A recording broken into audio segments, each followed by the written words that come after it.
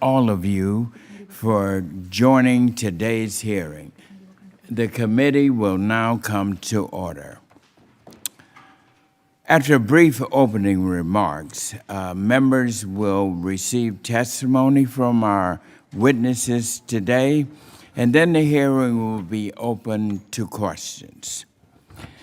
Good morning. I'd like to make my opening statement, and first I want to thank our House Agriculture Committee staff for pulling together this important and historic hearing.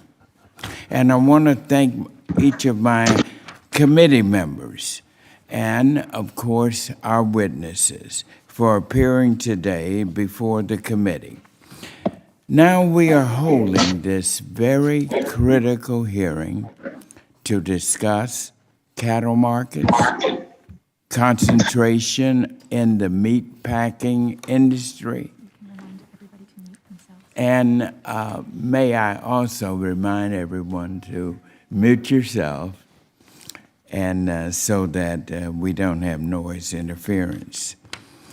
We're holding this critical hearing, very important, to discuss cattle markets, concentration in the meat packing industry, and allegations that the big four meat packers have partaken in unfair practices that have driven down prices for cattle producers and left distorted markets.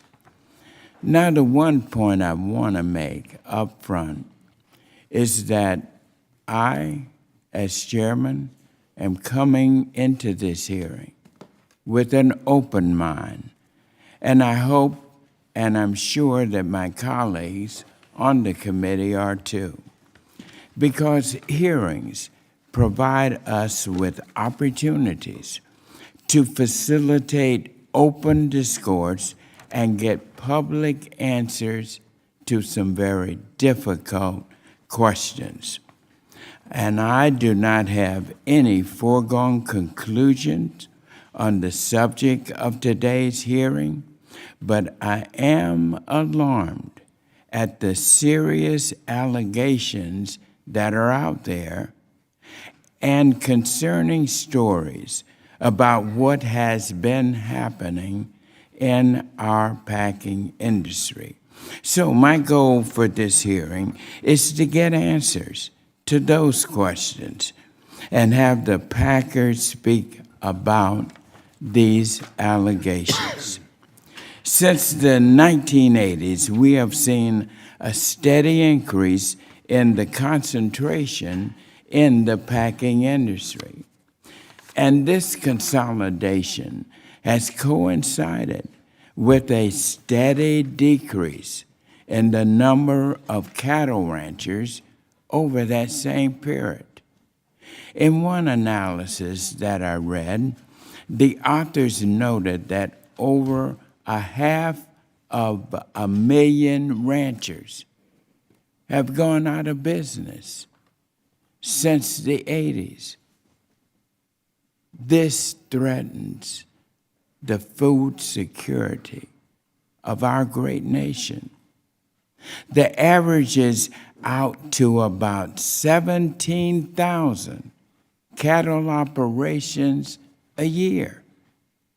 This statistic is highly worrisome, and it is a direct and an alarming threat to our nation's food supply, our nation's food security.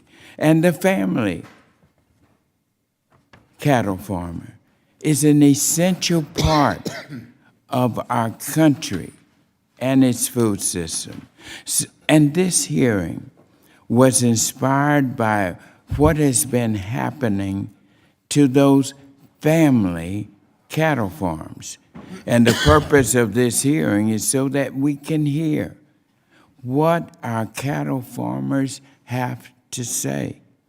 And in that light, I would like to enter into the record a well-researched article from the New York Times by Peter Goodman that describes in a very impactful way the circumstances that our ranchers are facing. And it was this article, when I read it, I felt compelled to have this hearing. That's why I wanted it entered into the record, and I would encourage everyone to read this article, to examine the passion and the difficulties of our farmers, our ranchers, those who produce our cattle. And so my concern is the nation's concern about these family ranching farms shutting down. And I believe this hearing will be a catalyst, a key for turning this trend around. And that's why we're having this hearing. We on this committee want the information so that we can determine how we in Congress can play our part in this. I'm concerned that in the last 40 years, this country has lost its grip on the free market component of capitalism. Fair and competitive markets should engender opportunities for many and not just benefit for the few at the top. We created antitrust laws for a reason, and unfortunately, we have gotten away from enforcing these anti-competitive practices. And we have moved toward a system that prioritizes efficiency at all costs.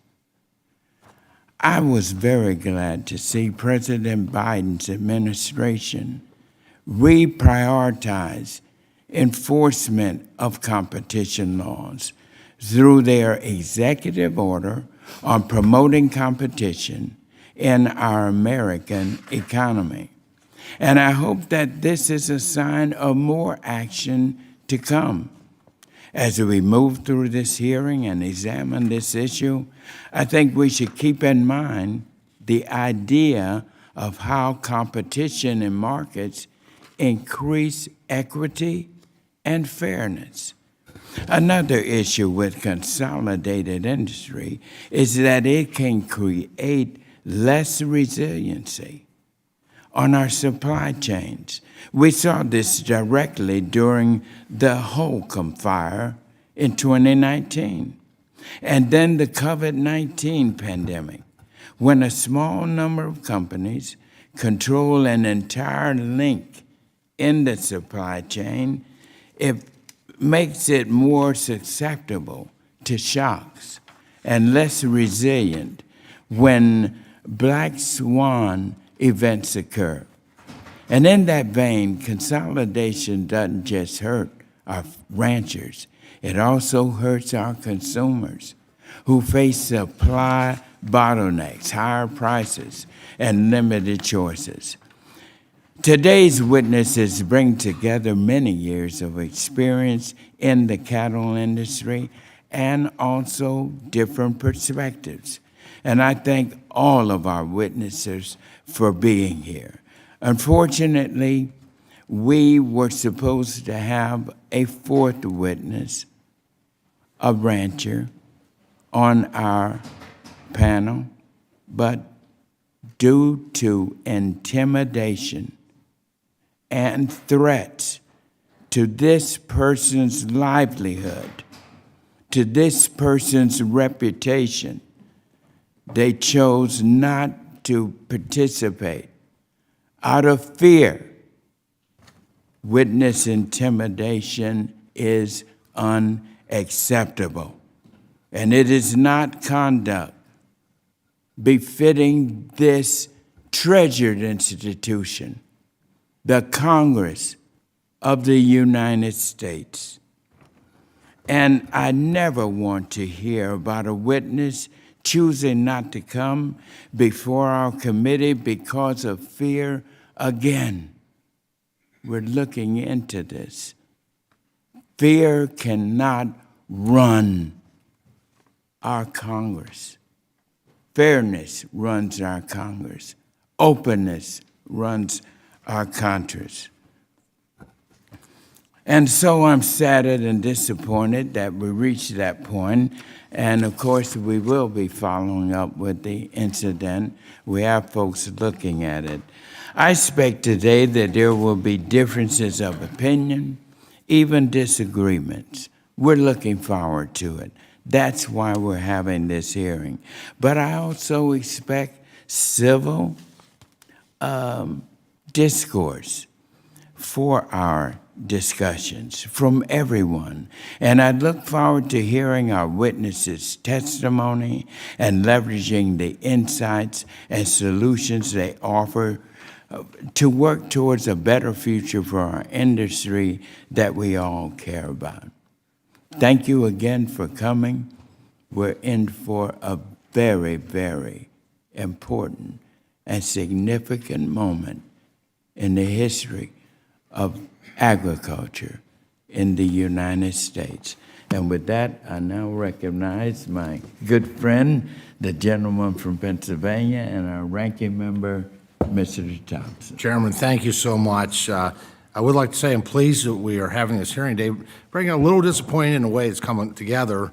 I also want to say today the U.S. Chamber of Commerce sent a letter to the chairman and I urging Congress and this committee to refocus attention on, quote, the real underlying causes, namely macroeconomic trends that include supply and demand shocks and monetary policies, rather than the straw man of industry concentration or unfair practices, end quote. And I have that letter here with me. I'd like to submit that letter for the record. Sure. Thank you. As I've said on numerous occasions, we need to focus on preparing for the next Farm Bill. And while I acknowledge there has been modest progress starting in February on that front, and I'm very appreciative for that, we are inexplicably veering off course today. Issues surrounding cattle markets are really important, and I agree with you on that, Chairman. And I think that importance is exemplified by the time that this committee has already spent exploring and debating them. We've had a productive closed-door roundtable on the matter and an insightful subcommittee hearing where we heard from a slate of esteemed economists, not to mention a 5-hour full committee hearing where Senator Grassley was given a platform to promote his legislative proposal. Secretary Vilsack weighed in with his views, and we heard from a diverse array of livestock stakeholders and a Packer representative. That work culminated in the bipartisan and ultimately bicameral passage of legislation to ensure the continued availability of crucial livestock mandatory reporting data and the establishment of a cattle contract library to provide an additional layer of market transparency. As cattle markets continue on a steady trajectory, and we await USDA's implementation of the contract library pilot, I have to wonder why today's hearings was so urgent that I wasn't even consulted in scheduling it. Rather, I was told it was happening as letters were sent to the Packers, were drafted to send to Packer CEOs, and the threat of subpoenas began to fly. And that's just not the way this committee should conduct its business. I do appreciate the chairman in his opening remarks noting his open-mindedness, and I trust and enjoy a great relationship with the chairman, and so I appreciate hearing that in your comments, that being open-minded as this hearing, as you gavelled us in.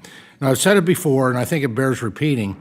If there has been collusion, manipulation, or other wrongdoing by Packers, then the law should be enforced under the existing authorities at USDA and DOJ.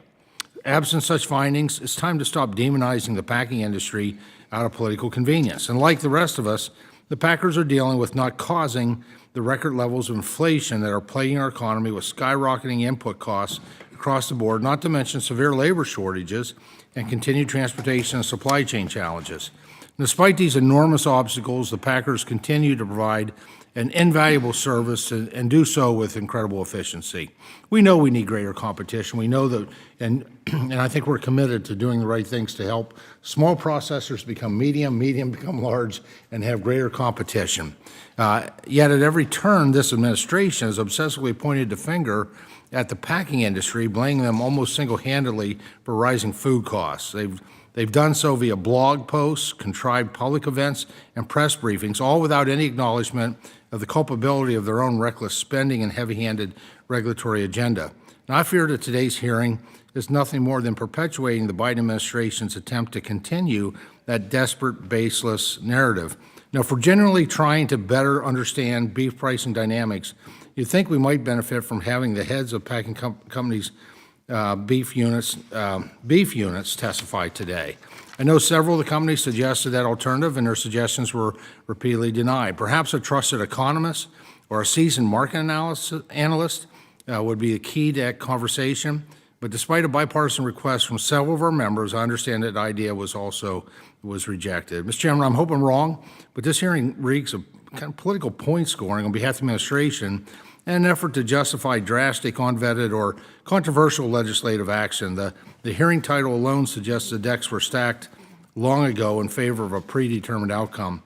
Now, the Senate Agriculture hearing yesterday served as yet another reminder of the lack of agreement on proposed cattle market mandates. It also brought to light serious questions about the purpose, intended scope, and the need for a special investigator legislation.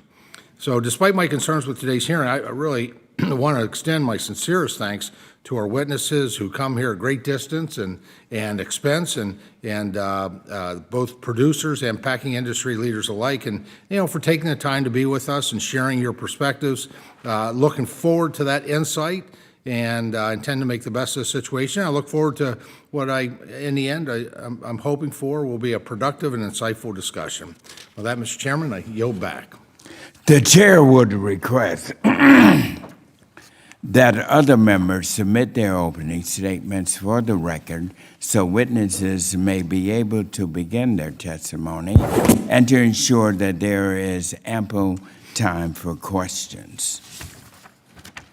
Our first witness for our first panel today is Mr. Coy Young, a cow-calf producer from Bythedale, Missouri. Our second witness today is Mr. Jill Stockton, who is testifying on behalf of the Northern Plains Research Council and the Western Organization of Research Councils. He is from Grass Valley, Montana. And to introduce our third and final witness for this panel, I'm pleased to yield to the gentlewoman from Minnesota, Ms. Fishback. Thank you, Mr. Chair. I am very honored to introduce our witness today, and Mr. Don Scheffelbein, president of the National Cattlemen's Beef Association and one of my constituents. Mr. Scheffelbein has a long history of industry service, most recently as chairman of the Beef Industry Long Range Planning Committee. He has also held several positions on committees and the board of directors for the American Angus Association and was past president of the Minnesota Cattlemen's Association. He served as the executive director of the American Gelvith Association, and early in his career, after graduating from Texas A&M University, he worked for the North American Limousine Association. Mr. Scheffelbein also owns and operates a large diversified farming operation in Kimball, Minnesota, along with his father, Big Frank, 7 brothers, and 3 nephews. His wife of 32 years and his 3 daughters are also active in the industry. And thank you so much for being here today. We really appreciate it, and I look forward to hearing your perspective on all of the issues. Thank you. And I thank the gentlewoman for her comments. Now we're going to have swearing in. If all witnesses would raise your right hands. Thank you. And please jointly state your names for the record.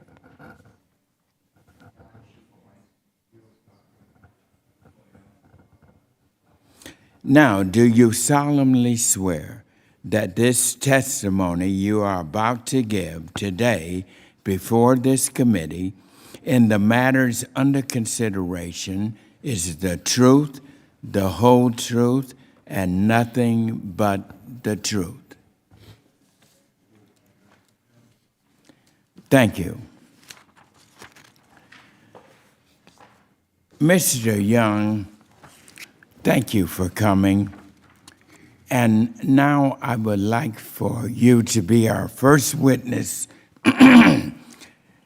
And please begin your testimony when you are ready.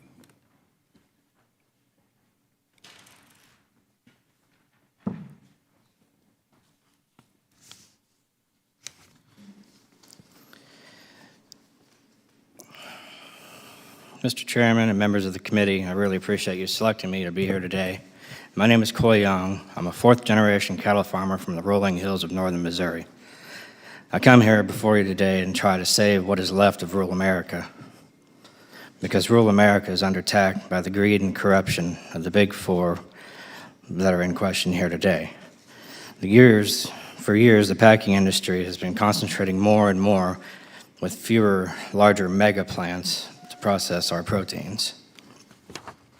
The American cattle farmers and ranchers are tired of being taken advantage of and losing money year after year while watching the big four post record profits every single quarter. The packers have manipulated the system with their alternative marketing agreements or arrangements, which was forming on captive supply, with the huge corporate-owned feed yards that control 87% of the fed beef in this country. AMAs have killed the cash market and competition within the beef industry, making the markets the cow-calf producers have to compete in so depressed for the times. Bankruptcy rates continue to be on the rise, and we're at a 10-year high in 2019. The Packers and Stockyards Act of 1921 was put in place to protect the cattle farmers and ranchers from the very thing that's happening within the beef industry today. I ask, why are we not enforcing the Packers and Stockyards Act? Is everyone watching on the payroll of the Big Four to let them continue their free reign without consequence? AMAs are legalized market manipulation practices that should not be allowed and enforced under the Packers and Stockyards Act of 1921. There's an alarming number. The number is 40.27 cattle farms that call it quits every single day in this country for the past 3 decades because they can no longer make ends meet. Alone, that should grab the attention of leaders in Washington that there is a problem going on here. Family legacies and century farms are being ripped out of their hands, and families are losing their loved ones from an unprecedented amount of suicides. Farming and ranching has the most suicides in any industry due to stress, a shrinking bottom line, and that's fueled by the greed and capitalistic nature that's everyday business in the Big Four that are in question here today. There's blood on the hands of the Packers and leaders in Washington, and no one seems to care. No one seems to want to do anything about it. I know we live in a country where capitalism reigns supreme, and it's every man for himself, but Packers take capitalism to a whole new level. We as cattle farmers and ranchers just want an even playing field and be able to raise our families and live a decent life our fathers and grandfathers did before us. Nowadays in rural America, everyone in the farming community has 1, 2, or even 3 extra jobs outside of the farm to help pay their bills and make ends meet. The cows no longer pay for themselves and haven't for a very long time now. I never thought I would see the day when feeding America will become a part-time job. It's wrong and it's not fair. There's enough money to go around in the beef industry. It's the distribution of profits that are proportionally unbalanced that is the problem. I know I sound like a broken record, but it's from the manipulation of the Big Four packers that control 85% of the beef packing industry, but they also control 87% of all the fed cattle that are slaughtered. Mandatory country order of labeling, also known as MCOOL, was repealed in December of 2015, which was just another slap in the face of the American cattle farmers and ranchers, which now cannot differentiate their superior product from cheap foreign beef that now floods 20% of the market in this country.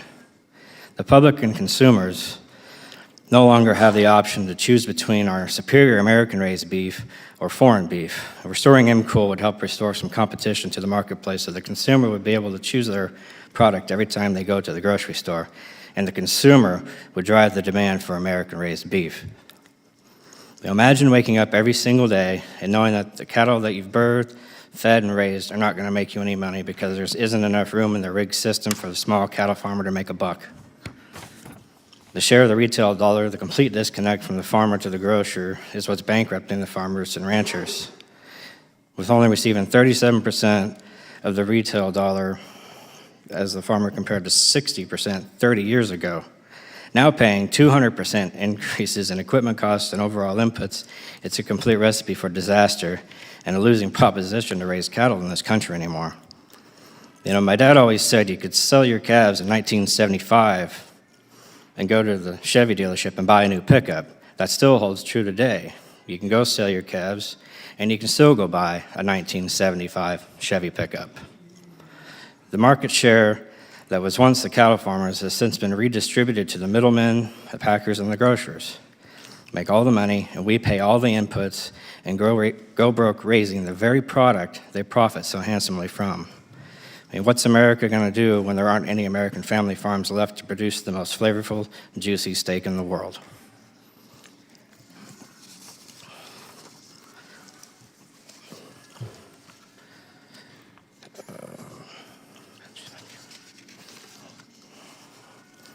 And that's all I have.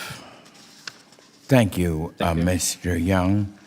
And now I recognize Mr. Stockton.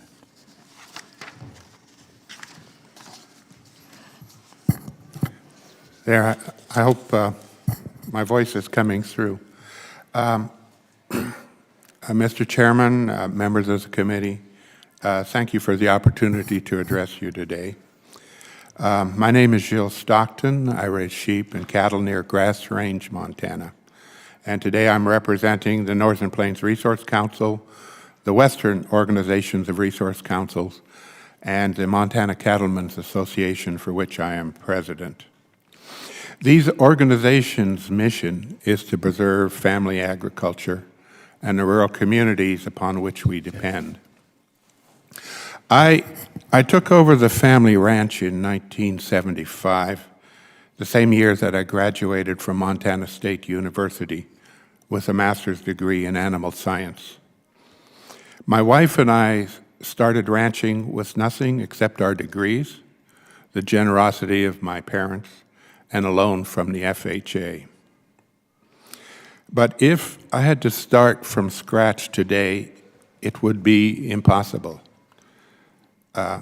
We are losing an entire generation of motivated, talented, and trained young and women because they cannot afford to take over the family farm or ranch. As Mr. Young has just testified, the economic realities just do not allow it. In 1975, the concentration in the beef packing industry had 4 firms controlling 25% of the market. Today, they monopolize 85%. I lived and ranched through the entire period that has seen the beef industry become subservient to a monopoly cartel. In 1975, the year I started ranching, the farm-to-retail spread for beef stood at 71.3%. We ranchers and feeders were able to retain 71.3 cents of every dollar spent by the consumer at the grocery store. In 2021, the farm-to-retail spread was 36.5%. Over the course of my career in ranching, my income has been cut in half. In terms that are very concrete, and just like Mr. Young had said, in 1979, I purchased a 1-ton 4-wheel drive truck from the proceeds of selling 18 calves. The equivalent truck today would cost me 59 calves. Now, I don't want to give you the impression that I'm looking for sympathy. I've made my life, and it was a good life. But my concern is for my community, the future of agriculture and the future of food security for this nation. My community has, over the course of my life as a rancher, dried up and blown away like a tumbleweed. Today, Grass Range, which was once a thriving small town, has only one functioning business on Main Street, a tire repair shop. And there is no part of U.S. agriculture that is not oppressed by monopolized, dysfunctional markets. And this long-standing market dysfunction was laid bare by the COVID-19 pandemic, when illness in the packing plants slowed the processing of cattle, resulting in empty shelves at the meat counter. And the packing cartel profited by buying cattle for less and selling beef for more. And I'm sure that we're going to hear here today how this is all about supply and demand.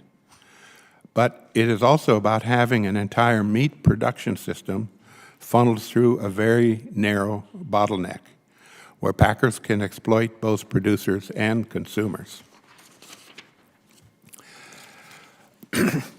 One tactic that the packers use is captive supply, also known as alternative market agreements, AMAs, which are cattle committed to packers through a type of forward contract that are never competitively priced. Recent research at Georgetown University reveals that for every 1% increase in the amount of cattle procured through AMAs, captive supplies, there is a 5.9% decrease in the price. Another study from Iowa State University shows that meat packers are leveraging their market power across multiple plants, further eroding true price discovery in the cattle markets. So what's to be done? Actually, it's really not that complicated. First, pass the American Beef Labeling Act.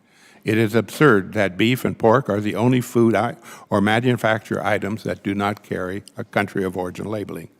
So thank you very much, Representatives Gooden and Kahana, for introducing this legislation. American consumers have the right to know the origins of their beef purchases, and cattle producers have the right to a fair and transparent market. Second, do what your colleagues did in 1921. Require that the beef packers buy their cattle in a competitive and transparent marketplace that they neither own nor control. This is what the consent decree that accompanied the passage of the Packers and Stockyards Act required. It was a perfectly free market, free enterprise approach, and it actually worked. I see I'm running long here, so thank you very much. Unless Congress acts, the American people will find themselves with an unreliable, extremely expensive food supply. So thank you, members of the committee, and I look forward to your questions. Thank you, Mr. Stockton, for your excellent and very informative testimony. And now, Mr. Schiffelbein. Yes, sir. I hope I got that right. You did pretty well, sir. Thank you. Chairman Scott, Ranking Member Thompson, and members of the committee. My name is Don Schiefelbein. I am a cattle producer from Kimball, Minnesota. Together with my wife, my 3 fabulous daughters, parents, 7 brothers, 6 nephews, and our spouses and children, we own and operate Schiefelbein Farms, an entirely family-owned, diversified farming operation which includes both seed stock production and cattle feeding. Our livelihood is completely dependent upon the success of our customers, cow-calf producers from Iowa to Montana and others across the entire land. I have also served as president of both the Minnesota State Cattlemen's Association and the American Angus Association. I'm appearing this morning as the president of the National Cattlemen's Beef Association, or NCBA, the oldest, largest national trade association representing U.S. cattle industry. Our direct membership of over 26,000 and roughly 178,000 members of our 44 state affiliate organizations is comprised of a wide array of seed stock producers, cow-calf operators, stockers, backgrounders, and cattle feeders. My testimony today is rooted in policies submitted, debated, voted on, and adopted by cattle producers through NCBA's century-old policymaking process. It has been said many times over, the cattle industry is home to the most complex markets on earth. The intricacies of this system have been highly scrutinized over the past years, but the fundamental dynamics at play have been consistent through times of plenty and hardship. Let me be clear. Cattle producers know best what they do and do not need to do in order to be successful. I implore you to listen to what producers are telling you. The hearing focuses on meat packers. We share the committee's concern about the consolidation, but we would have preferred to discuss a host of more pressing challenges with you today.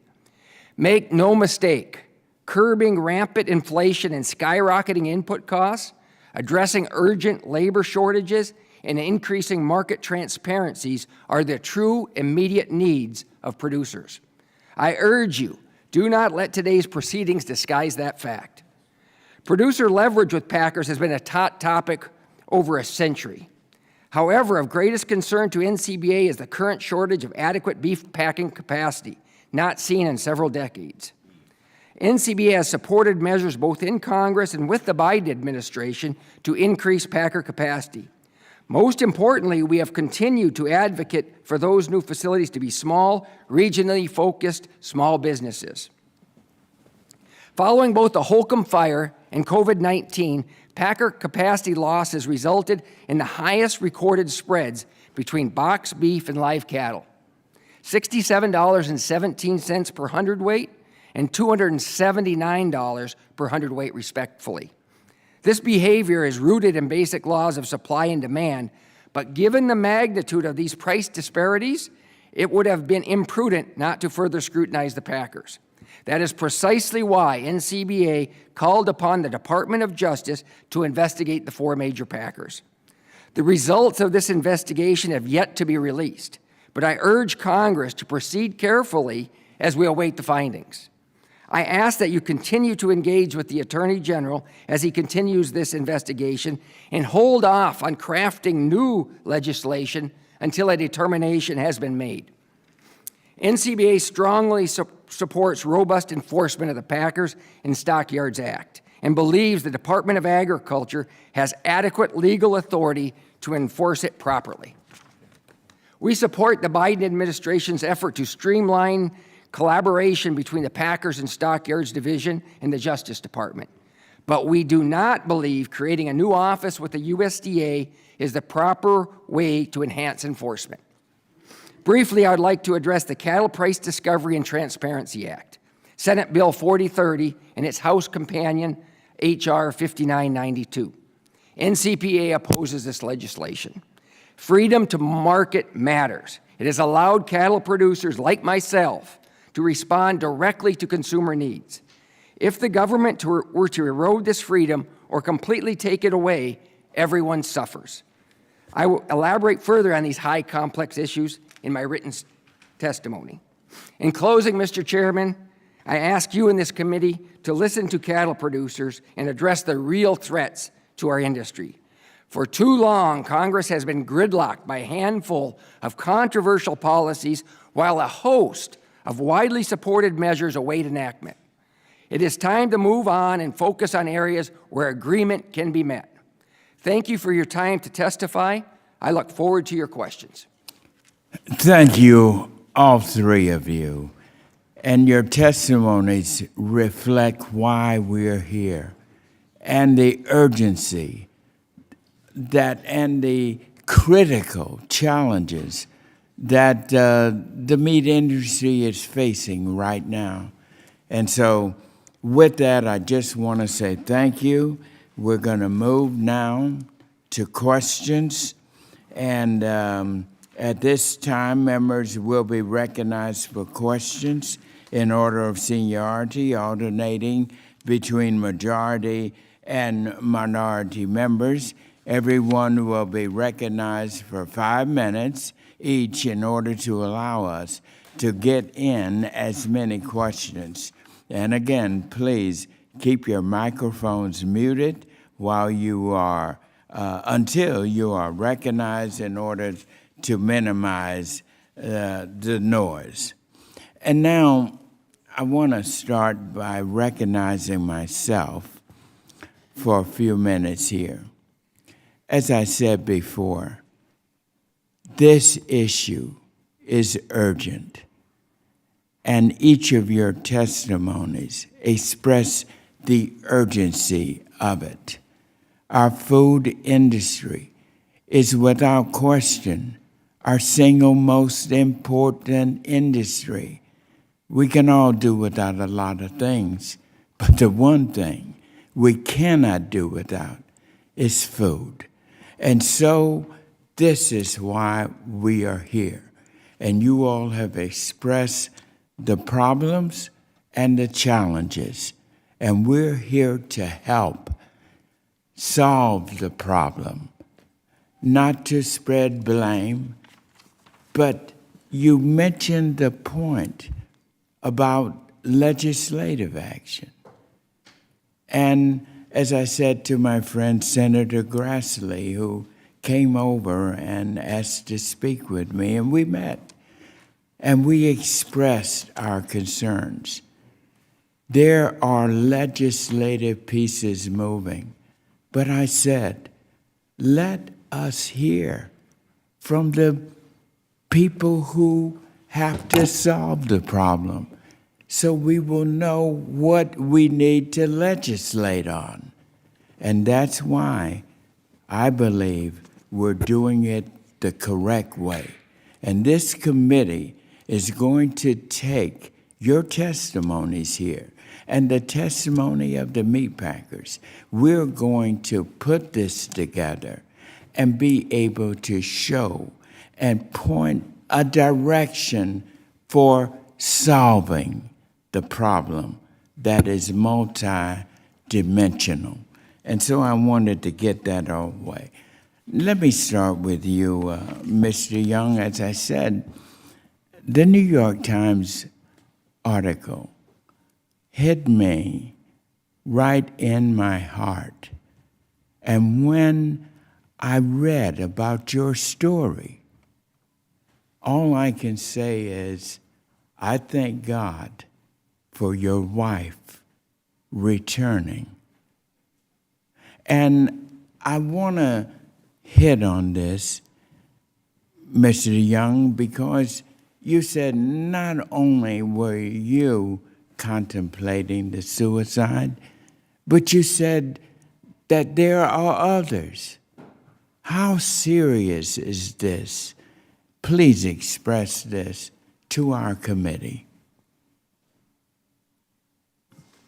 Yes, thank you. I mean, as we all know, 1% of the population feeds the world.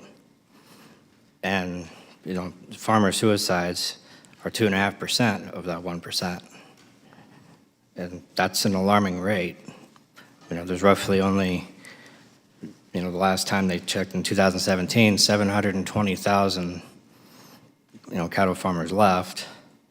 And it's, you know, we're being squeezed, pressured, and that has in turn caused a lot of people to not see another way out.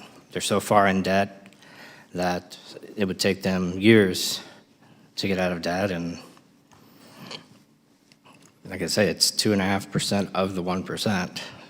This is an alarming number of, like I say, the 729,000 that were in the census in 2017. And that's all. And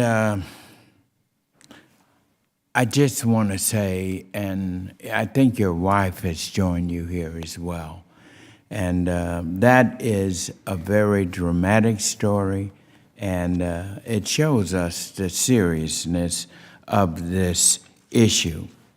And now, I think it was Mr. Schiefelbein. I'm going to get it right in a minute.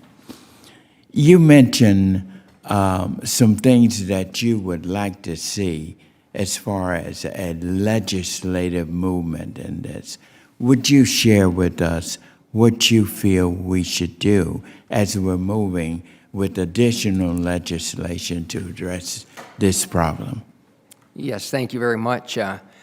And Congressman Johnson knows full well there's a group of agricultural entities that got together in Arizona, and we laid out a pretty clear plan on items that we thought would move the industry forward. They included things that I'm pleased that you acted upon, and that is the contract library, which was crucial.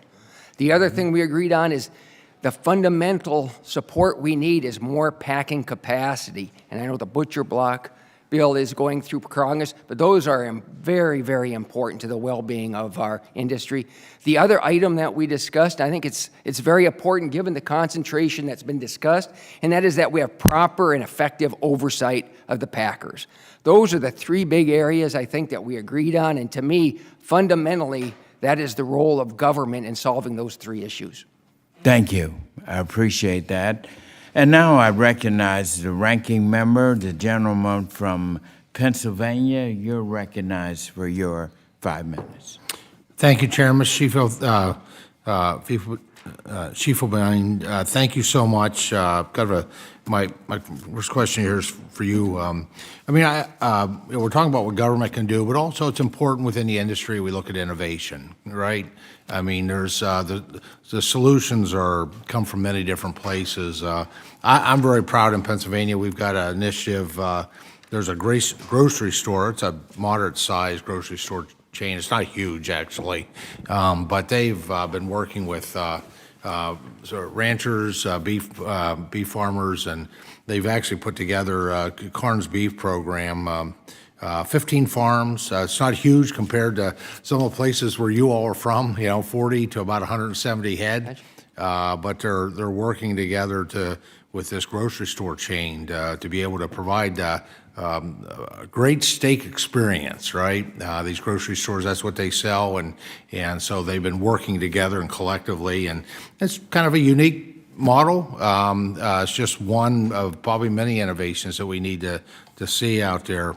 My question for you, my first question really was about what kind of things that, and I think you've started on that. Looking at, are there, in your opinion, are there more pressing issues or proposals that we should be working on? Thank you for the kind words for the work that we've done. We've got our livestock chairman sitting here and our livestock subcommittee ranking member. Under their leadership, we've been able to get some success.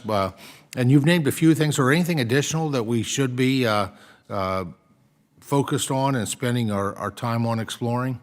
Well, made sure it was on. The other thing that's awfully crucial, and again, it's the role of government as I see it. When people are in desperate need, that's when government comes in and provides them a safety net. Right. What you've done with the drought assistance is superb, and the immediacy that you provided that here just in the last week, I can't tell you how many phone calls I received saying, thank you very much. You're probably clearly aware that there is a portion of our country that is still suffering the drought, but there's also a portion just north of you, Congressman Johnson, that is dealing with a horrible blizzard. If you have not seen the photos of what these producers are experiencing, you need to get hold of them and see. And to me, providing that safety net is really a critical function of government when Mother Nature or things underneath your own control cannot be managed. Yeah, correct me if I'm wrong, but I think we had a significant amount of cattle that went to market prematurely and not at the best price point, because of the lack of feed and forage over the past couple of years, given the drought conditions. And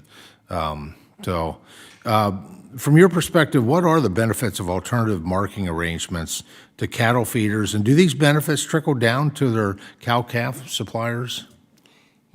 Yeah, and again, you mentioned it just a moment ago, and I think it's important for the whole committee to hear this. Innovation is the engine that drives agriculture. Drive across this country, go to any other foreign country, and you'll see the manner in which we adopt innovation and make things better is really what drives our competitiveness. My father, who Congresswoman Fishbach mentioned, Big Frank, he gets asked a lot of questions, and he says, how does your family succeed in a family of that many members, yet how can you be successful? His quote that he is quoted on saying, and I think it's a lesson everybody could learn, my dad's quote is, the reason our family is successful is because we don't raise cattle the way I used to. And I want you to absorb that just for a moment. That is critical, and it plays exactly into AMAs and new ways of doing business and new ways of marketing. We've got to evolve, and you've got to allow innovation to enter your business. Well, I always appreciate the grassroots efforts of both NCBA and quite frankly, the American Farm Bureau that are able to tell Congress and the administration what producers need to be successful, but maybe more importantly, what they don't need. And so can you also share with us a little bit more about some of the things that, as you suggest, producers don't need that we shouldn't do?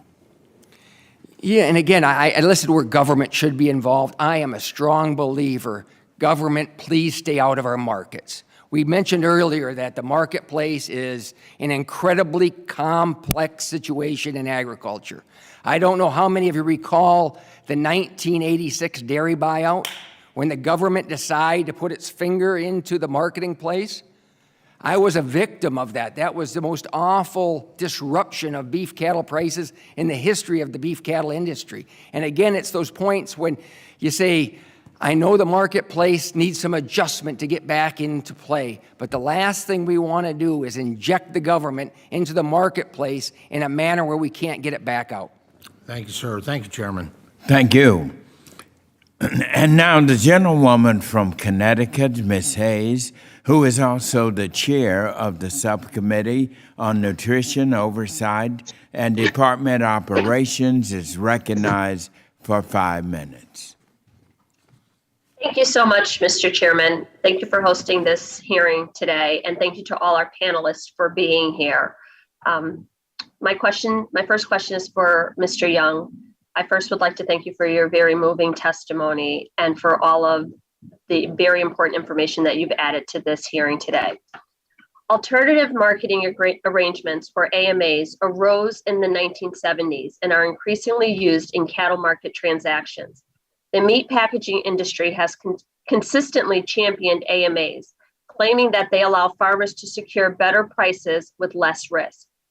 Mr. Young, cattle farming has clearly been in your blood for generations. Can you explain to us how your farm's experience with AMAs has evolved over time?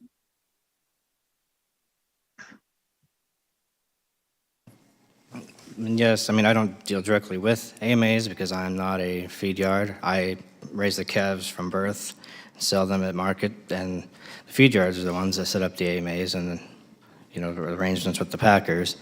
And, it's kind of my attention several years ago. I mean, they are bad for the cash market, and the cash market is what I sell my calves in. Well, if you keep the cash market suppressed by contracting 87% of the beef, and nobody knows what the price is, you're basing the cash and calf market off of 13% of the cash market that some beef is sold on. But everything through the AMAs is directly from the feeders to the packers and then on from there. Like I say, I raise the calves that you will consume from birth up at midnight, digging in our snowbanks, saving their lives, and giving you your next best steak.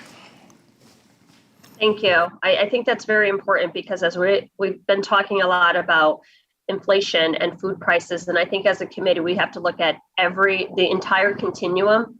And just like you said, the cash markets does affect that. Mr. Schiffelbein, in your testimony, you voiced support for the newly launched Farmers Fairness Portal that allows producers to submit antitrust complaints to the U.S. Department of Agriculture and DOJ at the same time. How has this system been working for farmers in the National Cattlemen's Beef Association, and do you see any room for improvement? Yes. The bottom line is, when you look at it, we've asked the DOJ to do an investigation on the beef packers almost 2 years ago, right? Where are we today? We have not heard boo or squat. We don't know what the situation is, what the response ought to be. So what cattle producers need more than ever is answers to the questions. Is everything being done correctly? And if not, How can we adjust it to make sure things are done fairly? And to me, the laws are in the books. It's enforcement that matters and making sure we're carrying out the rules that are already in place to ensure that we have a fair market system. Thank you. Mr. Schiffelbein, one last question for you. I know there's been a lot of conversation surrounding country of origin labeling. I just would like to know, in your role on the NCBA, how has that product of USA labeling system impacted the market? Well, it's hard to say, but the bottom line is country of origin labeling. I am a huge supporter of U.S. beef. I travel the world telling them how good U.S. beef is. The rub with country of origin labeling has nothing to do with labeling beef as made from the United States and has everything to do with the government mandating, that's what the M stands for in MCOOL, mandated country of origin labeling, where you're forcing the government to get into the marketing of your product and not the retailers or the purveyors or others who will have a cash incentive. So we want to make sure it's a market-driven innovation, and that's why we're opposed to MCOOL, but we're 100% supportive of labeling beef properly as U.S. beef. Thank you. That's very helpful. Mr. Chair, that's all I have. I yield back. Thank you. And now the gentlelady from Missouri, Ms. Hartzler, is recognized for 5 minutes. Thank you very much, Mr. Chairman. As a fellow cattle producer, I feel your pain, and I appreciate you all being here today and advocating for our industry and feeding the world, because that's what you do. I wanted to start with fellow Missourian, Mr. Young. Very compelling testimony. You mentioned in there that you think the Packers and Stockyards Act are not being enforced. Could you expound on that a little bit, please? I feel a little unprepared because I don't have it here before me, and I've read it multiple times. Right. But within the Packers and Stockyards Act, everything that's happening in the industry that shouldn't have happened is here. Concentration of the packing industry, and the fair prices to the American cattle ranchers and farmers, are not there. And everything is, the legislation and everything in that Packers and Stockyards Act has been there for 100 years, and it just needs to be enforced. Great. Okay. Thank you. I appreciate that. I recently introduced with Representative Panetta, who was here a little bit ago, but the Amplifying Processing of Livestock in the United States Act, which works to fix the regulatory roadblocks to increasing meat processing capacity and allowing livestock auction market owners to invest in small and regional packing facilities. So, Mr. Schiffelbein, you discussed processing capacity and the relationship between cattle producers and meat packers. In fact, you state in your testimony that without access to beef processing, raising cattle would not be profitable enterprise. So can you share your thoughts about the A+ Act and ways Congress can work to increase processing capacity and competition for livestock? Yes, absolutely. And we are 100% supportive of the A+ Act. We believe anytime you can allow another group of individuals to come in and help add hook space, it's a good solution for the industry. And I think what we're living with, the current situation, is just an antiquated law. A law that defined an industry much different than what it is today. And I think allowing those sale barn operators to participate in owning a packing processor, provided it's small, makes a great deal of sense, and I commend you for your efforts. Well, thank you. You would think this would be a no-brainer, something that we could get past very easily, hopefully, and the chairman and others and the ranking member maybe can help support this, because it's just makes sense to allow these sale barn owners to be able to invest in meatpacking plants and start one locally there. And last summer, I introduced the Optimizing the Cattle Market Act of 2021, which, among other things, includes the creation of the USDA Maintained Cattle Contract Library, and is very, very pleased to work with Representative Johnson and others to get that passed. So do you believe that establishing a contract library for cattle, similar to establishing the swine contract library, would provide more transparency to cattle producers in my state as well as others, Mr. Schiffelbein? Yes, well, I hope so, and that's why it's a pilot project, and that's why I actually like the way it's played out, is you can learn as you go, and we want to make sure as you carefully construct that library, that's done it in the right way. And sometimes the devil's in the details, right? And that's why this pilot project makes a great deal of sense, in that we want to make sure that as we enlighten everybody into what the contracts look like, we don't enlighten the packers more than we enlighten the producers. So there needs to be a balance to make sure it's written correctly and make sure it's done correctly and initiated correctly so that it benefits the right people. So yes, we're in favor of it, but the devil's in the details on the contract library. Well, I'm hopeful that that will be helpful. I think it's time to empower the cattle producer themselves to know what some of the deals are that the meat packers are giving, and maybe leverage that a little bit more so they can get a better deal in the process. So I'm hopeful for that. And I appreciate your comments about the DOJ investigation. I just want to say on the record, I'm very frustrated with the Department of Justice in this, that it's been over 2 years and we've heard nothing. I co-signed a letter with Representative Johnson and many others in this room asking just several months ago, the Department of Justice, can you give us an update? When can we anticipate this will be done? We just got this generic letter back basically saying, well, we can't comment on any investigation. We deserve to know as members of Congress, but certainly as cattle producers, what happened. And if there was any collusion, if there was any price fixing, you know, it really hurt not only consumers with these high costs, but the box beef spread that you shared, those cattle producers, those of us who weren't receiving an adequate price. So I just hope that the Department of Justice is listening and will wrap up that investigation as soon as possible so that we can have the information that we deserve. So thank you. With that, I yield back. Thank you. And now the gentlewoman from New Hampshire, Ms. Custer, is recognized for 5 minutes. Thank you, Mr. Chairman. I very much appreciate you holding this hearing this morning.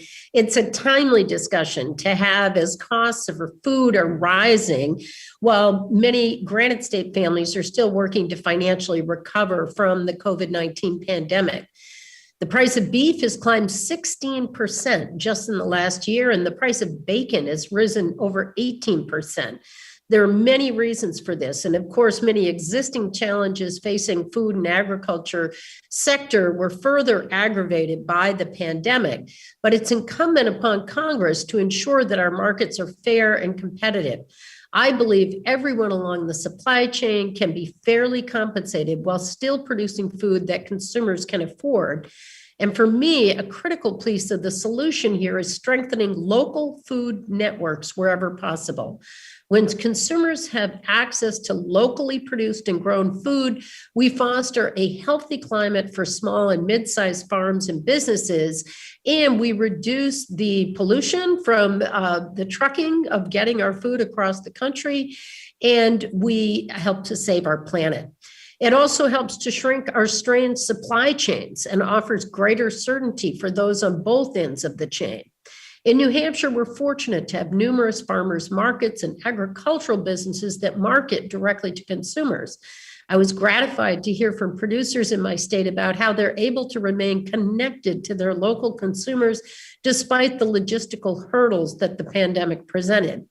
But that said, much more could be gained from cultivating more of these local food opportunities in New England and across the country, including meat processing. Growing the number and capacity of local small meat processing facilities like those we have in New England will help diversify the processing industry and reduce supply chains. I'm grateful to President Biden for his executive order last summer initiating efforts to increase competition in the meat processing sector.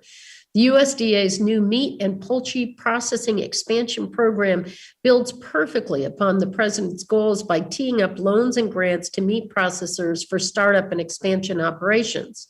For New England livestock and dairy farmers facing long wait times at meat processing facilities around the region, this new capacity will be most welcome.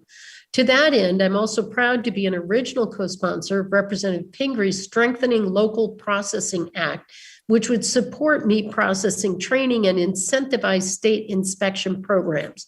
By taking a holistic approach to building out our local meat processing capacity, I'm convinced that we can help reinforce our food and ag sector for decades to come. I appreciate the opportunity to say a few words, Mr. Chairman. I yield back.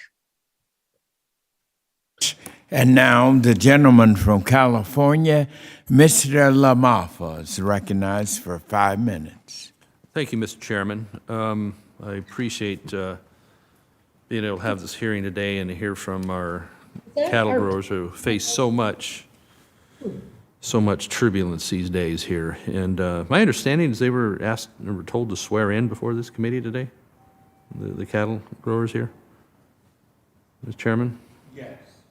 That seems kind of That's correct. That's kind of unprecedented to me. What was that about?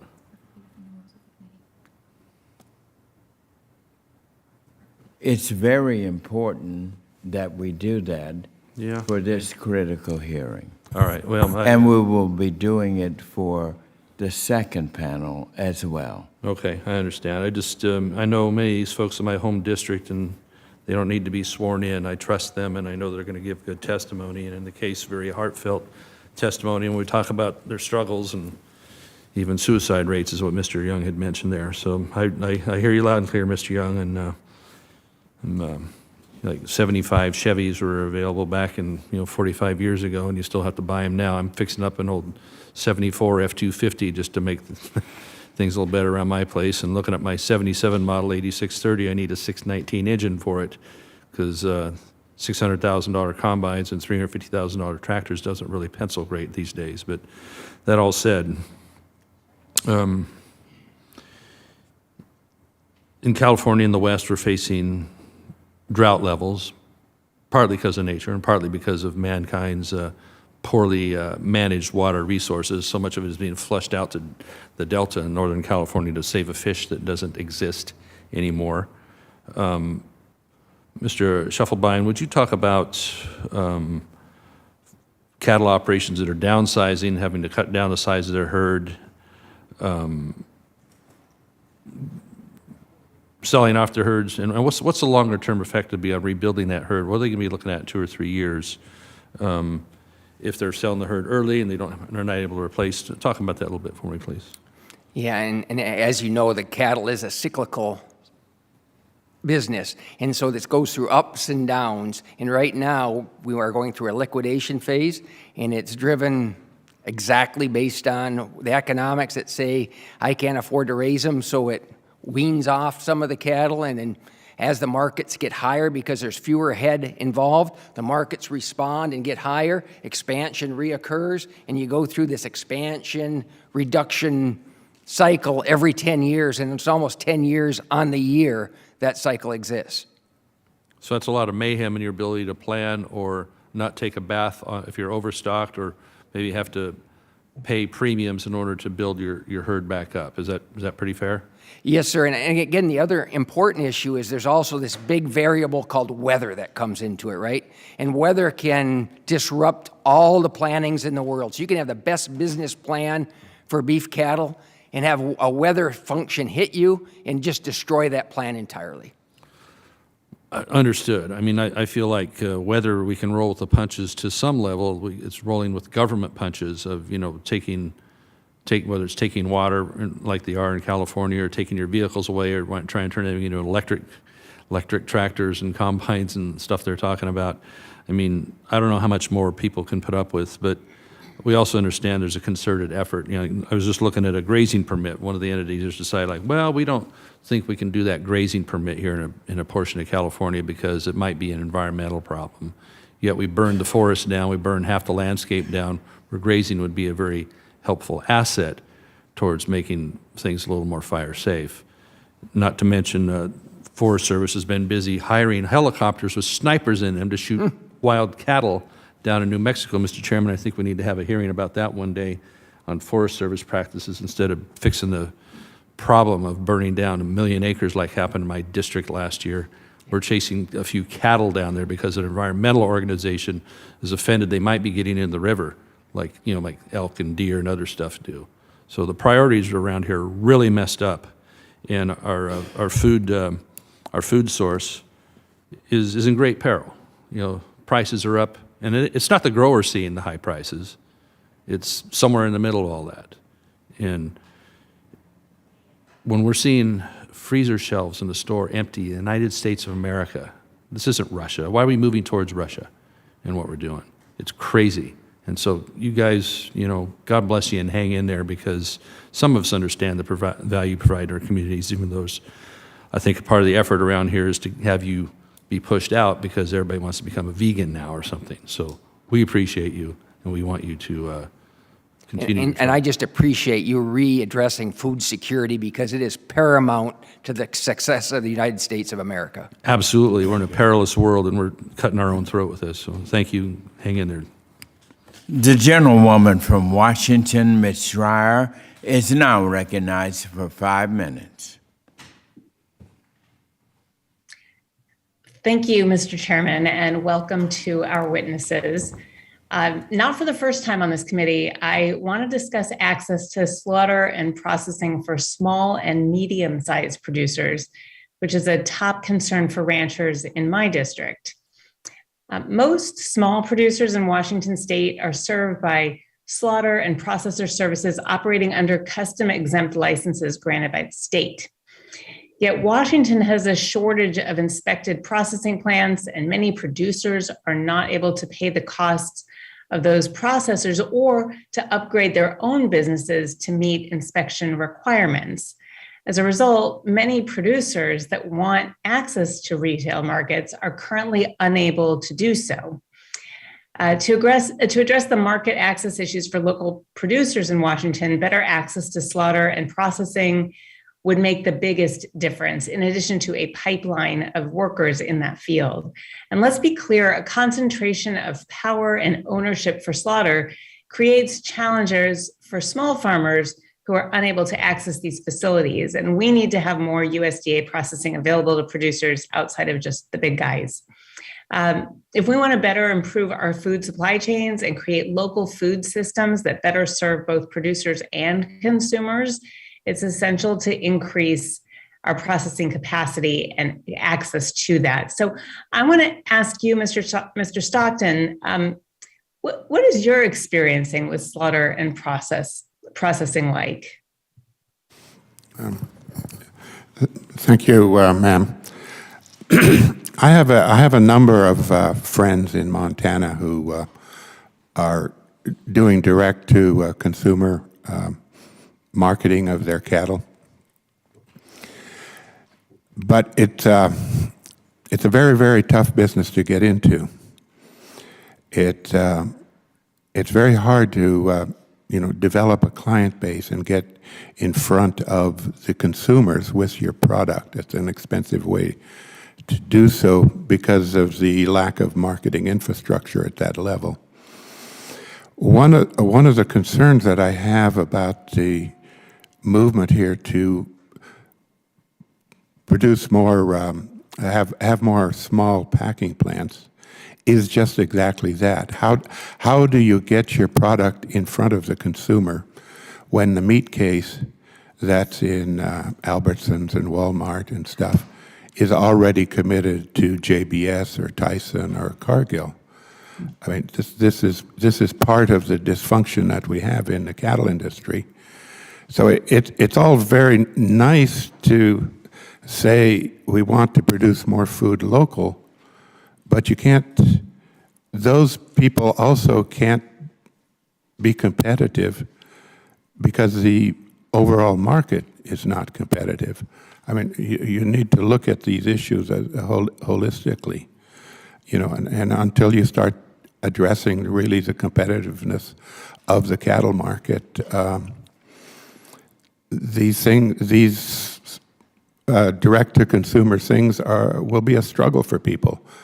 God bless them for doing it, and God bless the consumers who buy from them, but it's an uphill battle.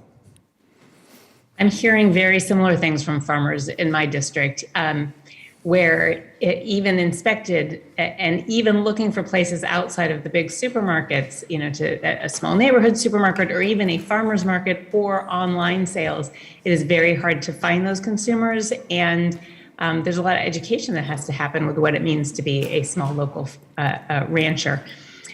So thank you. I just want to close in my remaining time by saying that our ranchers need more transparency around what ranchers with other ranchers are being paid. That would help them tremendously and give them a negotiating edge. And small family operated ranches in my district need that kind of fairness because the margins are so thin, the distances to travel are so great, and the inputs to raise cattle are so high. And so setting prices from the top down has led to the farmer's percentage of final product falling for some time now. And that means producers can't get the income they need for certainty to make ends meet and to have a whole new generation of ranchers. So thank you, and I yield back. The gentleman from Illinois, Mr. Davis, is recognized for 5 minutes. Thank you, Mr. Chair. I want to say thank you to the witnesses. Very compelling testimony. I appreciate your willingness to be here. Although today's hearing is very compelling, hearing from each of you, but at the same time, this committee has disappointed me in the process because we have yet to talk about meaningful Farm Bill oversight.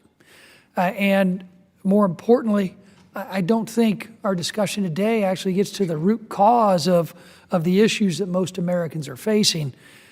Inflation, it's what's for dinner would actually be a more appropriate name for this hearing. After all, the latest CPI report showed the largest 12-month increase in the price of food since 1981. And here's a spoiler. I don't think it's all due to rising beef costs. I'm certain it has a lot more to do with this administration's reckless spending and policies than it does consolidation in the beef industry, as the White House and the chairman so desperately seem to want us to believe. In a good faith effort to make this a more productive hearing, I teamed up with a bipartisan group of colleagues and sent a letter to Chairman Scott requesting an economist or a market analyst familiar with beef pricing dynamics to be able to testify today to give this committee a more holistic view of the market situation. Unfortunately, that request was not granted even after one of the majority's witnesses pulled out. I have that letter here with me, Mr. Chair. I'd like to submit it for the record. Without objection. Thank you. I know that the minority was only offered one witness today and found it necessary to use that opportunity to hear from a more balanced producer panel. It seemed prudent for a representative from the nation's largest organization of cattle producers to have a seat at the table during discussions of ideas and legislation that could have enormous industry impacts. In a committee that's used to being so bipartisan and solutions-oriented, it's really unfortunate that this bipartisan request couldn't be granted today. Meanwhile, inflation's up 8.5%. We're sitting here pointing fingers, and the Biden administration demands more and more spending. There are so many things we should be addressing in this committee when we talk about the market and consumer prices, like work requirements, supply chain issues, the waste, fraud, and abuse we continue to see in pandemic spending, the refusal to engage in new free and fair trade deals, and refusing to hold China accountable for the trade deals that we already have. So with that, I do have a question. I'll start with you, Mr. Schiefelbein. To any of the producer witnesses, starting with you, what do you think your operations would look like in terms of cash flow and bottom line absent these record levels of inflation? Oh, they would be incredible. So the market prices have gone up. It's just the costs are huge. You know, we call it the 3 F's, right?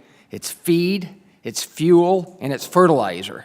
If you look at those 3 components, the inflation marks on those 3 components, which drive the engine of our farm, are up incredible amounts, and it makes, regardless of almost the selling price, an almost impossibility to recover your initial costs. So those inflationary pressures are real, they're huge, and given everything we're talking about today, I couldn't agree more with you that that is fundamentally the most economic, impactful thing that's occurring on the farm.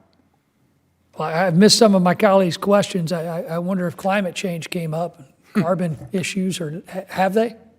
No, they have not. That's a shock, because usually that's the discussion this committee has been discussing at our hearings previously, instead of inflation, instead of the issues that you talked about that are impacting your ability to survive as a producer. So I appreciate the opportunity. Any more comments that you might want to make that would?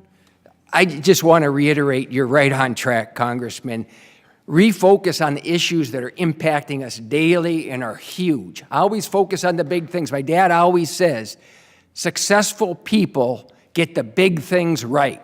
But the first thing you have to do is figure out what the big things are and then attack them. So I think you're right on track. So thank you. Well, thank you. I do have a few seconds left. Mr. Young, did you want to address the inflationary issues? How would your operations fare?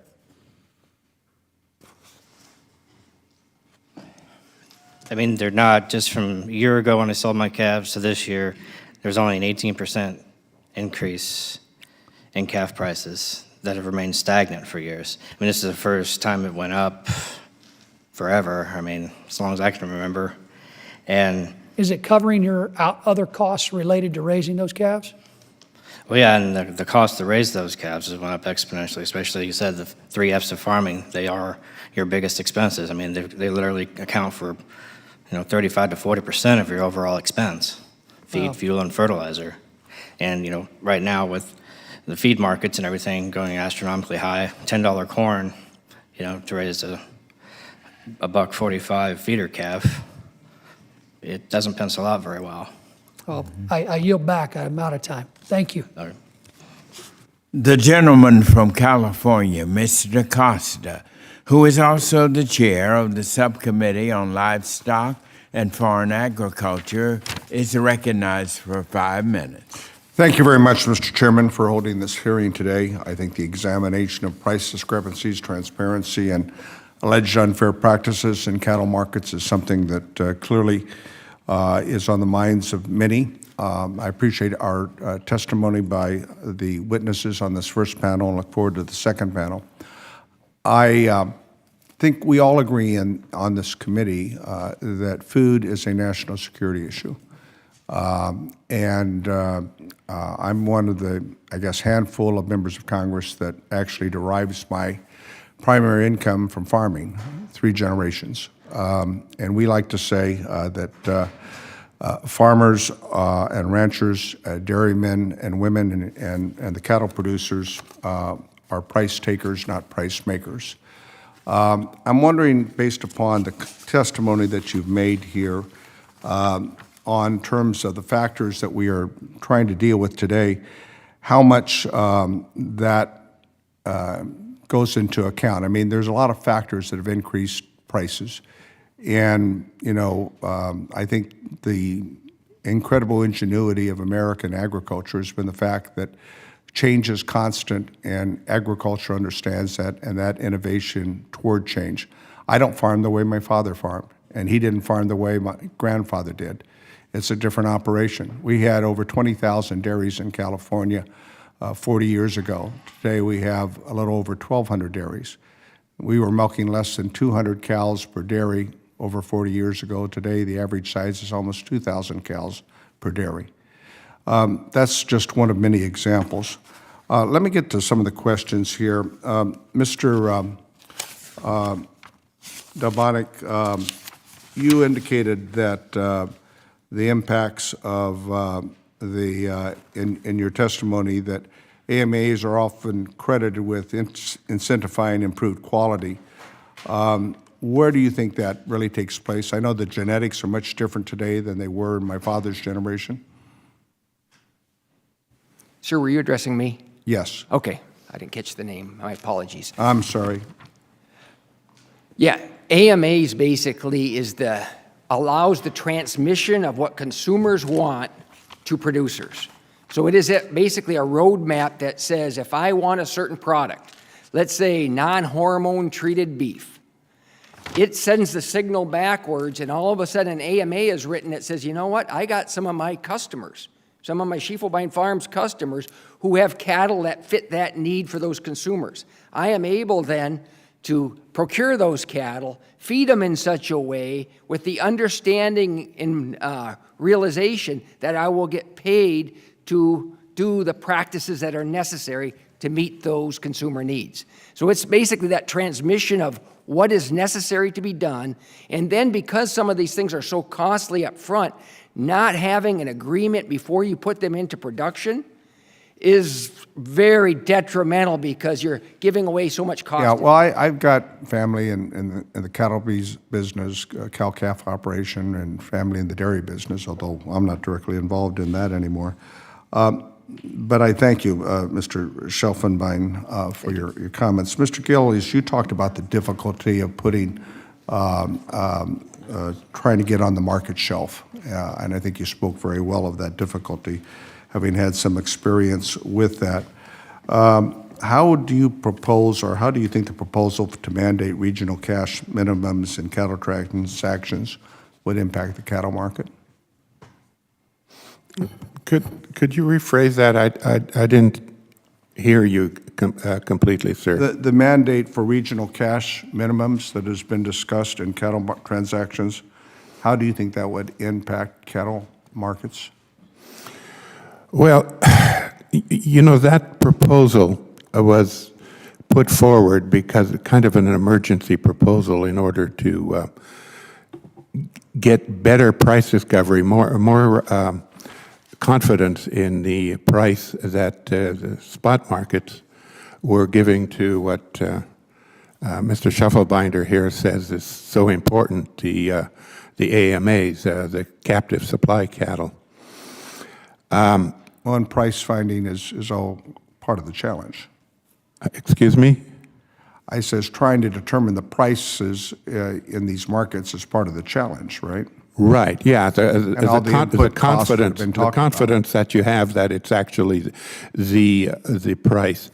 The problem with that it's my personal thing. The problem with that position, that proposal, is that it does not really go to the heart of what's dysfunctional in the cattle market, the lack of competition.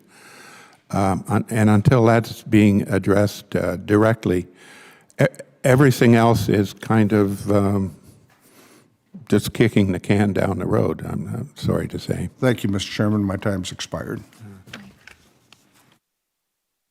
The gentleman from South Dakota, Mr. Johnson, is now recognized for 5 minutes. Thank you, Mr. Chairman. And for Mr. Schiefelbein, I thought you were right to bring up the Phoenix meeting because it gave us a sense of what are the consensus items for the marketplace. I think in your testimony you alluded to the fact that, you know, sometimes because the cattle industry can't agree, we don't get as much done as we should. And there are some consensus items.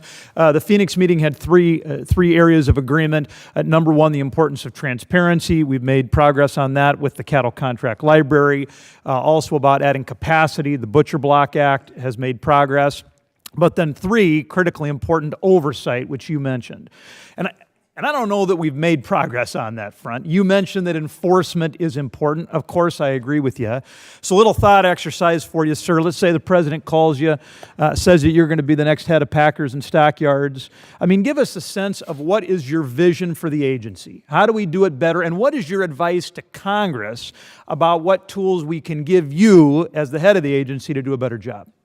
Yeah, and to me, it's all about enforcement. And I don't know if the funding's not there. I don't know the intricacies, to be quite honest. But to me, the laws are in the books. We just need to make sure enforcement is occurring.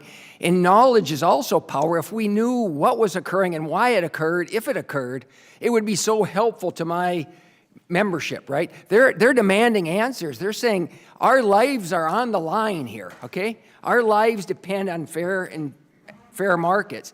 How come we can't get answers on what has happened and what has transpired and where we are today? So that's the push I would get is there's a lot of movement towards adding a new agency, a new oversight agency. But the reality is from a government standpoint, why don't you get the one that you got working first? That's my dad's thought process. Fix the tractor that you have before you buy another tractor. Mr. Johnson, would the gentleman yield? Yes, sir.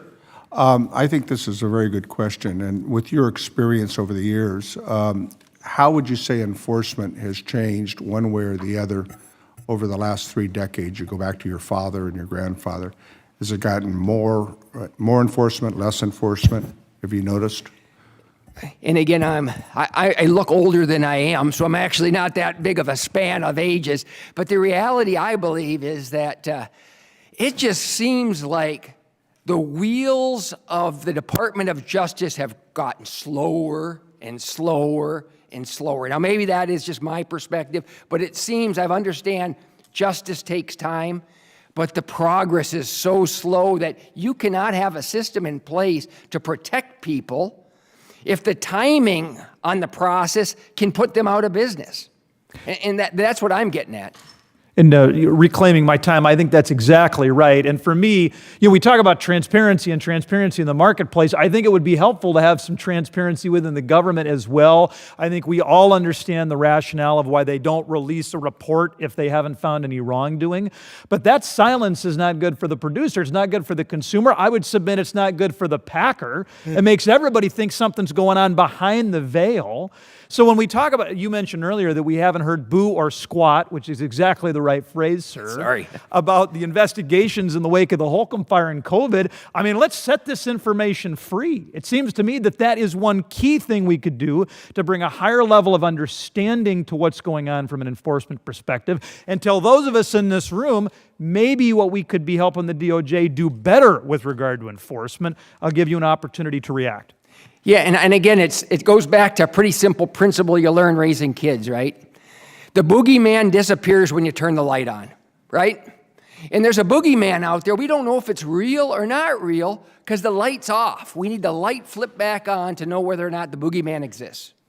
Anything else, Mr. Costa, before I yield back? No, I thank the gentleman for his good questions always. Sounds good.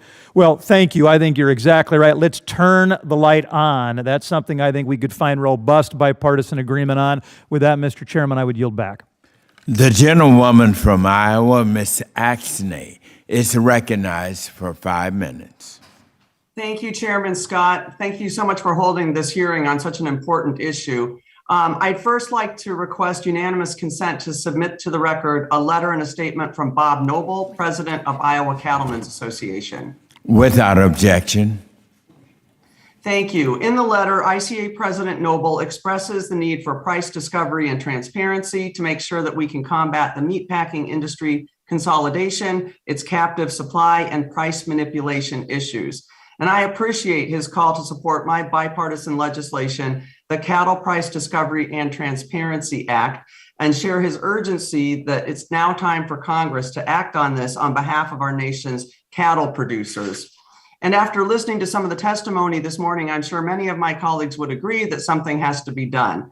Mr. Young, thank you so much for being here. I'm glad to have you here with us today, and thanks for sharing your story. And if there are others who are watching this hearing in a similar situation, please know it's okay to ask for help. And you can reach the 24/7 National Suicide Hotline Service at 800-273-TALK. And this summer, you'll be able to reach that by calling 988. And the sad part is I'm sitting here at a hearing for our cattle producers having to put out information like that because it's so rough on our producers in Iowa and other places to get ahead. So here's my first question. I share many of the concerns raised in your testimony. And Mr. Young, can you describe the value that cash trades have in the cattle market? Yes, as a cow-calf producer, I mean, our price, we base everything off the Chicago Board of Trade, and that's based off of, it's supposed to be the free market, but it's, there's only, like I say, 13% cash cattle on the market that are sold, and everything else is set up through AMAs, and those are all private, and you don't know what the pricing is. In the cash market, if it was everybody in the beef industry should be able to buy on the cash market, and all that information would be out there, and you would know exactly what everything is selling for. And there would be more competition between the packers, and they wouldn't have nearly as much control. And that's where we know it'll never happen. I mean, I hope and pray it will, but AMAs are not going to go away, and they're going to continue to dominate the marketplace and keep the price of beef to the cow-calf producer suppressed. So is it fair to say then that all producers benefit from a robust cash trade market? That is correct. Thank you. And Mr. Stockton, in your nearly 50 years as a rancher, how has the value of your product changed, and what has that led to within your community? As I said in my oral statement, my income has been halved. The retail price spread over the life of myself as a rancher has been halved over that 47 years period. And my community is devastated. You know, there's less than half as many ranches. I mean, they've taken up bought up the smaller ranches, consolidated them. One of the most disturbing things that's happening in my community is that millionaires and billionaires are buying huge ranches just for private hunting reserves. And all of us locals are simply locked out of that. And of course, those people have no interest at all in, the health of our community and the children in school and all of the things that it takes, the businesses that you can have a thriving group of people working together for a good life. We call it the cheap food policy, and the cheap food policy of the United States government has been extraordinarily successful. It's hollowed out rural America, all the way from Grass Range, Montana to Lumpkin, Georgia, where I was told not to use this word. I'm sorry, but I can't think of another word. Rural America is one huge slum.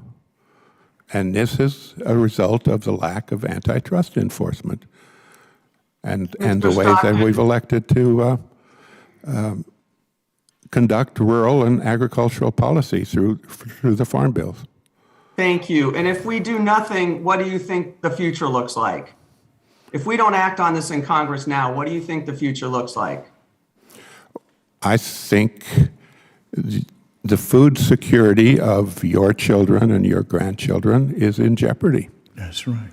When you have, we're talking about the beef cartel at this hearing, but this isn't the only cartels or source of monopolization. It cuts across all of agriculture, but it cuts across a lot of the other most important industries of the United States. And until we start trying to deal with that and do something, we're simply vulnerable to every vagaries of the weather, which I shouldn't call it vagaries because it's getting very pronounced, and things that are happening in other countries which we have no control of. For instance, this invasion of the Ukraine by Russia. I mean, that affects us. To use a phrase, America first here. When are we going to look after the interests of the people of the United States and their security and their needs? The gentlelady's time has expired. And now the gentleman from Mississippi, Mr. Kelly, is recognized for 5 minutes. Thank you, Mr. Chairman, and thank you, witnesses, for being here. Mr. Scheffelbein, your testimony expresses clear opposition to the Cattle Price Discovery and Transparency Act, and you've answered a little bit why that is. If you would like to expand on that and further, what alternatives can we as Congress do that remedy this situation or aid cattle producers in the marketplace? Yeah, to me, it's all about empowering producers. Let producers come up with the solutions and let them innovate, as the chairman suggested, in terms of making the next best things. And to me, the best government is a government that stays out of the way when it comes to marketing and lets the good of the people come up with the great ideas and move an industry in the direction it needs to go. And that's what we've done over the last 20 years. If you look at the mandate that's putting that they're trying to push, they're basically trying to cram our industry back into the bottle, the way it was 20 years ago, 15 years ago. That's not healthy for an industry. Change is a part of the industry, and especially if you look at the impact it's had on meeting consumer preferences, nothing could be more advantageous for the industry to listen to your consumer. And some data, just according to most USDA ag census, we've lost over 32% of my home state's cow-calf producers over a 25-year time period, from 22,000 in 97 to 14,000 in 2017. That number today is probably really much worse. This it concerns me greatly. Also, the timing of a negotiated cash market to the point that there may not be a cash market one day. Are there any solutions, or do you have any ideas on that? And it's going to take innovation. I think if I were to put on look into my crystal ball, I would say there'll be a time when the AMAs probably include a component of box beef price, so that allows you to share in the good and share in the bad with the person downstream, so that if it's beneficial, everybody benefits, and if it's bad, everybody suffers. And to me, it's those innovations we want to make sure continue to flow, that allow the marketplace to figure out this awkward time and how do we distribute this money equitably. You know, and I'm kind of old school. I mean, I grew up, my granddaddy ran about 20, 25 head of cows in a cow-calf production. And so I grew up in that environment. There's not a lot of those guys left, just like there's not small dairies, there's not a lot of other small things. And so, but we need to get back to that. It's good to have lower prices and to have the big guys. That's great. But at some point, there's no redundancy in that. And we don't want this nation to be relying on 2, 3 producers that can be taken out, and then we have no producers. We lose the ability. So what do we do to get more small cow-calf producers engaged in the process? Is there anything we at Congress can do to help do that, so that we have some redundancy and backup? And I think some of the things you're doing is valuable in terms of allowing local processings to occur. I think is an absolute windfall for small producers. I was in Kentucky just a week ago and talked to 2 different guys who are now using the energy of being able to market their own product successfully to a consumer within 50 miles around them, right? And that invigorates them, that excites them, and I think we're doing some things along those ways. So to me, it's providing tools that allow them to be the best at what they do, not confining them or taking away tools that allow them to do the best possible. I want to thank you guys, every one of y'all again, for what you do for America. I truly am one of those guys. I'm on the Armed Services Committee and the Intel Committee, and I'm on the Ag Committee, because I think all those things are national security, because I truly believe that food security and the ability to produce in all conditions is national security. And I don't think there's anything greater. So to our 1% who farm in America, of which you are, I just want to thank you. And with that, Mr. Chairman, I yield back. Well stated. Thank you. The gentleman from Arizona, Mr. O'Halloran, is recognized for 5 minutes. I want to thank the chairman and ranking member for this hearing today, and also for those participating as witnesses. Cattle ranching is an important part of Arizona's economy. Earlier this month, I hosted a processing roundtable with beef producers from my district. I heard from a range of stakeholders, including rural producers, tribal producers, and economic development specialists. The recent disruptions in cattle markets have disproportionately harmed small and rural producers, who were already at a disadvantage in competing in a highly consolidated marketplace.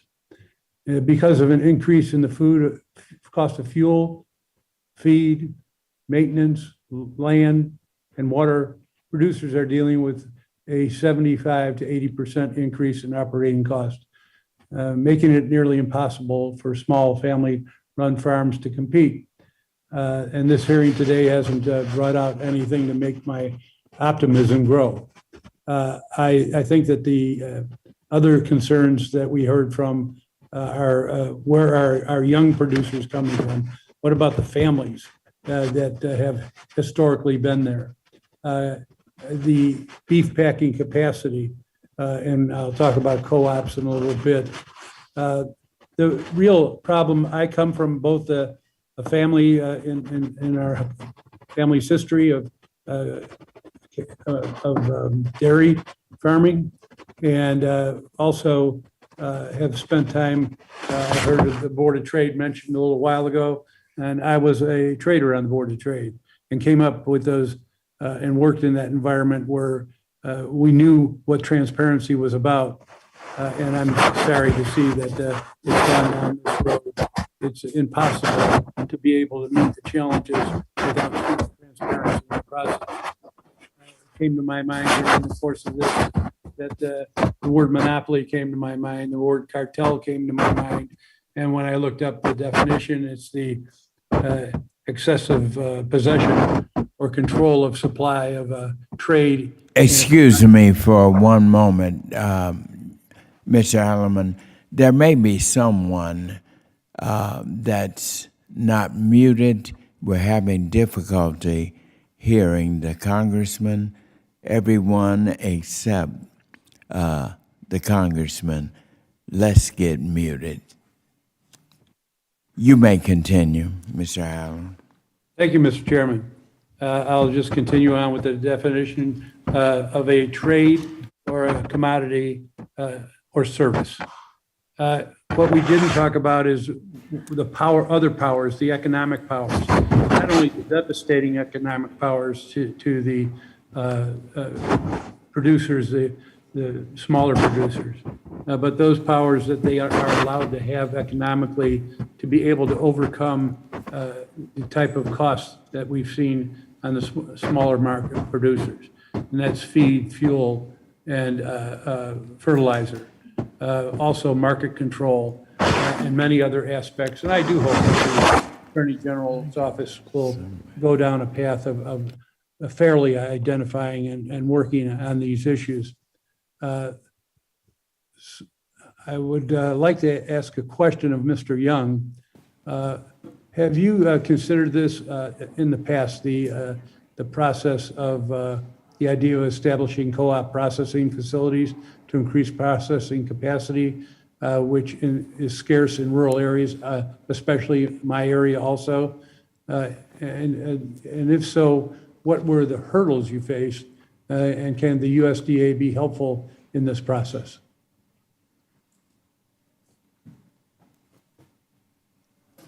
I didn't quite hear what you said. I can barely hear you. I'm sorry about that. I'll try this again. Several Arizona producers brought up the idea of establishing a co-op processing facility to increase processing capacity, which is scarce in rural areas. Have you considered this in the past? And if so, what were the hurdles you faced? And can the USDA be helpful in this process?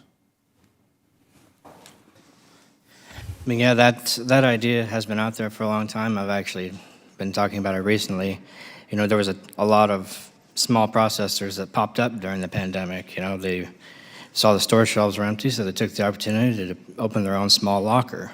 The only problem they're having is getting USDA approval so they can sell their beef, you know, as a farmer directly to the consumer at a farmer's market, set up an online marketing system directly from their farm to the table. And that's the only hurdle that they've faced now is, you know, all the red tape associated with getting USDA approval for their small locker operations. And they're so, you know, overregulated, and I mean, there's a lot of red tape to get through to get that USDA stamp of approval, which I understand. You know, the sanitation standards, you know, of this world in which we live now are so high that, you know, some of the regulations in the approval of USDA facilities, you know, may not be, you know, negligent or required. But yeah, the smaller producers, you know, that's more power to them. That'd be great. If they could get 10, 15, 20, 30 guys to invest in a co-op, locally owned processing facility, that empowers them as producers. Thank you, Mr. Chairman. Thank you, Mr. Young, and I yield. The gentleman from Kansas, Mr. Mann, is now recognized for 5 minutes. Right. Thank you, Mr. Chairman. And on behalf of the farmers, ranchers, and agricultural producers in the 1st District of Kansas, thank you all for participating in today's full committee hearing regarding beef markets. This issue is especially near and dear to me since both sides of my family have farmed and fed cattle in western Kansas for the last 120 years. I grew up on a preconditioning feed yard, spent thousands of hours doctoring sick cattle, kind of the best of times and worst of times, all wrapped into one, but good family time. The big first, my district ranks number 1 in the country for the value of sales of cattle and calves at more than $9 billion annually. There are more than 4.4 million cattle and calves raised in my district and significant packing capacity with more than 20% of the nation's beef slaughter capacity. We see the entire beef supply chain in the Big First, from cow-calf producers to cattle feeders to packers. More broadly, the beef sector supports grain producers, manufacturers, veterinarians, and many other businesses that populate rural towns across Kansas and across the country. In a competitive cattle market, it is vital for producers to be able to differentiate their product to eventually suit the taste of the consumer. As seen by the growing demand for beef here in the U.S. and internationally, selective breeding and nutrition that have increased quality bring opportunities for producers to negotiate a premium for price for their cattle. These contracts allow feeders to benefit from making a value-added investment and provide some certainty in the volatile market. Across the country, cattle producers continue to face challenging market dynamics, including historically wide gaps between wholesale beef prices and fed cattle prices, packing capacity regulation, and more. I've talked to hundreds of cattle producers in Kansas, ranging from small cow-calf operations to some of the country's largest feed yards.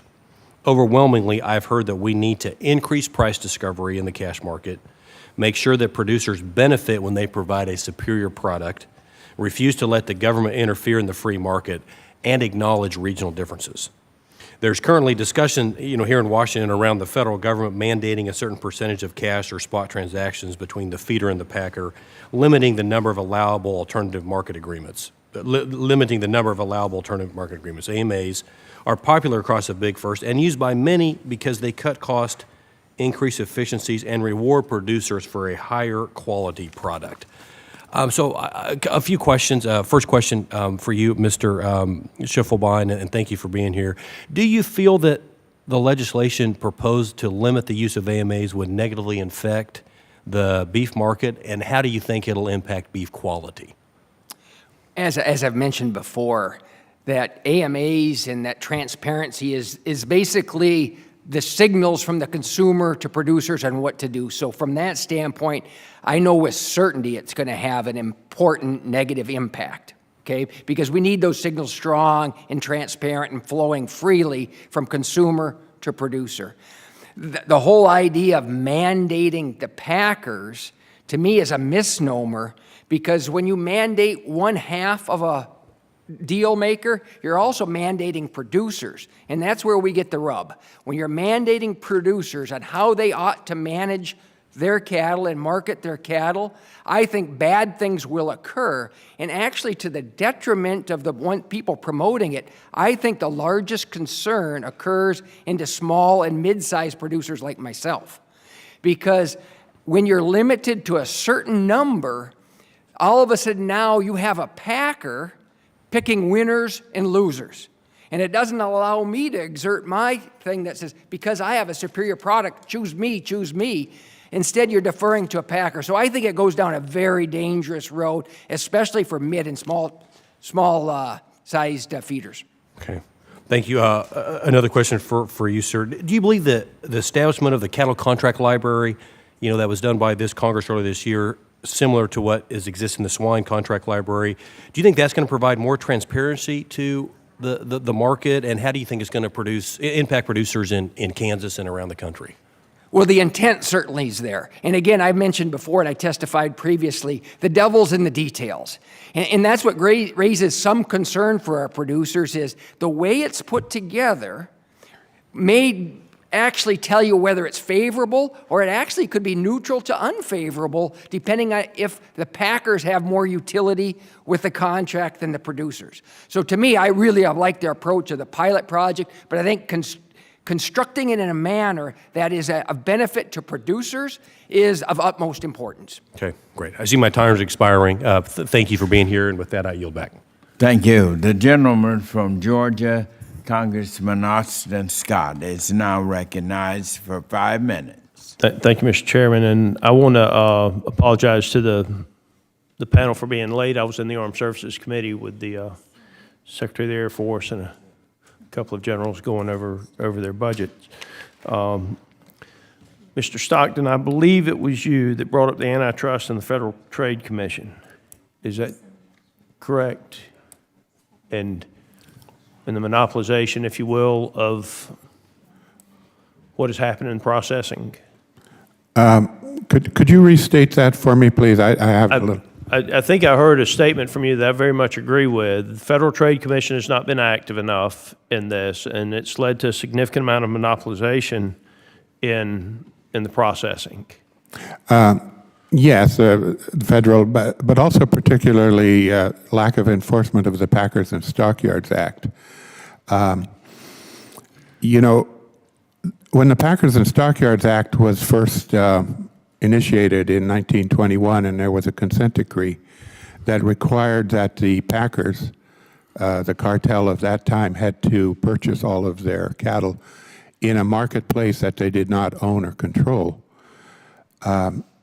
It was a free enterprise approach to solving that problem that worked beautifully, because by the time I started ranching in 1975, the Packer concentration was down to about 25% of 4 largest firms. Mr. Stockton, can I ask you something on another law at the time? If I'm not mistaken, and this is going back many years, my grandfather and I ran a few hundred head in Georgia, and back at that stage in the, it would have been in the early 90s, there were several stockyards in the area.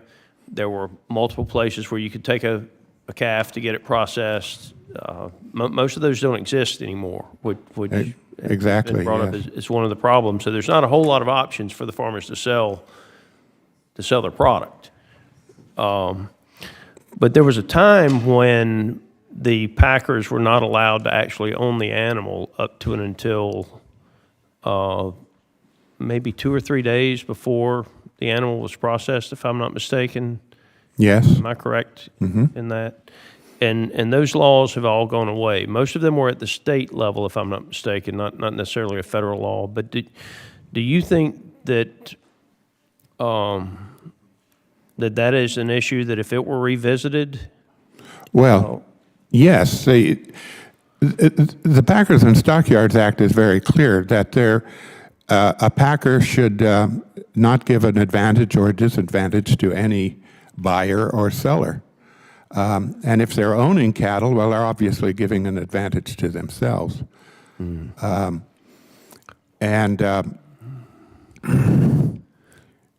Yes, you need to revisit the consent decree that they had in 1921. If the packers were purchasing all of their cattle through some form of competitive market, we wouldn't have any reason to be sitting here today. The problem would be solved.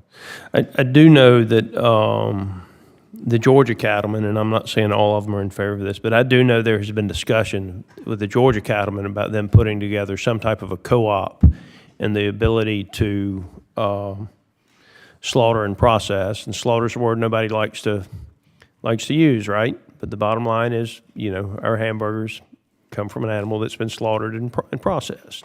Yeah. But most of the places that, as a kid, if you could go to and have something slaughtered, I mean, today, if they're still in business, they're cutting box beef. Very few of them actually have the license to actually kill the animal, and it's hogs as well as cows, and so I've got hog farmers that have to ship their hogs from South Georgia all the way to Tar Heel, North Carolina. Well, that's a lot of transportation costs when diesel's $5 a gallon. Yeah. So I appreciate you all being here. I will tell you, I'm very concerned about some of the conduct I'm seeing from some of the people that are about to testify and the differentials and what they're paying people based on race. And I'm going to ask that question as we go forward with the next panel. But thank you for your time and your testimony. Yeah. Well, thank you for your question, Mr. Scott, because I agree with you completely. What we need is a multiplicity of market channels.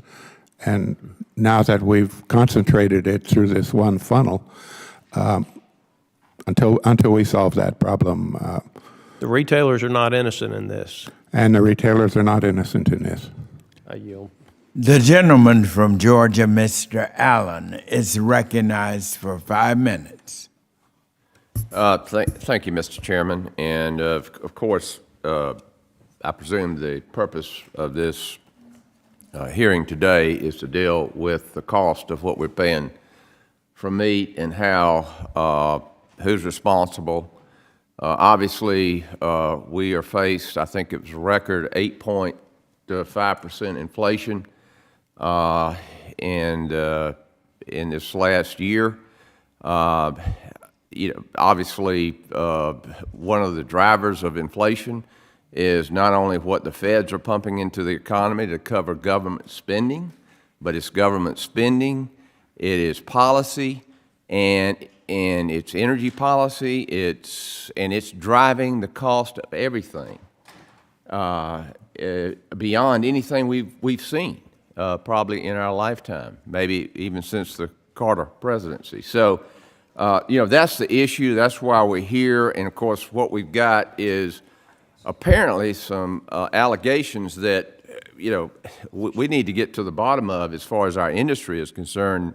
Mr. Chairman, you mentioned in your opening statement that due to intimidation or threats to a person's livelihood, one of our witnesses chose not to participate today.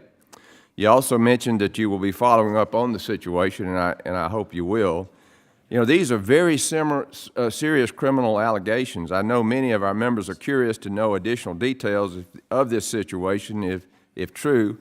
It's deeply concerning. Are there additional details you can provide our members so we can address it? And I understand if there is a desire to protect this individual, but you choose to raise the matter, but why do you choose to raise the matter in a public setting? And with that, Mr. Chairman, I yield back to you. We're looking into it. It's a very serious situation, and the right thing for us to do is to address it so that it will not happen ever again.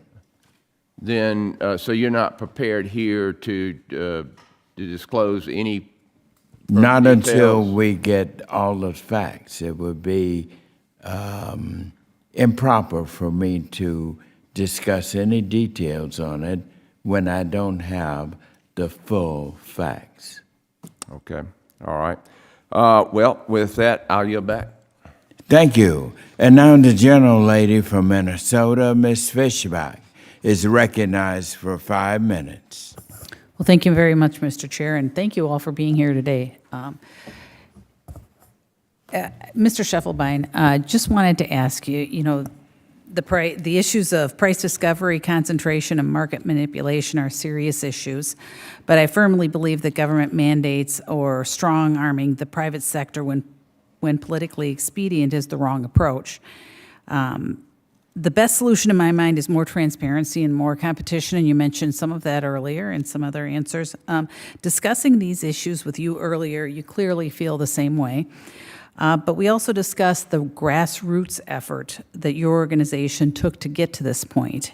And I was wondering if maybe you could describe the voluntary 75% plan and the process that your organization uses to get to your policy positions. Yes, I'd be glad to.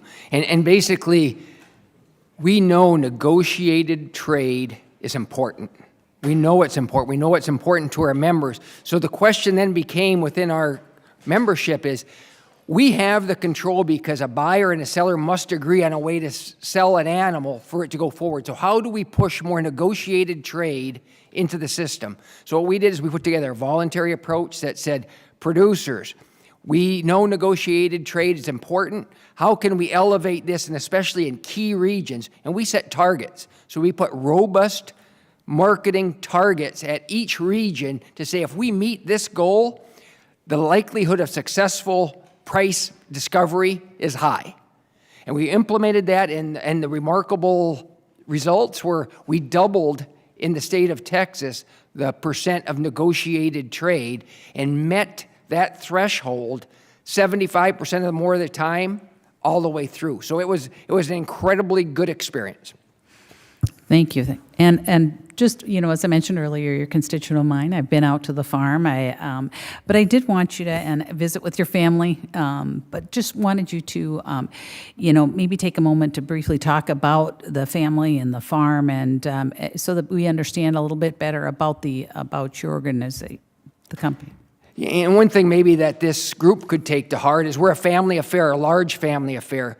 Just like this body, we have differing opinions.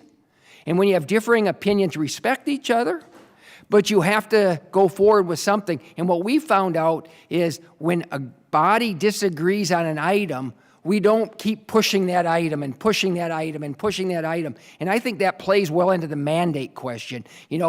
We have lots of potential solutions for our industry to go forward, yet we continue to come back and say, how do we get government involved in marketing through mandates when clearly that's a divisive wedge issue?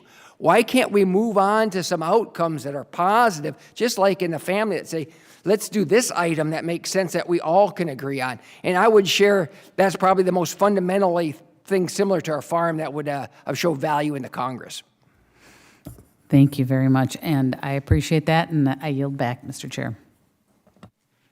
Thank you very much. And now the gentleman from Nebraska, Mr. Bacon, you're recognized for 5 minutes. Thank you, Mr. Chairman, and hope you don't mind a guy named by Bacon asking some good beef questions to you.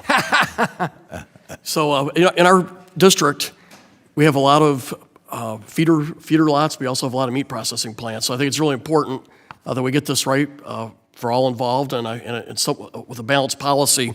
So our first question is to Mr. Schiefelbein, excuse me. Can you briefly talk us through the recent fed cattle and beef price trends? And in your opinion, are those reflective of market supply and demand?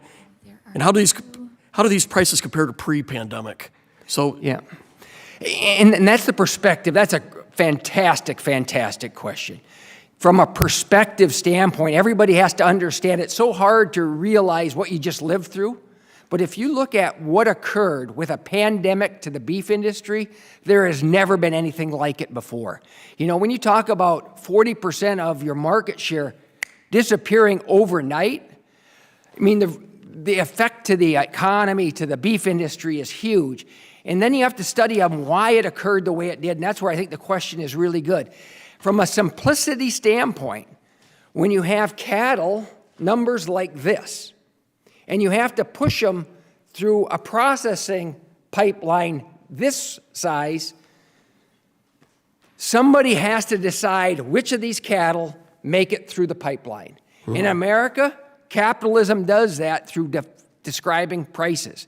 And so you're basically forced to say, through pricing, how do we eliminate this many cattle to this many cattle? And that's the huge price fall that occurred in the fed cattle market.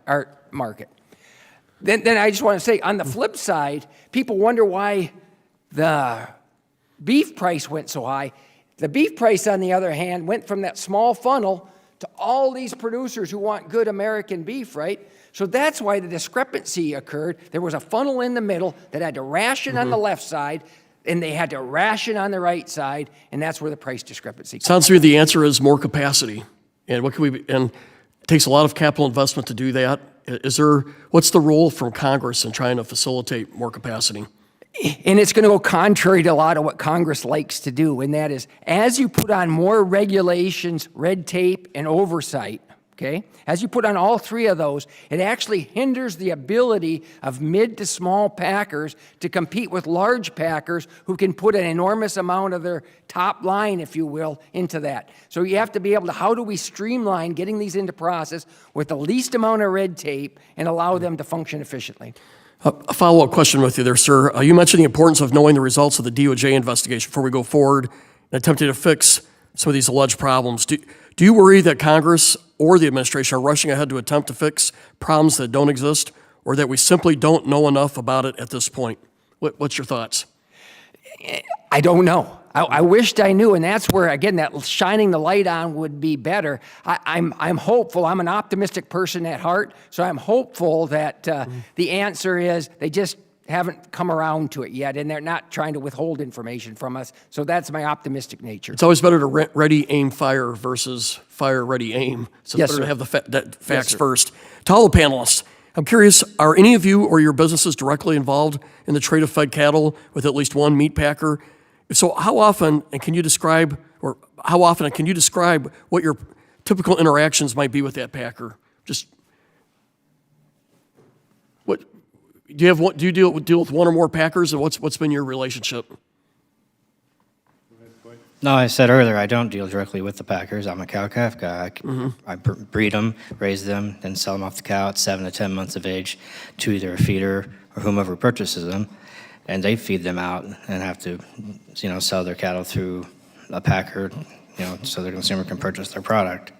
But I don't deal with them at all. Thank you. Yeah, and I have probably sold calves to Mr. Scheffelbein. Okay. Well, I appreciate your testimony today, and we're learning from you, and so I'm grateful for your time. Thank you. Mr. Chair, I yield. The gentlelady from Florida, Ms. Carmack, is recognized for 5 minutes.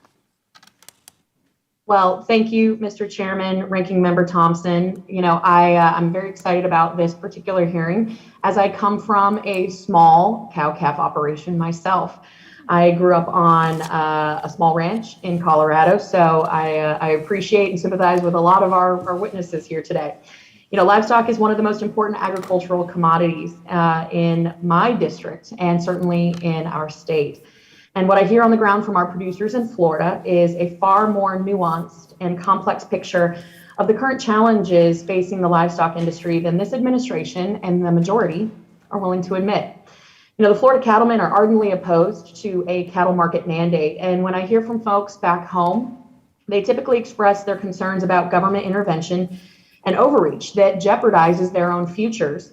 Many of the mandates that have been proposed, the attacks on packers of all sizes, and an all-out war on the livestock industry, our producers from this administration that has chosen to wage war in the name of unfounded, unproven allegations will ultimately do more harm than good to the folks that I know back home, but of course elsewhere. Honestly, this seems like an oversimplification of a very complex issue is going to do more harm than good. Now, to that end, Mr. Schiefelbein, and I'm so sorry, I'm probably butchering that. I'd like to pick your brain about what I perceive to be a very real threat to the industry. Cattle producers are the first line of defense in protecting the land, the environment, and our natural resources. Sadly, or unsurprisingly, this administration has ignored this fact and instead marshaled its regulatory agencies to stage an all-out assault on our livestock producers with a slew of burdensome regulations that lack both science and logic. For example, the April 11th SEC published rule talking about greenhouse gases emissions and the disclosures for publicly traded companies. Now, our producers may not immediately be impacted, but this may require these companies to disclose emission dates from their supply chain, which could include our cattle producers. So how does regulatory dysfunction at the federal level, as I just mentioned, impact our U.S. cattle producers? And are you concerned that this administration may be pushing an agenda that is based far beyond real, credible scientific evidence? Yeah, to answer the question, yes, absolutely. There are times when facts don't matter, and facts should drive everything. If you look at the National Cattlemen's Beef Association, how we differ from many other organizations is we are fact-based. So what the truth is what the truth is, and when they start to hurtle around emissions that are way beyond the reality of what's occurring out there, boy, you start to diminish the case and diminish the reality of what we're dealing with. So to me, it's all about getting the right information and the right people and promoting it correctly. If you look at the environmental grab on like waters of the United States, to me, that is an all-out grab to take away stewards of the environment and put the government in charge. And just from my perspective, I would encourage anybody who believes the government should have more say in managing resources to come out by me and look at the land that the government owns and manages, contrast it with the land that our private citizens own, and I think there would be not a soul in here who wouldn't say the movement towards More government control and reach over environmental controls is not healthy for the industry. Thank you, Mr. Schiefelbein. And I might just call you Don so that I don't continue to butcher your name. But I do appreciate that answer, and I do appreciate the fact that you've got your hat sitting properly on the table. That's how I know that you're a true country boy. Now, you just further proved my point that the regulatory environment has helped kill our small and mid-sized processors and packers. And I know it's not just from your testimony today, but I can name about a half a dozen of these operations that have dissolved and are up for sale. And it's just because simply the margins aren't there. We know that the margins aren't there.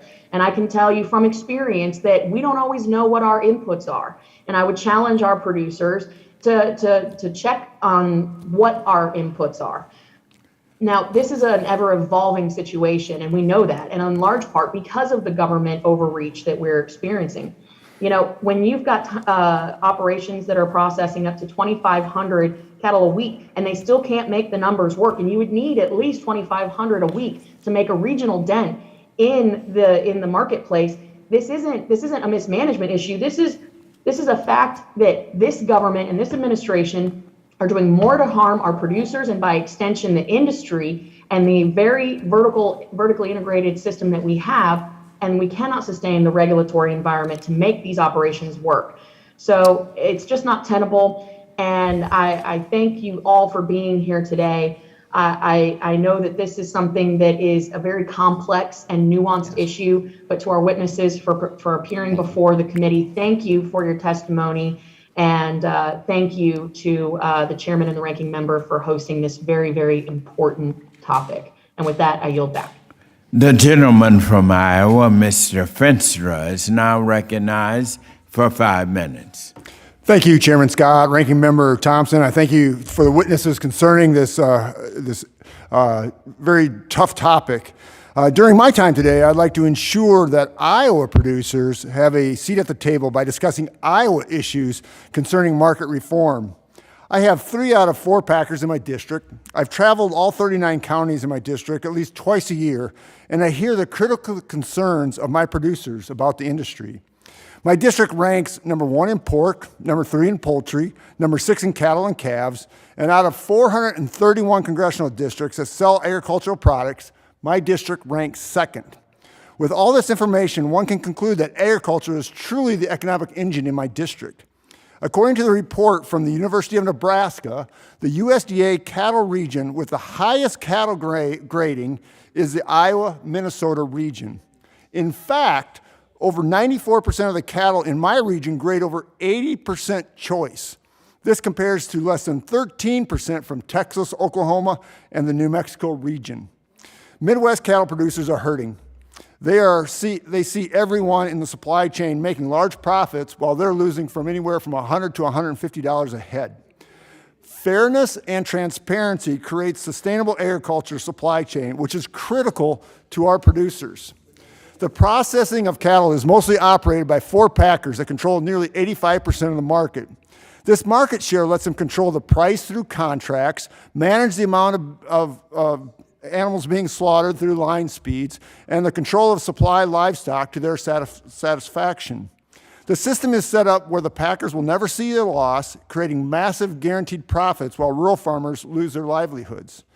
We noted this earlier with one of the witnesses, Don Schiefelbein, saying that several months ago in Arizona, 4 of the large meat packers agreed to provide information to a cattlemen's organization for a producer-led initiative to achieve 75% of the negotiated trade needed for robust price discovery in each reporting region. Feeders made an effort to meet this voluntary threshold, but the initiative failed due to the lack of packer participation. Packers can manipulate the regional supply of cattle by simply shifting their captive supply from one region to the next. Without more transparency in the market, we will continue to see these downfalls. Senator Grassley said it best yesterday in their hearing in the U.S. Senate. In order to have a sustainable supply of meat, we need transparency in the marketplace and to protect the market from collapsing when there are supply chain disruptions. My producers in Iowa constantly tell me that there's a lack of competition. An argument I often hear about the alternative market agreements increase efficiency. But the packers and the corporate feed yards, that they have relationships with only one, and that benefits them. The small producers don't, and certainly the consumers don't either. I want to be very clear. Efficiency is not an excuse for exploitation. And what's happening right now is the exploitation of smaller independent producers for the benefit of the big four. I taught economics at Dordt University. I'm a strong champion of fierce competitive free market. However, open markets need free entry. It's clear that the cattle market is insufficient because there is no one that has access to the same information. It's because of this that I am a supporter of my Senate colleagues, Senator Grassley and Senator Fisher's Cattle Price Discovery and Transparency Act. And I intend to lead this bill with Congresswoman Axney to get it to the House floor. The legislation has 19 bipartisan co-sponsors in the Senate, and I am hopeful that we will receive the same support in the House. We all agree that cattle production is one of the most important agricultural industries in the United States, consisting of over 700,000 farms, with more than 90% being family-owned or operated. Any manipulation of the markets that would threaten this must come to light. As the voice of our country's producers, it is our job and our responsibility and our duty to expose any inequity. Iowa's small independent producers deserve a level playing field, and it's time for the big packers to play by the rules that were set long ago. With that, I yield back. Thank you very much, Mr. Frenstra. And let me just say, we come to the end of our first panel, and I just want to thank you, each of you, Mr. Young, Mr. Stockton, Mr. Scheffelbein. I hope I got that right. This has been just so revealing. It's been helpful to open our minds and our eyes to much of what we've been only dimly aware. And that's why I wanted to have the ranchers here, and you spoke for them. And this helps us tremendously. And now, what I want to do, Mr. Young, Mr. Stockton, and Mr. Scheffelbein, is just to let you know that we are determined to bring some corrections so we can make sure that we don't have our cattle farmers not being able to make a profit in 4 years. We want to reverse the term of them selling their farms, of their next generation, their children, not being able to even go into the business. The meat packers and the farmers, the beginning of our beef supply line, and here at the end, and then our consumers.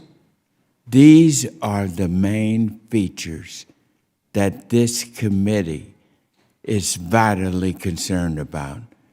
But at the heart of it are you all who produce the cattle, put the time and the years in, and we have listened carefully, and we understand what we need to do, and you all have been very helpful.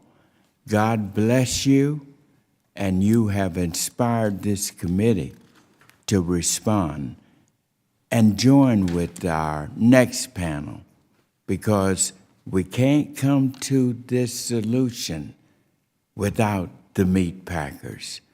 We're all partners in this. We are the greatest agriculture system in the world, and you all have given us the information to correct this imbalance. So I thank you, and right now we're going to take a 5-minute break, get our other panel in of our CEOs, and while you all remove yourselves, and we will re-adjourn in 5 minutes. Thank you once again.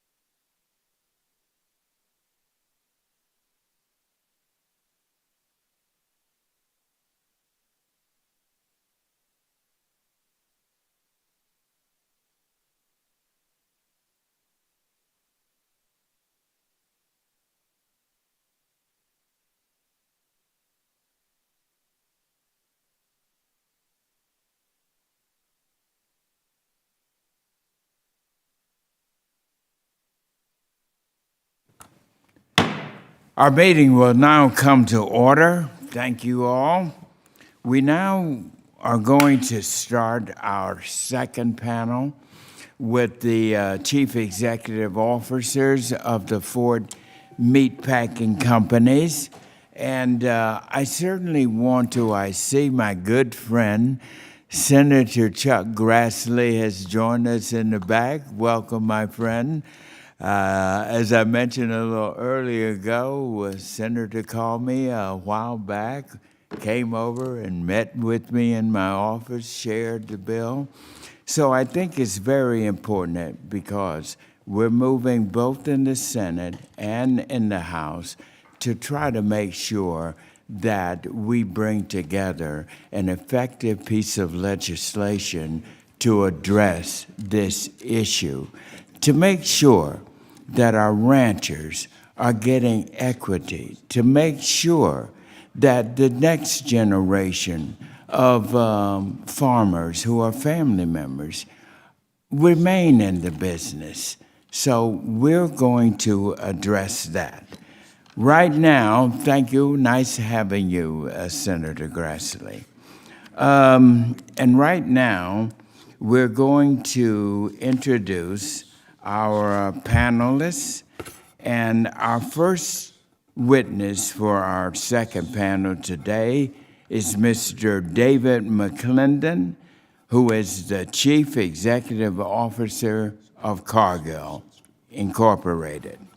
Our second witness is Mr. Tim Shellpepper, the Chief Executive Officer of JBS USA Holding Incorporated. Our third witness is Mr. Tim Klein, the Chief Executive Officer of National Beef Packing Company, LLC. And our fourth and final witness today is Mr. Donnie King, the Chief Executive Officer of Tyson Foods.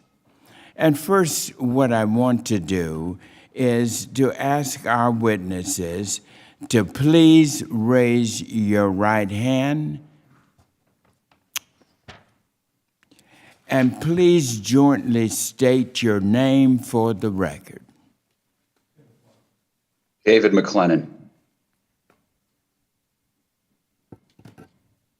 Our third, is he on? Oh, you may need to unmute. I am unmuted. All right. Can you hear me? Yes, I can. And you are? I'm David McClennan. Okay, thank you. From Cargill. All right, thank you. Mr. Shellpepper? You might want to unmute. Please state your name. Tim Shellpepper. Thank you. This was very important, this hearing. Our final witness is Mr. Donnie King. Please state your name, the Chief Executive Officer of Tyson's. Donnie King. Correct. It's important to have your name stated because we will now swear you in. Again, will all witnesses please raise your right hand?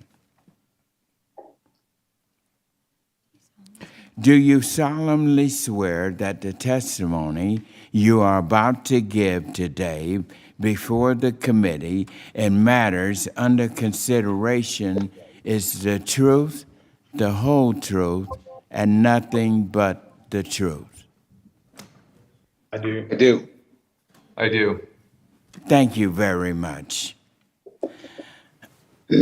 I want to, first of all, express my deep appreciation for the CEOs to join us today, because we cannot come together with solutions to deal with this important issue without the input and the discussion with the chief executive officers. And so I want to thank you for taking the time to come and help us solve the issues that will be presented here today. And so with that, let's get right to it. Mr. McClendon, we'll start with you. Please begin when you are ready. Thank you, Chairman Scott, Ranking Member Thompson, and members of the committee. And thank you all for inviting me here today to discuss the food system, the shared challenges we face to ensure that food is produced and delivered safely, responsibly, and reliably in the United States as well as around the world. The food system has been remarkably resilient through the challenges of the last 2 years. We face an ongoing pandemic, extreme weather conditions, and global disruptions. Still, food shortages have been rare, and we've maintained good supplies due to the essential work of those in the sector. My name is Dave McClennan, and I am the CEO of Cargill. Cargill is 155,000 people working across the globe to nourish the world in a safe, responsible, and sustainable way. Our operations are broad. We bring together people, ideas, and resources to deliver products, technology, and ways of operating that build successful businesses and communities. We produce a range of edible oils used in restaurants and home cooking, as well as ingredients for food and beverage companies. We provide bio-based solutions across industries, including construction materials, paints, and beauty products. We support better animal health and nutrition with feed and premix options. We help farmers finance their operations, manage risk, and improve their soil. And we process beef, turkey, value-added meats, and egg products for retail, food service, and processing customers. We also innovate by producing alternative proteins, including plant-based proteins. Today, I am here to talk about North American Protein, one of Cargill's many businesses. It is headquartered in Wichita, Kansas, and it employs more than 28,000 people in 19 states. We operate facilities, distribution centers, feed mills, and hatcheries in rural communities across the U.S. The jobs that Cargill employees do every day in these facilities put protein on the family table for millions of Americans. We recognize their contributions with competitive compensation and benefits like on-site medical care, nearby wellness clinics, and housing support. We increased base pay significantly over the past 2 years to recognize the critical role that they play during COVID and as frontline workers. We acknowledge that the rising price of many goods, including food, poses significant challenges for consumers worldwide. The price for meat is not immune to the global factors that are causing inflation. Supply and demand, labor constraints, transportation challenges, and rising feed costs add even greater pressure, and it all leads to increased prices at retail. Meatpacking is a complex and cyclical business. The size and scale of our operations provides the agility to help mitigate volatility and ensure that food is efficiently brought from farm to table. We are providing a consistent food supply and strengthening the resilience of the food system to mitigate disruptions. We are actively hiring to reduce labor shortages, increasing wages and benefits for employees, and investing in our plants so that they are run as efficiently and as safely as possible. We welcome competition to the industry and support the dynamics of a free market. We believe in price transparency and fair, open markets. In our North American protein business, for example, Cargill consistently purchases a third of our cattle on a cash basis. We are also committed to empowering and improving the livelihoods of the people who grow and raise our food. Our partnerships with farmers and ranchers are critical in delivering quality, affordable protein to groceries and consumers across the U.S. We know how hard and cyclical the cattle industry is. It is critical to all of us that ranchers sustain their operations and navigate market volatility. Mr. Chairman and Ranking Member Thompson, we appreciate the work you and the members of this committee do to support America's farmers and ranchers. Cargill is a proud American company founded in 1865 in the farming community of Conover, Iowa, with the goal of providing markets for farmers. And from that day on, we've known that if producers aren't successful, our company won't be. Thank you for the opportunity to address the members of this committee, and I look forward to answering your questions. Thank you, Mr. McLean. And now, Mr. Shellpepper, please begin when you're ready. Good afternoon, Chairman Scott, Ranking Member Thompson, and members of the committee. Thank you for having me. My name is Tim Shellpepper. I've been part of the U.S. beef and food and agriculture industry for more than 35 years, dating back to my first job out of college in 1987.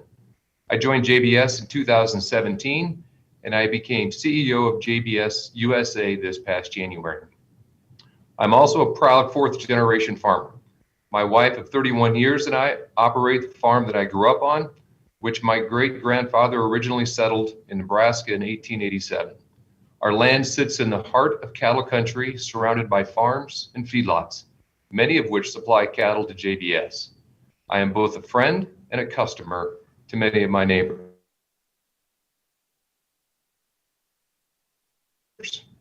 JBS USA produces in Pilgrim's Pride, the second largest poultry producer in the United States.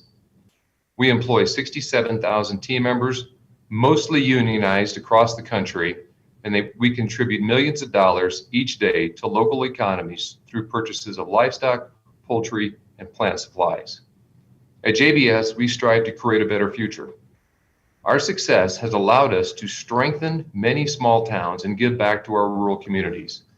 We are investing $100 million to support local projects through our Hometown Strong program. We are building new recreation centers, improving access to affordable housing, and refurbishing schools and parks. We care about our team members and their families. We offer full benefits and recently dedicated more than $150 million in annualized wage increases to our employees in our beef division alone. Our average facility wages are nearly $24 per hour, with starting wages at or above $20 per hour. We've increased wages by more than 40% since 2017, and on average, our wages are 25 to 50% higher than many local businesses. We provide upfront free community college tuition for our team members and their dependents, with a goal for our program to become the largest privately funded free community college initiative in America. JBS is dedicated to improving the sustainability of our operations. We've committed to achieve net zero greenhouse gas emissions by 2040, and will invest $1 billion to reduce emissions from our facilities. By 2030, we will invest $100 million in on-farm research to help producers reduce their emissions.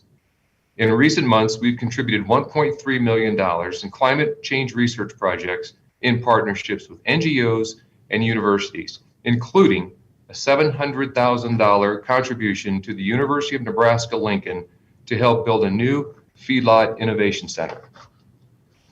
Now, I understand that one of the topics of this committee would like to address today is the pricing in the cattle and beef industries. Historically, cattle were sold in lots, and every animal in the lot received the same average price. To achieve a better return on their investment, cattlemen created alternative marketing arrangements, or AMAs, with processors. AMAs allowed producers to realize premium prices for their investments in genetics, animal health, management, and marketing. They also help ensure consistent supply of quality cattle, which result in consistent supply of high-quality beef for consumers. For our part, JBS purchases from cattle feeders and producers of all sizes in cash markets, auction barns, video auctions, and under AMAs. We are active in the cash market every day, and we will compete for quality cattle in the market wherever and however producers wish to sell them. As for the prices paid by consumers, inflation is a significant concern across the entire U.S. economy. The prices for beef are no exception. It is important to note, however, that at JBS, we do not control retail prices for beef. We instead sell our products to wholesale prices to grocery stores, food service operators, and other intermediaries. and those prices have decreased this past year. Nonetheless, despite increases in the cost of labor, transportation, and materials since the beginning of the pandemic, as well as increased costs, our facilities have largely returned to pre-pandemic processing levels. This has created higher returns for producers and lower wholesale beef prices as cattle supply and processing demand come closer in balance. JBS is committed to supporting innovation, transparency, and enhancing incentives to keep the U.S. cattle industry competitive for all participants. We will continue to invest in our people, our facilities, and our communities to help ensure a sustainable, affordable, and resilient beef supply. Thank you for the opportunity to speak with you, and I look forward to your questions. Thank you, Mr. Shellpepper. And now, Mr. Klein, please begin when you're ready. Chairman Scott, Ranking Member Thompson, and members of the committee, I'm the CEO and one of the owners of National Beef. We are the fourth largest packer with a market share of 14%. I'm happy to be here today to answer your questions and tell you about our company. I believe our story is a great example of what the current administration and others are encouraging to create additional competition in the beef packing industry. First, I would like to provide a background of myself. I grew up in Northwest Iowa and worked with hogs and cattle before going to college. I started my career in the industry in 1980. In 1992, I had the opportunity to team up with others to buy a small, outdated plant in Dodge City, Kansas that accounted for 1% of the industry capacity. The plant was going to be shut down. We knew that to succeed in a highly competitive, low-margin business, we had to develop a business model different from that of our larger competitors. Our vision was to create a unique alliance with cattle producers and link them with our customers who wanted a consistent supply of high-quality beef. At the time, cattle were bought and sold in the cash market and brought the same price, regardless of quality. There was no economic incentive for cattle producers to invest in genetics or to improve their feeding regimen to enhance the taste and tenderness of beef. We developed a pricing grid that paid premiums to cattle producers who could deliver a higher quality animal than what we could buy in the cash market. Our business model worked. Although we were a smaller company with higher operating costs, we could compete effectively with the larger packers. In 1997, we were approached by U.S. Premium, a group that today represents a network of 2,400 cattle ranchers, farmers, and feedlot owners across 38 states. Their vision was aligned with ours, and they became a partner in the ownership of National Beef. Over time, using cattle performance data provided by us, their members improved the quality of the cattle they produced. Today, U.S. Premium Beef provides us with over 1 million head of cattle per year, earning a premium on those cattle and also sharing in the profits of National Beef. The beef industry in the U.S. consists of 4 segments: the cow-calf ranchers, the backgrounders, the feedlots, and the packers. Profitability in each segment varies based on the timing of the cattle cycle and each segment's unique supply and demand dynamics. The cattle industry is a commodity business in a free market system. Our objective is no different than that of the other segments. We strive to maximize our profits within the constraints of a competitive marketplace. For more than 30 years, cattle supplies in the U.S. have been declining. Beef packing capacity has also been declining, although at a slower rate. As a result of overcapacity, beef packer profits have historically averaged only 2 cents for every dollar in revenue. The imbalance became most severe in 2014 and 15, when cattle supplies declined to the lowest level in 60 years. Cattle prices rose to record levels, and industry capacity utilization dropped to almost 80%. In the case of National Beef, we experienced record losses. In 2016, cattle supplies began increasing cyclically, and by 2019, capacity utilization had risen to 95%, a level of efficiency not seen in this industry for decades. Profits also increased, just as the laws of supply and demand would predict. In the summer of 2019, a fire at a large beef plant temporarily reduced industry capacity. Then in the spring of 2020, COVID-related disruptions further reduced capacity by as much as 50% for several weeks. These events resulted in a backlog of almost 1 million head of cattle that were carried forward through the second half of 2020 and most of 2021.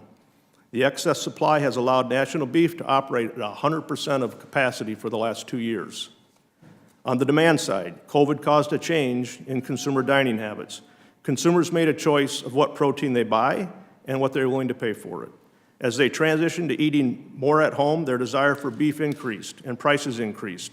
When restaurants reopened in 2021, additional demand from food service buyers increased as they replenished their beef inventories, further adding upward price pressure.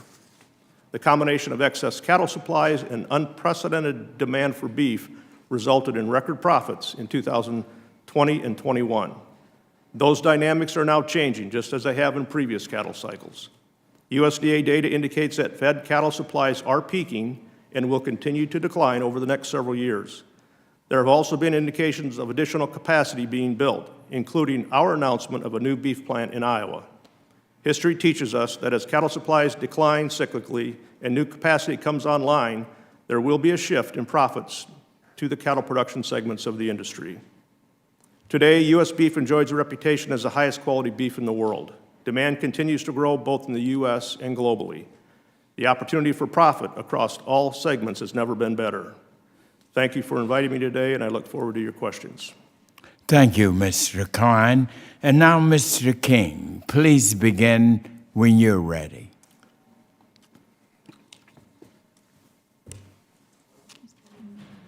Mr. King, you may need to unmute.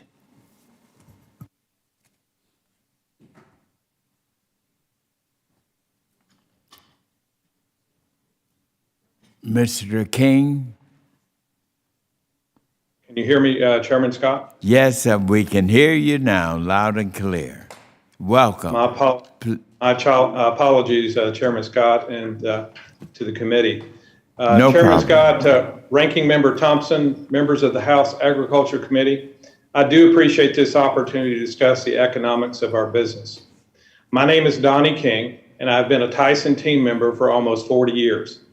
I started in Pine Bluff, Arkansas as an hourly team member on the production floor, and now proudly serve as President and Chief Executive Officer. In our business, unprecedented market shocks have created an extraordinary strain across our operations and the global supply chain. This has reduced our ability to produce beef at sufficient quantities to meet record high consumer demand. Starting in early 2020, the pandemic impacted our ability to operate production facilities at full capacity. This was due in part to protocols we put in place to keep team members safe. We required our team members to stay home with pay if they were sick, tested positive, or were close contacts. We also had team members who stayed home to take care of their children and loved ones. In our beef business, these factors made it difficult to process all the cattle available on the market. This drove down the demand and prices for live cattle.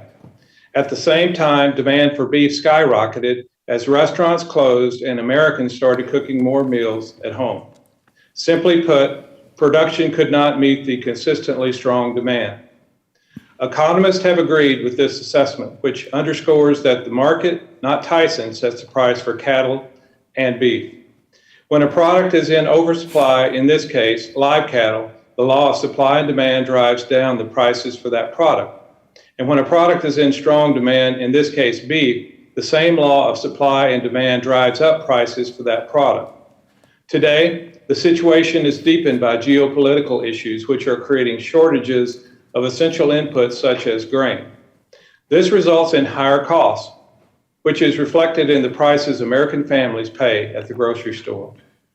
Some incorrectly suggest that the rise in beef prices is due to the consolidation of the beef industry, but the data doesn't support this claim. The concentration of the industry for commercial cattle among the 4 processors here today is 69% and has been virtually unchanged over the past 30 years. And in most of those 30 years, the profit margins of ranchers and cattle producers have been much higher than the low single-digit margins we made as beef processors. In fact, in several years, ranchers made a historic profit on live cattle while Tyson either lost money or barely broke even. This too is the market at work. It is important to note that Tyson returns are not solely the result of prices customers pay. Other factors contribute, including the mix of products we sell, the costs associated with regulations, operating more sustainably, and our efforts to compete for labor. Today, Americans are demanding higher quality and variety, as well as convenience, and our customers are willing to pay for these across the food chain, benefiting both cattle producers and beef processors.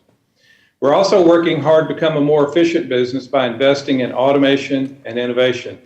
This not only results in a safer workplace, but also drives down operational costs, which in turn allows us to keep costs down for our customers and further invest in our team members in our business. In places like Bowling Green, Kentucky, Macon, Georgia, and Humboldt, Tennessee, we are increasing production capacity and creating thousands of new jobs. Today, these jobs pay an average of $24 an hour, including full retirement and medical benefits, or approximately $50,000 a year. Today, Tyson Foods operates in communities spanning 30 states. In these communities, we invest more than $15 billion every year with over 11,000 independent farmers and ranchers who supply us with the cattle, pig, chickens, and turkeys that we need. I want to say to them and all who work so hard to keep food on America's table, thank you. For many, including myself, Tyson has provided more than just a paycheck. Our company helps its team members and their families achieve their own dreams by giving them access to opportunity. I started at Tyson nearly 4 decades ago because I wanted a job.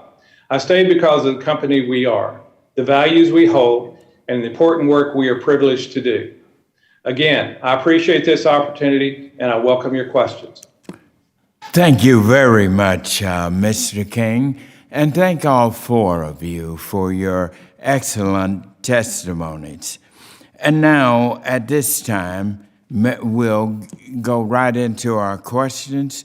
Members will be recognized for questions in order of seniority, alternating between majority and minority. And you will be recognized for 5 minutes each in order to allow us to get in as many questions as possible. And once again, please keep your microphones muted until you are recognized in order to minimize noise. And now I will start the questions. And this is such an urgent hearing, as we just previously heard, the real challenges that our ranchers are facing. I don't know if you all, as the CEOs, were watching, but it was very impactful and effective. And our ranchers and those who form the first phase of our food supply line, our beef supply line, are facing critical issues. And I appreciate deeply you CEOs coming and participating, because we will not be able to find the right solution to help this first part of the supply chain, which you critically need, because without the meat, there are no meat packers. With that, I want to start with recognizing the 3 major components of our hearing. First, our consumers. Second, our ranchers. And third, our packers. And we are going to be examining questions about supply, about price, about affordability, and also about whether our ranchers who produce the cattle can afford to farm, to stay in business. As we heard from the panel today, the pressures are so great that there have been efforts of suicide. When that happens, you know we've got to move to correct this imbalance. First, let me just say a few words about our first part, consumers. Right now, the consumer's cost for beef is $7 per pound right now at the grocery store. the price of beef has climbed 18% so far in this year, making it very hard for parents to afford beef for their children, for their families. Next, the ranchers. Our precious ranchers. Our committee heard earlier today from some of our nation's ranchers who, while putting in their heart and soul, I grew up on a farm. Farming is heart and soul, year after year, and nowhere is that more expressive than with the raising of cattle. From the calves, spending time in all manner of weather, taking care of them, free from disease, so that they can make it for the 4 or 5 years it takes to get them to you for that beef packers. And yet, while our grocery bills and our ranchers are being forced to sell their cattle at a loss, our 4 meatpacking companies are making record profits.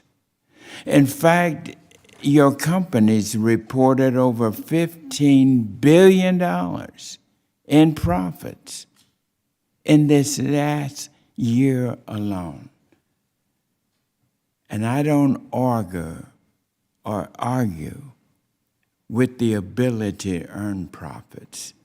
I'm a businessman myself. That is why you are in business. The third component of this equation is about the 4 packers. Now, Mr. King, in your testimony, you discussed the labor shortages caused by COVID-19, which resulted in a reduction of facility capacity and an oversupply of cattle, which caused the swift drop in market price that you paid for cattle. So my question to you, Mr. King, is it correct then to say that labor shortages caused by COVID-19 were responsible for the prices in the beef and cattle markets and your record profits? Mr. King? Is it correct then to say that labor shortages caused by COVID-19 were responsible for the prices in the beef and cattle markets and also responsible for your record profits?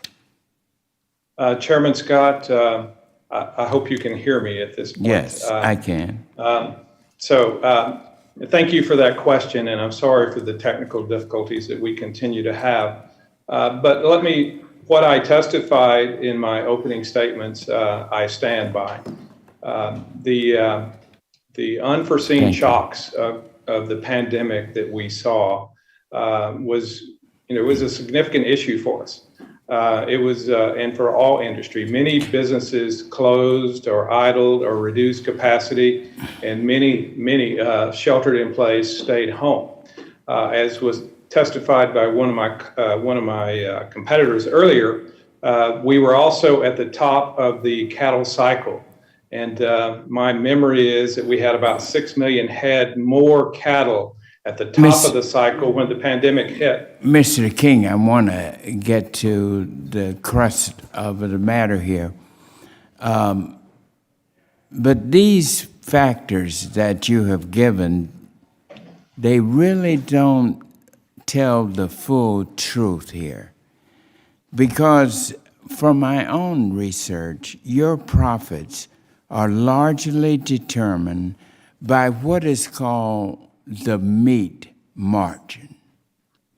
And the meat margin is the difference between the prices your four packing companies pay for cattle and then the prices that you charge for beef. Now, I'd like to display a chart. If we can look at the board there, this chart is based upon USDA data that shows that your meat margin has been raising steadily since 2015. 2015, Mr. King, is 5 years before the pandemic began in 2020 and well before the supply chain disruption. In 2015, the year your meat margins started to soar, allegations were made against you that your four companies entered into an agreement to reduce supply and push profits up. And I think we all know that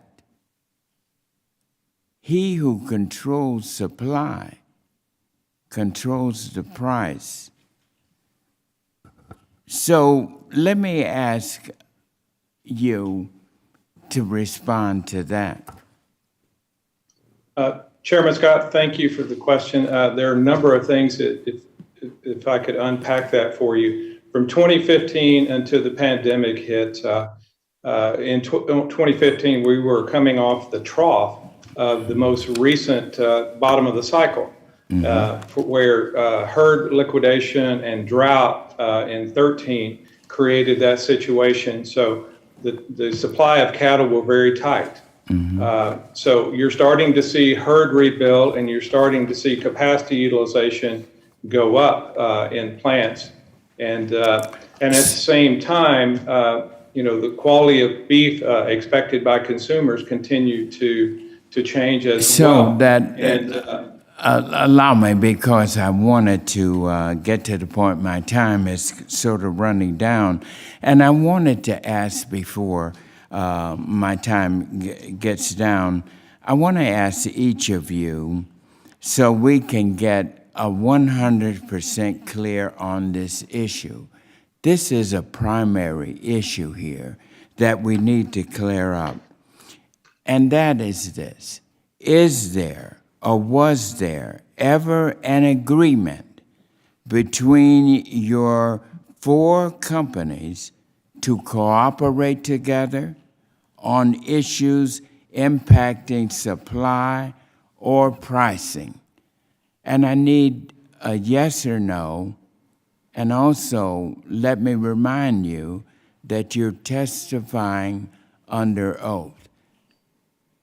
I need to know if there ever was an agreement with you to set this up, because the chart clearly states that it was 2015 and there was an abrupt, immediate charge up. And when you look at this chart, it explains why questions are being raised. How can this jettison up?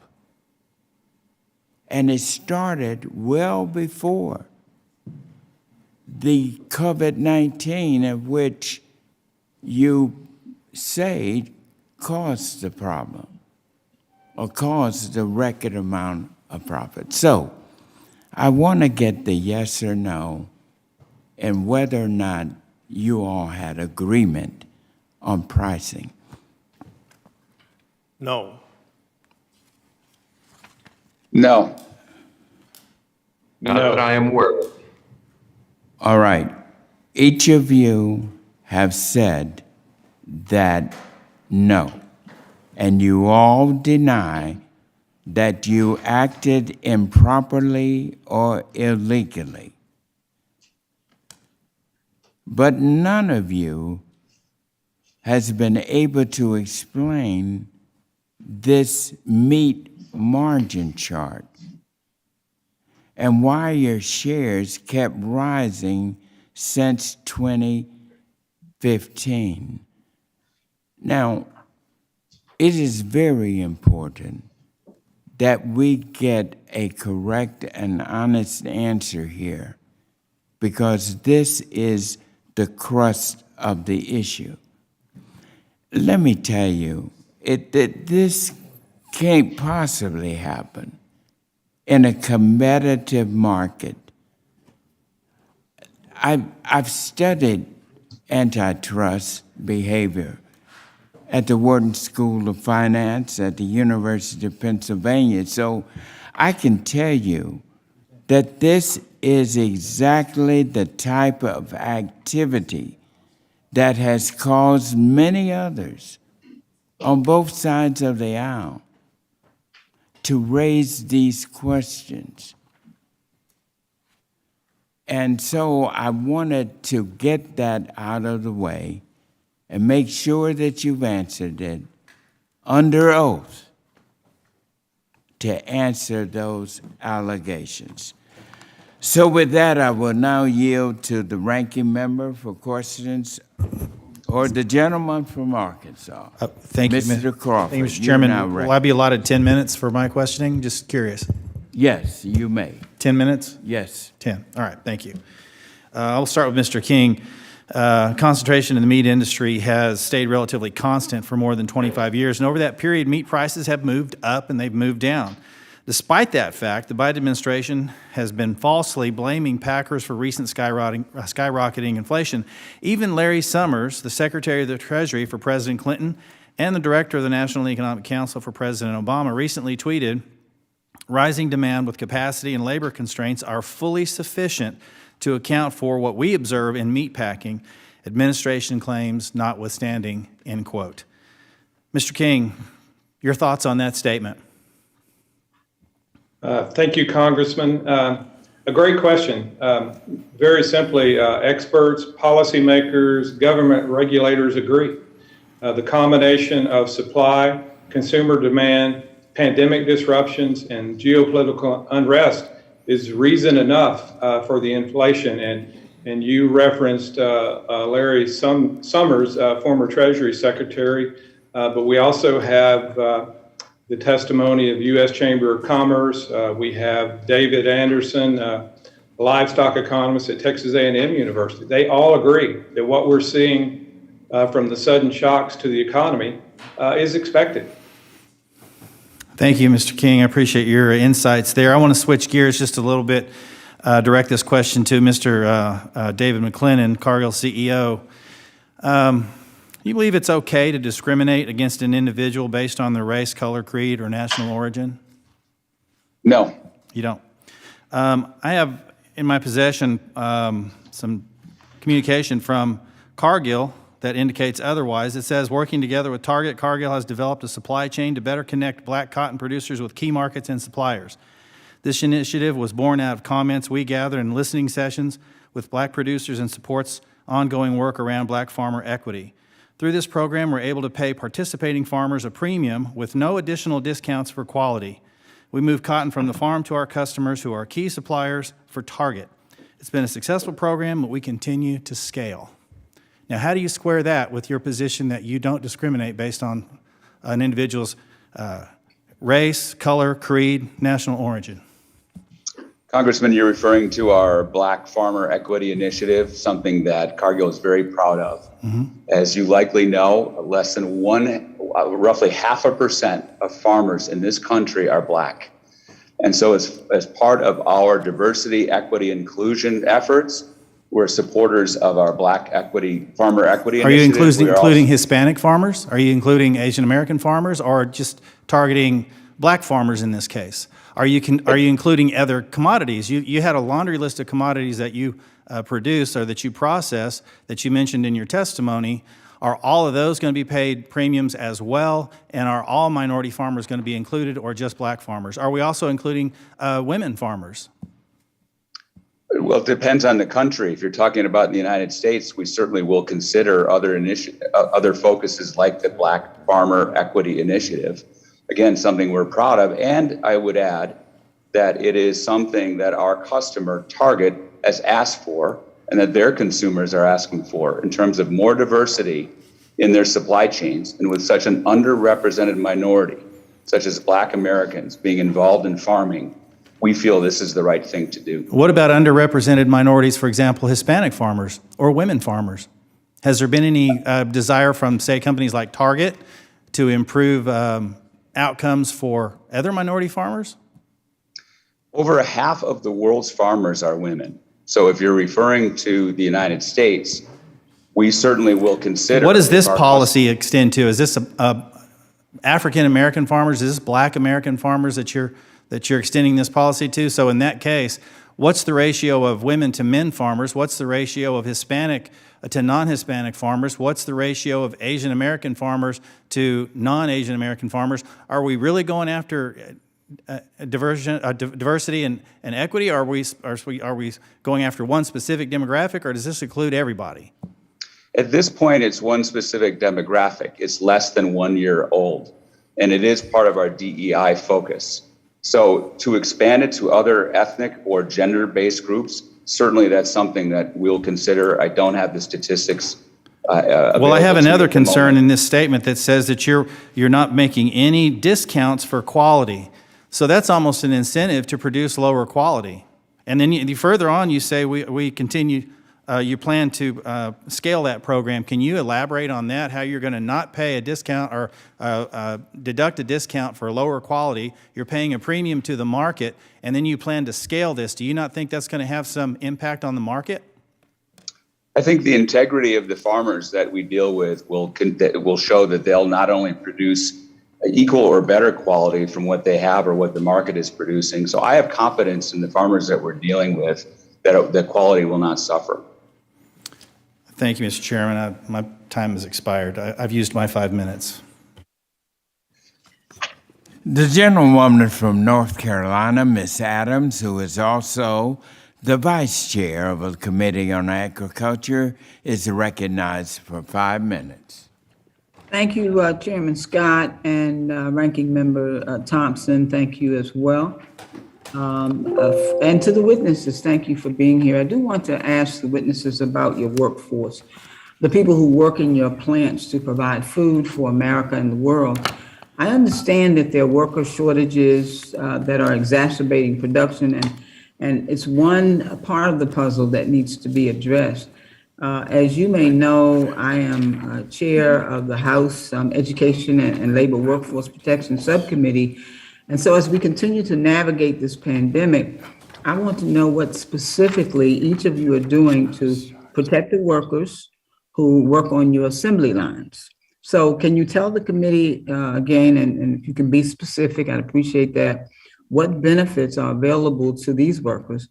And were they enhanced during COVID, and are they still enhanced? And if you can talk about the healthcare, 401k plans, paid time off, et cetera. So Mr. McLennan, let's start with you. Hi, Representative Adams.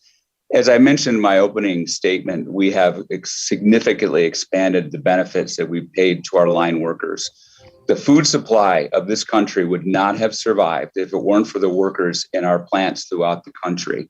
We have enhanced our 401k benefits. We have enhanced our healthcare benefits, and we were one of the first companies to take decisive action when COVID broke out in early 2020 to make sure that to move quickly to close down facilities if we had to, or put in protective measures. For example, plastic screens between workers on the line, or even plastic screens at the lunch tables, which was a place prior to COVID that was very social for our workers. And I would also quote Mark Perrone, who is the president of the UFCW, and he testified in front of the House Committee on Oversight and Reform in 2020. And he said, some responsible employers like Cargill have done what is right. It's one of our core values, and we are committed to the workers in our plants, not only in the meat industry in the U.S., but around the world. Okay, can we move on to Mr. Shellpepper? Yes, thank you, Congresswoman, for the question. So I'm very proud of our workforce as we went through that very difficult time. And we had 3 goals at JBS. First and foremost was protect our workforce. Secondly was to recognize our role in the nation's food supply. And thirdly was to maintain employment and benefits for all of our employees. We put through several measures to keep our workforce safe, beginning with screening at our plants, dividers in our workstations, air filtration systems, hospital grade air filtration systems that we put inside of the common areas of our plants, cafeterias and locker rooms, if you will. We also had bonuses that we paid out to our team members that were not tied to attendance. And then just last year, we put through 2 sizable wage increases for our employees, and we believe that we are in a leading position on wages for our workers. Great. Okay.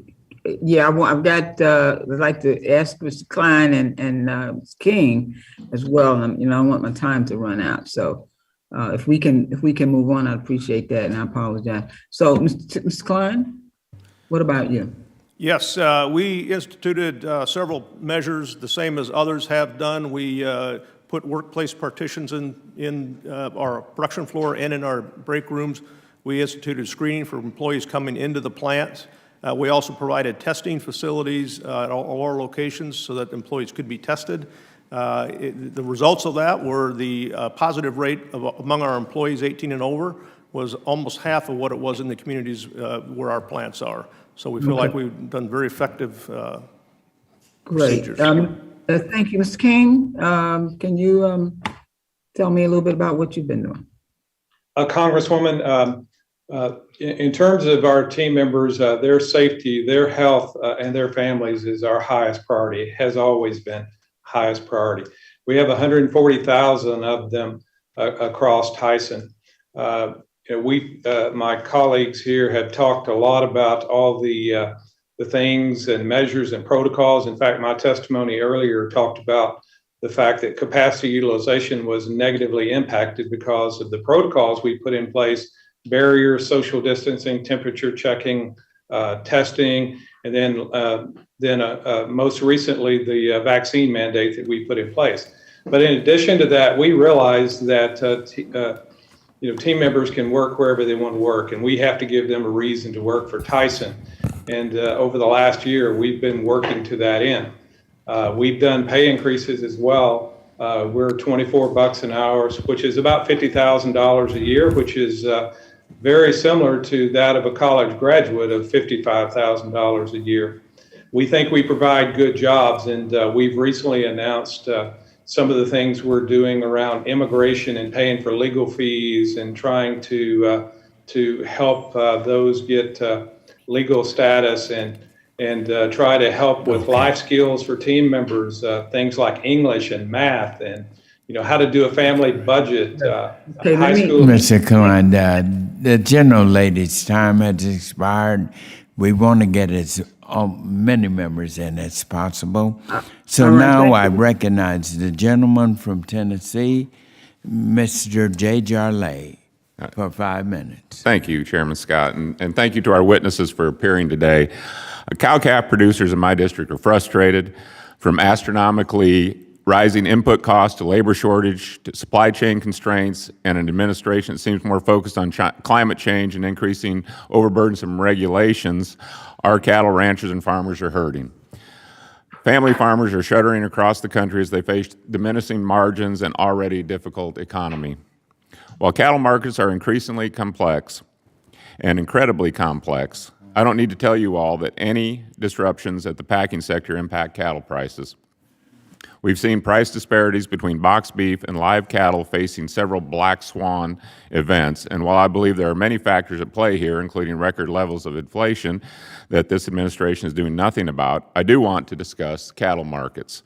After conferring with Tennessee cattlemen and Charles Hord, we want to know what steps have you taken as an industry to minimize the impact of market disruptions, whether those be from fires, a pandemic like COVID-19, which at its peak took roughly 40% of the processing capacity offline, or other unforeseen factors that impact cattle producers and profitability. And I'll open that to any of you who'd like to comment. Thank you for the question.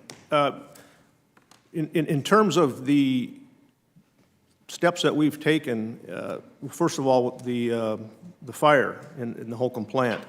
The rest of the industry made up a lot of that lost production by running extra hours, Saturday hours, when normally we would have given our employees time off.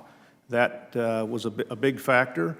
In terms of the pandemic, there was not a lot we could do. We ran as many cattle as we could. We shut down one of our plants for 2 weeks during that time period and opened it back up as soon as we were able to.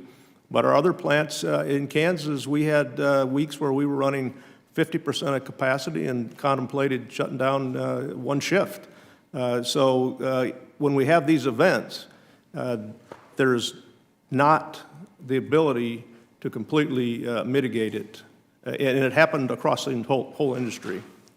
And things like this will happen again, and so I guess what are we doing to mitigate that in the future? Anyone else like to comment? Congressman Donnie King with Tyson Foods. You know, as a company, we have often annually do risk assessments where we assess what risk we face and what are those mitigation steps. I got to tell you, in conjunction with our board and leadership team, we did not anticipate the pandemic. So there have been a number of key learnings from that. It's an opportunity to go and to get better, and we have, we're assessing this and future risk similar to these black swan events to try to protect our company. Okay. We heard suggestions from the producers in our first panel, but I'd like to hear from you all now. What steps do you think can be taken to ensure profitability for all sectors of the cattle industry, including cow-calf producers? Thank you for the question. I'd like to answer that. I believe we have to look at the situation today in the context of the history. And if you go back before 2016, the packing segment was the smallest profit margin of any segment of the industry, mainly because of overcapacity in the industry.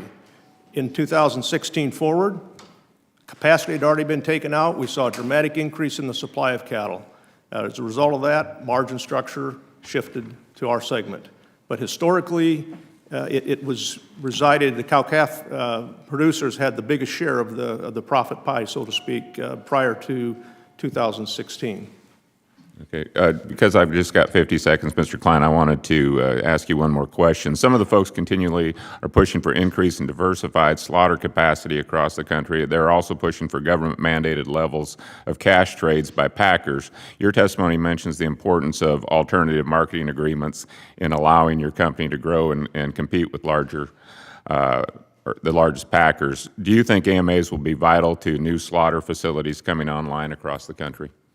I think for a new facility to survive, they've got to offer something different, and one of that attributes is quality. The demand for quality beef is very high, and AMAs are a very important piece of that.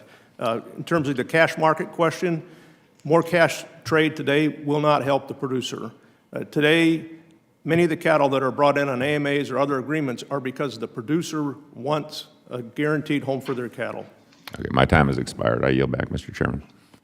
Thank you. The gentleman from California, Mr. Khanna, is recognized for 5 minutes. Thank you, Mr. Chairman. I wanted to start briefly by going over Mr. Crawford's exchange with Mr. McLennan. I was a little bit surprised that he was criticizing you, Mr. McLennan, for having a program to seek black farmers. As you know, in the 1920s, 14% of farmers in this country were black. That is almost down to 1% today. And there's a simple reason why that's the case. It's because the United States Department of Agriculture discriminated against black farmers. Mr. McClellan, can you explain to this committee the history in this country with black farmers and why it's perfectly appropriate for your company to be working with black farmers given that history? Well, Representative, you cited, I think, the most powerful components of that story of black farmers in this country over the last 100 years, from 14% to it's less than 1%. And I think we're all very well versed in the aspects of history and the aspects of our culture, which have contributed to various aspects of farming industry. But our belief and our commitment to diversity, equity, and inclusion is not just within the walls of our company, but also it is also in our supply chains. And as I said to the representative who posed the question originally, this is what our customers want. We believe this is what our consumers want. And basically, it's the right thing to do to support the black farmer community, which has shrunk dramatically over that period of time, and to give them support so that they can grow their ranks and, frankly, provide more jobs within the farming community, also, and not to mention the black farming community. Well, Mr. McClellan, we may have our disagreements on some of the issues here, but I want to applaud you for that and applaud your commitment to that. I think that's the right thing to do as Americans, and I, for one, am glad that you're doing that. I want to turn. Thank you. I want to turn to the issue of intimidation by meat packers towards producers. Senator Fisher entered a letter into the record just yesterday from Nebraska cattlemen saying, quote, "None of our producer members were encouraged to testify, were willing to put themselves out front for fear of possible retribution by other market participants." I assume all of you, all the CEOs I'm hoping, will commit today to encourage producers to openly share their stories about industry and meat production in general without any fear of retaliation. It can be a simple yes or no. Mr. McClellan, we can start with you. Would you commit to that? Yes, I can't imagine anything happening that would discourage the exchange of information. Could the other CEOs just go, Mr. Yes, of course. Anyone? Yes, absolutely. I appreciate that. Yes. The one other issue I want to get to, as you know, a lot of livestock producers are working under contracts. The grower takes on a lot of the environmental liability for the operation. However, many of your companies are actually dictating or working with the producers on how to grow the animal, how to feed them. And right now, the farmer basically gets all the risk from the environmental permits, and the companies don't. One way forward could be if each of your companies would support legislation requiring co-permitting with these producers or farmers on a contract. Would you be open to a co-permitting framework? Mr. Klein? Thank you for the question. First of all, we don't deal directly with the cow-calf segment of the industry, and there's where the permits are important. We are 2 steps away from that. So in terms of your question whether we would support it, I need to know more about it to understand it better. Anyone else want to jump in possibly supporting co-permitting? I would echo what Mr. Klein had to say, and that we'd need to know more about it. But we tend to buy, a large percentage of our cattle through feeders as well. Well, I'd appreciate if we can consider something like that. I think it would go a long way in helping farmers. Thank you, Mr. Chairman. Thank you, Mr. O'Connor, and I just want to say I agree with you in complimenting Cargill for their help of black farmers. Thank you for that. Now the gentlelady from Missouri, Ms. Hartzler, is recognized for 5 minutes. Thank you, Mr. Chairman, and thank you all for being here. Very, very important topic. In the last panel, we heard testimony that 500,000 ranchers have gone out of business over the last few years. That's an average of 17,000 cattle operations a year, 40 cattle operations every day.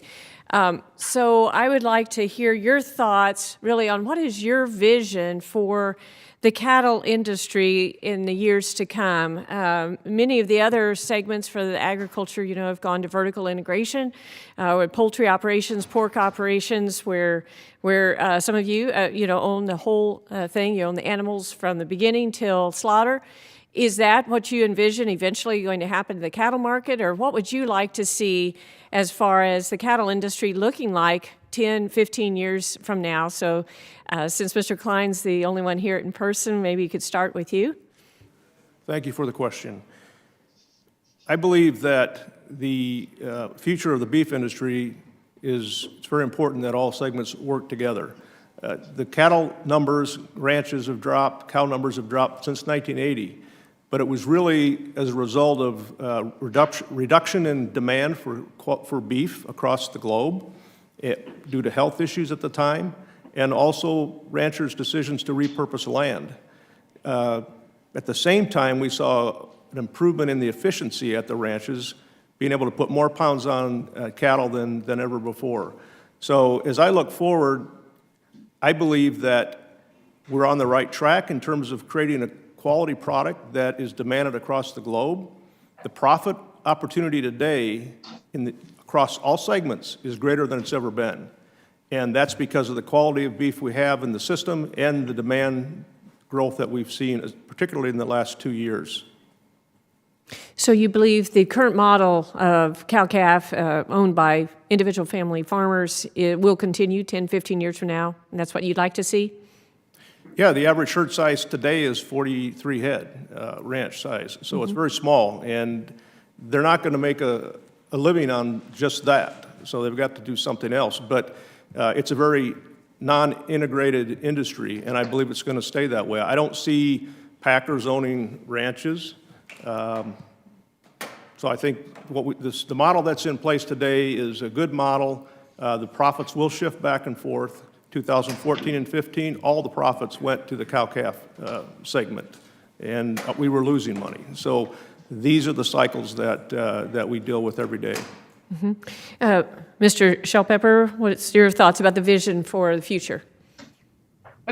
Again, thank you, Congresswoman. This is a cyclical business, and we're coming now into a cycle where perhaps the profitability will switch in the chain.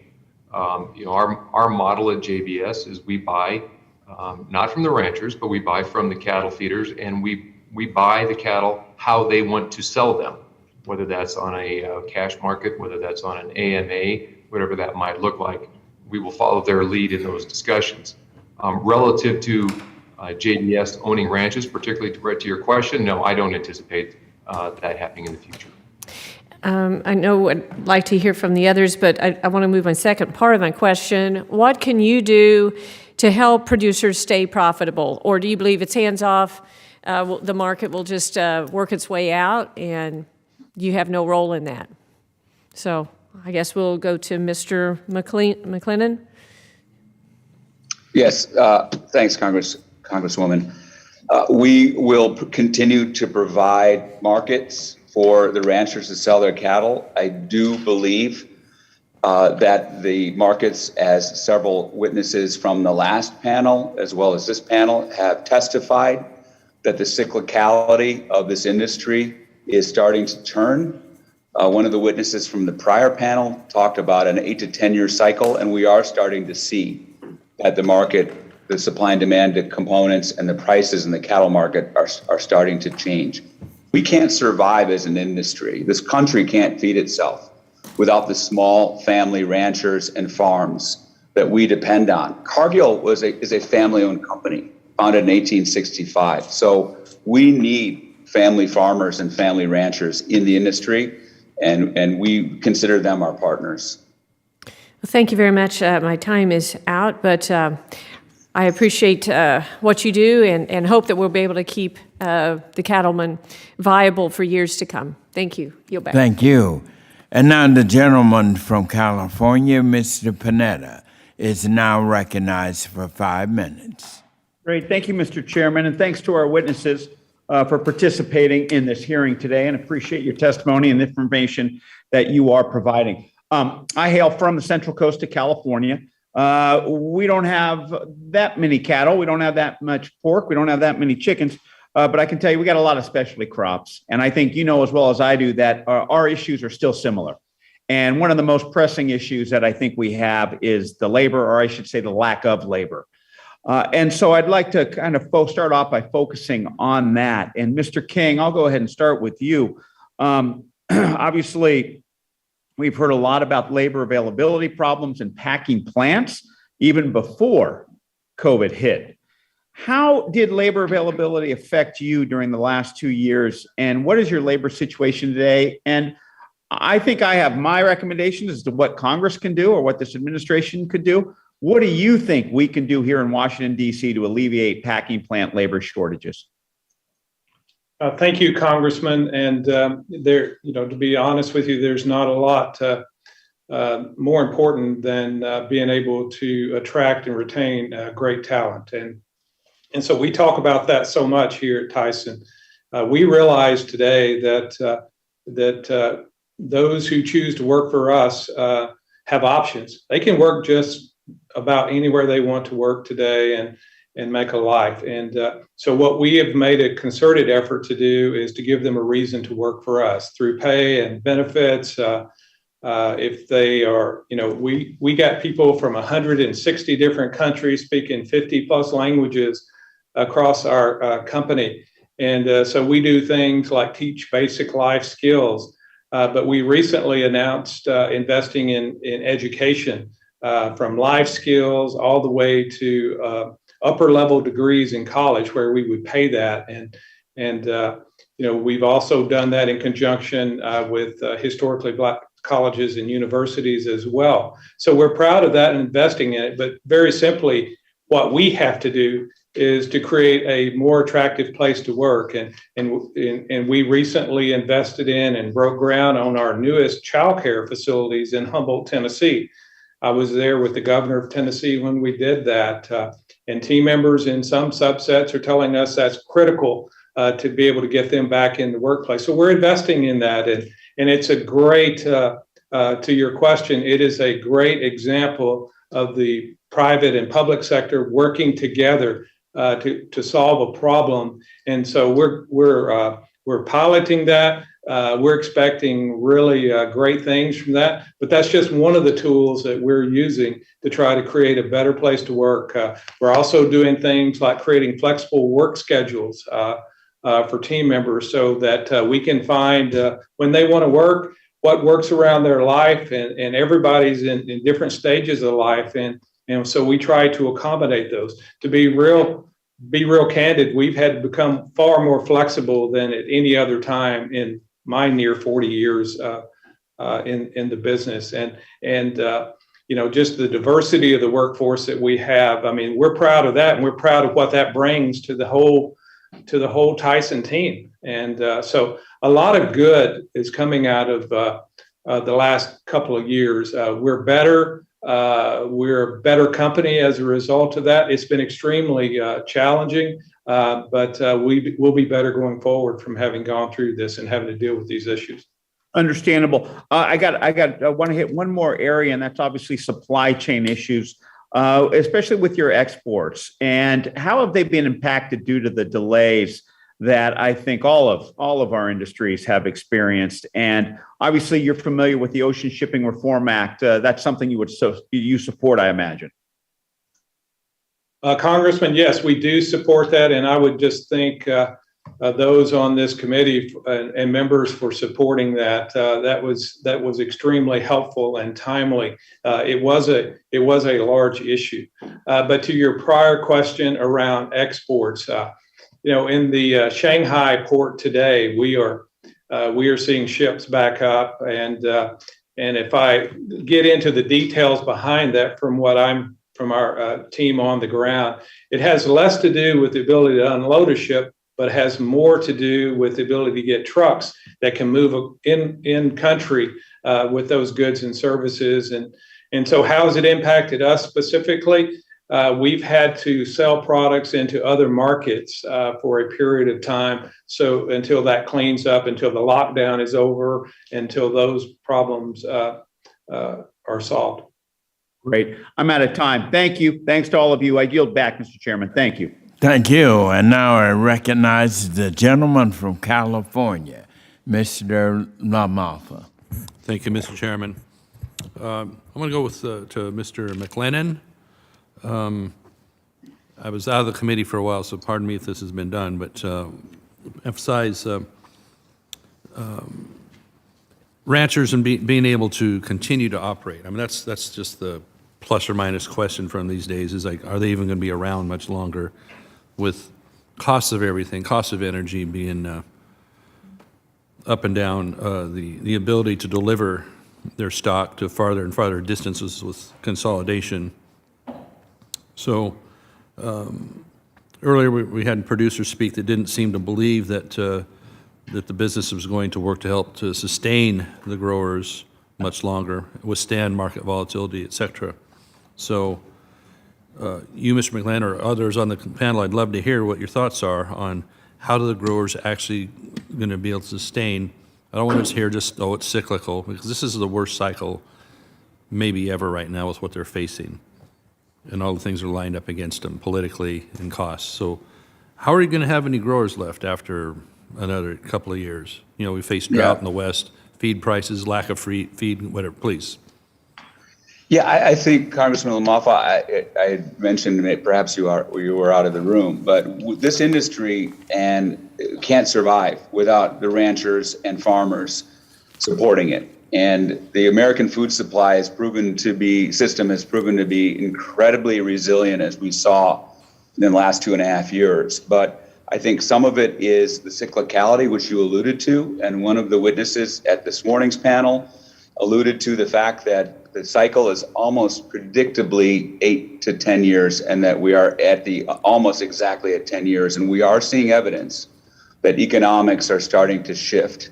And we saw economics in the inverse relationship in 2013 and 2014. I think innovation is another theme in terms of creating efficient feed solutions for our ranchers and for our cow-calf producers to help them increase yields.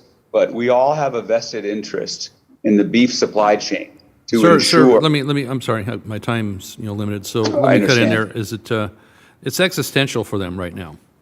There's many that are not going to be. We're talking 5-generation ranches and such that they're up against the edge on this. So I want to know, what is the processing side of the industry going to do to help them be there? Because we know if they're not growing it, you don't have anything to process. As a farmer myself, I get that the processors always have to have something to run through, yet we're always the ones that get paid last at the farm gate. So what is the plan that's going to, you say innovation, well, that's down the road. I mean, talking right now, these guys are going to be gone soon with everything they're facing. What are you doing right now? I think we're continuing to provide markets for their products. We're continuing to, I think innovation isn't down the road. I think it's here. And as I had said in my opening statement, we are anywhere from 30 to 35% buyers in the cash markets, which I know is something that many people have been speaking about. Others on the panel? Yes, let me comment on that. The cow-calf segment, again, we don't deal directly with them, but they are a vital part of the whole system, and they have to be healthy. They do have the opportunity to retain ownership of that calf all the way through the system, all the way through processing and on to the customers. So that opportunity exists today. As I said earlier, the profit across all segments has never been higher. It's at least $300 or $400 a head higher than it was even 5 years ago.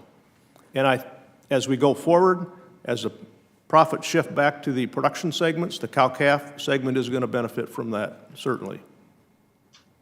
The profit's not there this year. There's auctions fixing to happen for a lot of our longtime ranching families. So what do you say about this year?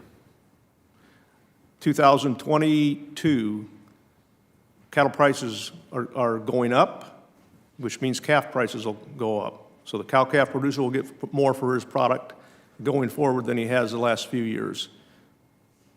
All right. Is Mr. Shellpepper still online here? Yes, I am. Congressman, to answer your question, thank you. The best thing that we can do is to run our plants at capacity or add capacity. And at JBS, we are adding capacity to our Grand Island, Nebraska plant. We're also adding capacity to our Omaha, Nebraska plant. And we've taken some very aggressive steps that I could walk you, the group, through at some point in time on what we've done to staff our facilities. How about the distance involved for, Nebraska's a long ways from many ranchers. How are we doing to close that transportation gap? Anybody? Well, Congressman, I'll speak for JBS. We operate plants from Arizona all the way through to Pennsylvania. So we believe that we have opportunities directly to our plants, but we are in several hundred sale barns every single year buying cattle. Okay, thank you. Mr. Chairman, I'll yield back. Appreciate it. Thank you. And now I recognize our ranking member, the gentleman from Pennsylvania, Mr. Thompson. Chairman, thank you so much. Gentlemen, thank you all for being here and your testimony on the second panel. Mr. Klein, as your testimony points out, fed cattle are not the only input for the beef packing industry. Labor, packaging, transportation, regulatory compliance, and capital are all necessary parts of the process as well. Can you talk us through which of those inputs are currently having the biggest impact on your bottom line and the ultimate price of beef? Transportation costs have gone up 40% in the last year. Labor costs have gone up 30% in the last year. That's $82 a head that we've got to pass through to the consumer or back to the price of cattle that we pay for cattle. Those are the two single biggest cost components that we have and the most that affect our business and has the biggest impact today. Well, thank you. Any of the, Mr. Shellpepper, Mr. King, Mr. McLennan, would any of you care to weigh in with your thoughts on that? For JBS, transportation has been a significant cost increase as well. So I'll leave it at that, Congressman. Congressman, in terms of Tyson, virtually everything in the supply chain is increased. We've seen inflation like we've not seen in generations. But if I look at specifically grain, for example, corn is up 127%. Soybeans are up 90%. Diesel is up 104%, and even shipping containers are up 68%. So there's a lot there that have gone up, and I could list more, but it might be easier to give you a list of things that haven't gone up. Yeah, unfortunately, I would agree with you. That'd be a shorter list. And frankly, I'm very concerned with the Biden administration's regulatory agenda, from bowing down to unions on time-tested line speed regulations to rushing ahead with decades-old packers and stockyards regulations that have been misleadingly touted as a solution to everything from volatile prices to industry consolidation. I'm particularly concerned that this heavy-handed regulatory approach may discourage the development and use of innovative industry solutions that could unlock not only price efficiencies, but a number of other benefits related to food safety, the climate, employee wellness, even animal welfare. To any of the panelists who are willing to engage, how important is innovation to keeping your companies competitive? And are you concerned with our current regulatory trajectory and how that may impact negatively the ability to innovate? Congressman, I will start and try to make a few comments around that. Innovation in supply chain is going to be critical going forward. And a number of people this morning testified that on their farm or ranch, it's not the same as it was for their dad or the granddad or those who started. And I think we have to start with the consumer and work our way back through the supply chain. Those consumer preferences are changing almost daily. If you look at the data, like choice and prime grades are, 20 years ago were like 65%, and today they're at 85%. That's because consumers are demanding a better quality beef and a better eating experience.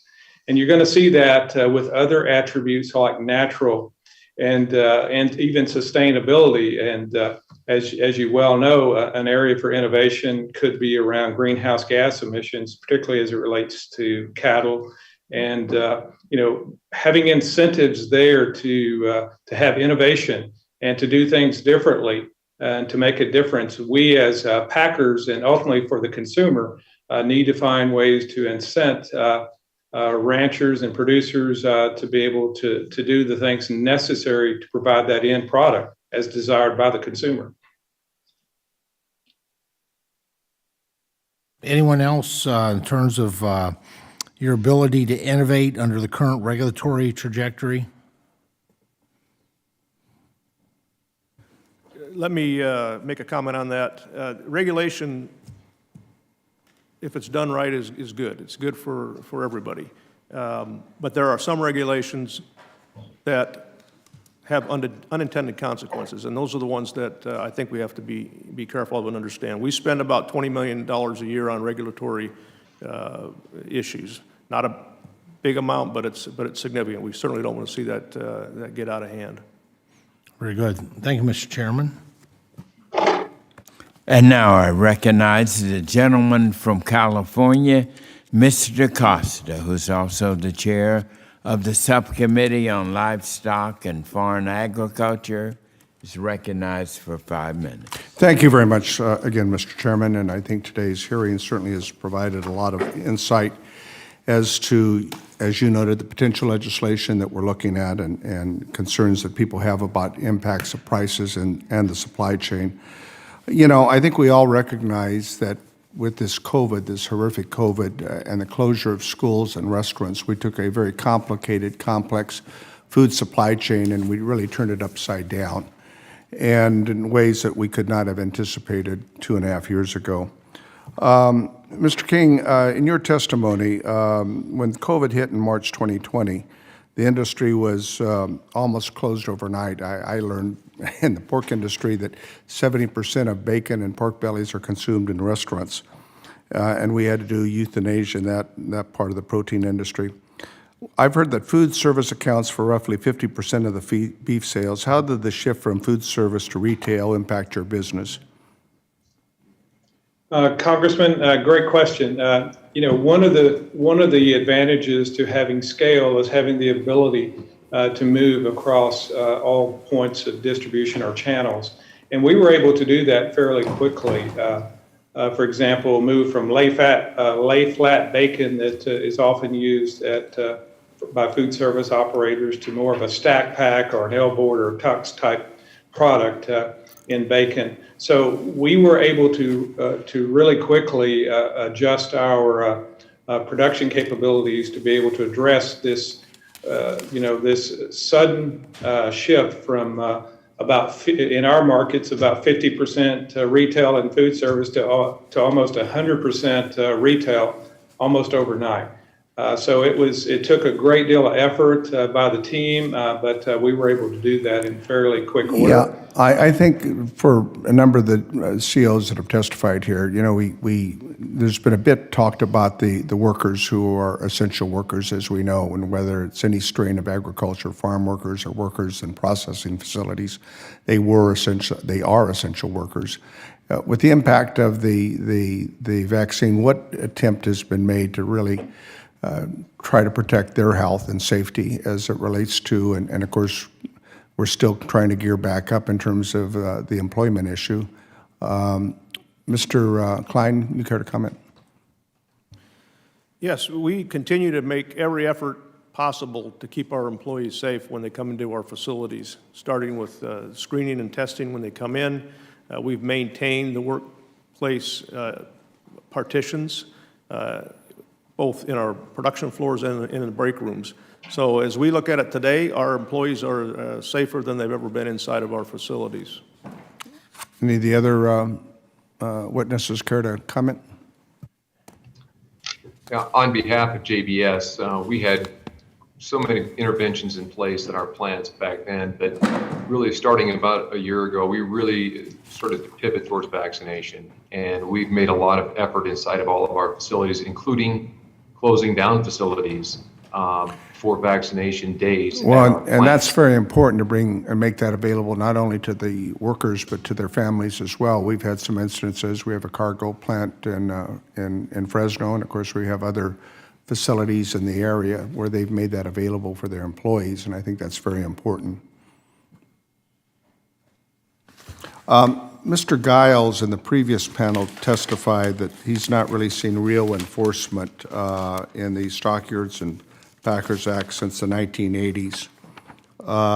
And I'm wondering, and cites that as part of the reason in the price disparity between the cow and calf operator and the prices that American consumers are seeing in the grocery store.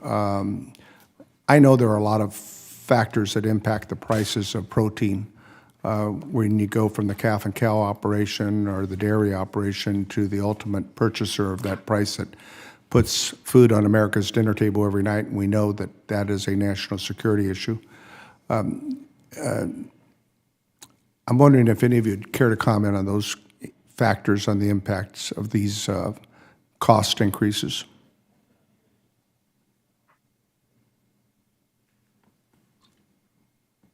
Well, I would, Congressman, I would just simply say that, as I testified earlier, virtually every input in the supply chain has gone up, and typically when you see a minor increase, companies tend to absorb that, but the rate of inflation and cost have gone up so dramatically that some of that had to be ultimately passed on to the consumer, and we've done that as well.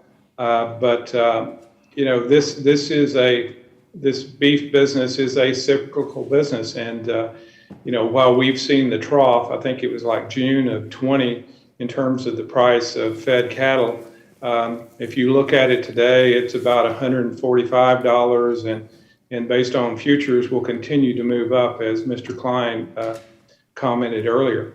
I agree with that assessment, and this 10-year cattle cycle that was testified about earlier, I would certainly expect, while everyone is making more money in the supply chain, I would expect that to flip some to the feeder. Well, my time's expired, but if you could give the committee a breakdown of those input costs so we could better understand it, I think that would be helpful. Thank you, Mr. Chairman. The gentleman from Georgia, Mr. Allen, is now recognized for 5 minutes. Thank you, Mr. Chairman. I want to thank all of our CEOs for being here today and participating in this hearing. Obviously, what we're talking about is, well, let me tell you what I'm hearing about in my district. It's the price of food, the price of gas, I mean, everything. And of course, I understand that certainly when you have a war on fossil fuels, and you decrease your supply and demand still there, the price is going up, and that drives everything else, which has put us in a terrible predicament all across agriculture and everything, and really all the essentials that we require in this country. And of course, we're zeroing in here on, okay, what is actually driving it as far as meat pricing and availability. And of course, we got factors like the drought. We've got factors like, the big word up here is equity, where we're paying more to certain farmers for different products than we're paying other farmers. And boy, that's dangerous. And so, what's that got to do with pricing and that sort of thing? So I'm going to start here with Mr. Klein with you. The administration has tied inflation to a lack of competition. And in his State of the Union address, President Biden implied that concentration in the meatpacking industry is the reason for higher prices at retail. Now, I don't agree with that. Maybe some, but I don't agree with his statement there. Do you agree with the President? And please explain, and others on the panel, please feel free to weigh in as far as what you think about the President's statement there, what's actually driving prices. Thank you for the question. I believe that the prices of beef today at the retail or at the restaurant level are dictated by the retailer itself. They set the price for beef. We don't set the price. We set the wholesale price. and we react to supply and demand. The beef industry is the most purest form of capitalism in this country, I believe. Every day we're negotiating prices. As demand goes up, price goes up. If demand goes down, price goes down. And what's happened in our industry, if you look back 30 years, the concentration has remained the same. And the packer margins were very, very slim. So it's not concentration that's causing the high price of beef. It's demand for beef, and then the inflationary factors of all of our input costs have gone up, and we've got to pass that along. Okay. Anyone else care to weigh in on that? Okay, Mr. Klein, your testimony pointed out that current beef processing industry consolidation levels are actually slightly lower today than they were back in 1998, and that overall levels of consolidation have been relatively steady for decades. If that is the case, why do you think there is suddenly such a fixation on consolidation levels by this administration? If we go back to COVID time period, we weren't talking about inflation in general. But what we did see, because of the cutbacks in our industry, prices rose dramatically, and the consumers were paying more for beef. So it made the headlines from that point forward. As we go forward and inflation became an even bigger factor, beef is part of that as well. So, and again, if you look at history, for example, of course, obviously when there's a drought, immediately supply increases, but then it drops off. I mean, it's a fluctuating business. But so we had the end of, lot more meat packers back in, when I grew up, we had one in our town, and we took the cow in, and that's how we ate. But the bottom line is, what happened in this industry? I mean, was it the government? I mean, obviously regulations the regulatory environment has increased, correct? Yes. There's inspections and that sort of thing. What can this government do to return competition in your industry? First of all, the reason that there's not as much competition today is because the industry was forced to become much more efficient. The plants today are the most efficient plants in the world, processing 5,000 or 6,000 head of cattle per day in each of these facilities. The cost is lower. We've got a single shift plant in Iowa. Our costs in that plant are $120 a head higher than they are in our big plants. So if you have many, many small plants with that kind of a penalty, cost penalty, that has to get passed along to the consumer or passed back to the feeder. All right. Well, thank you, Mr. Klein. Mr. Chairman, I yield back. Thank you. And now the gentlewoman from Iowa, Ms. Axney, is now recognized for 5 minutes. Thank you, Chairman Scott, and thank you to our witnesses for being here on this really important topic. You all hold tremendous power in the cattle industry, together accounting for over 80% of the market. And as your market share has risen over the last 50 years, going from 25% in 1977, that's back when my grandparents had a farm, and I remember the cattle on my grandparents' farm, you now have over 80% of the market share. My grandfather no longer has a farm. It's not in our family. The industry has also seen a lot of disturbing trends in addition to farmers leaving. Since 1980, roughly 17,000 cattle producers have gone out of business every year. Producers were receiving 60 cents of every dollar spent by consumers on beef, and now that's under 40 cents.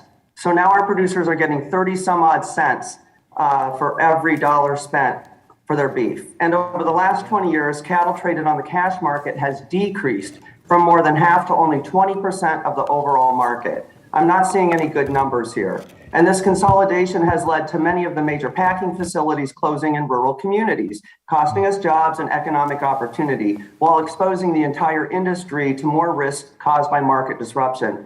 Today, consumers are literally paying more for their beef, producers are receiving less for their cattle, and yet your four companies' net incomes have reached record highs. And it's not just because of the recent spike in cost per input. I will recognize that.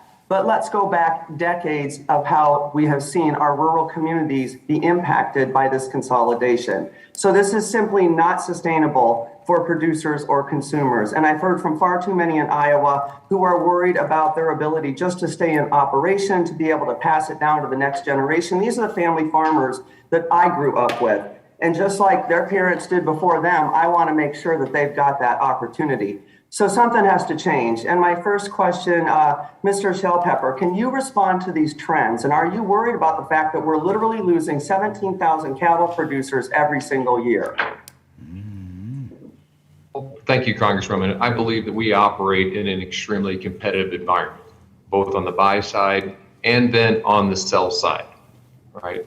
At JBS, we participate relative to cattle procurement in the markets, how producers will buy the cattle, how producers want us to buy them. Again, whether that's on a cash basis, whether that's on a video auction, whether that's on some type of an AMA. In your home state of Iowa, we are participating in numerous sale barns. We have 14 sale barns, I believe, is in the state of Iowa. We have company employees participating in those sales. There's numerous other ones that we have some type of a grade and yield type of a buyer in those sale barns. So the best thing that we can do is to continue to be active in this cash market. We are active in it every single day. And that's what we're doing to try to support these producers. Well, I appreciate those efforts, and I'd like to see those actually increased because the number is still correct. We have 17,000 cattle producers leaving the market every single year. So you got to be doing more when you're controlling 80% of the market. You've got an opportunity to start leveling the playing field here and making things right by us Iowa farmers in Iowa. So I just want to move on now, though. I know we saw supply chain disruptions across the economy over the last couple of years. We mentioned that, and prices went up during that period. However, producers didn't get the benefits of those higher prices. Why are cattle producers struggling to get by when beef prices are high and your companies are making record profits?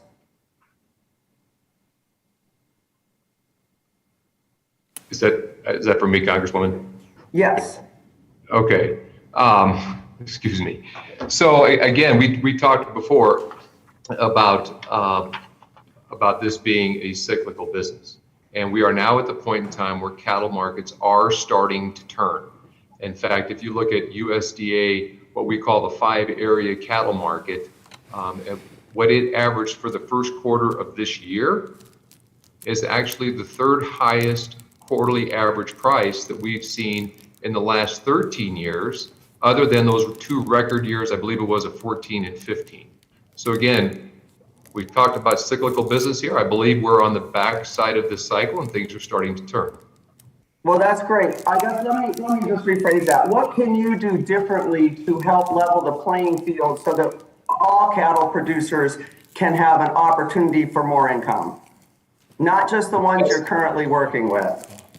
The best thing that we can do, again, is to increase our capacity, which we're doing, running our plants. And again, as I've said before, we're very active in the cash market. Additionally, we have numerous cattle buyers across the country, employees and type of order buyers, active in the cash market. We have a cash bid every single day. Well, I'll look to see how much you're doing, and I appreciate you being here for this important conversation. My time is up. Thank you. I now recognize the gentleman from Ohio, Mr. Balderson, for 5 minutes. Thank you, Mr. Chairman, and thank you, first of all, to the panel that's here today.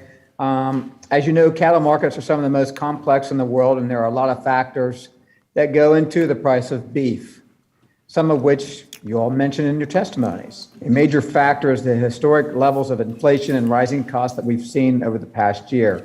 Can you explain the impact that these inflationary pressures are having on your businesses and how it is impacting the price of cattle and beef? And everyone from the panel can jump in and answer that if you would like, please. Thank you for the question. I'll comment on that first. As I said earlier, the biggest impact we've seen in the last year has been transportation costs and labor costs. That's about $80 a head which is a significant jump. That means that cattle prices either got to go down by that much or consumer prices have to go up, wholesale prices, in order for us to maintain the same profit margin. The biggest single factor we're dealing with right now is where we're at in the cattle cycle. There are simply more cattle available every week than there is demand and capacity to process those cattle.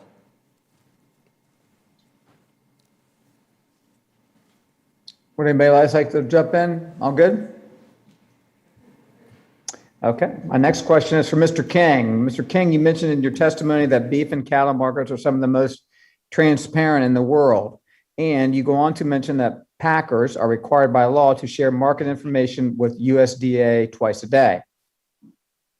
Can anyone, or can you and anyone on this panel elaborate on what information you are required to share and what USDA does with this information?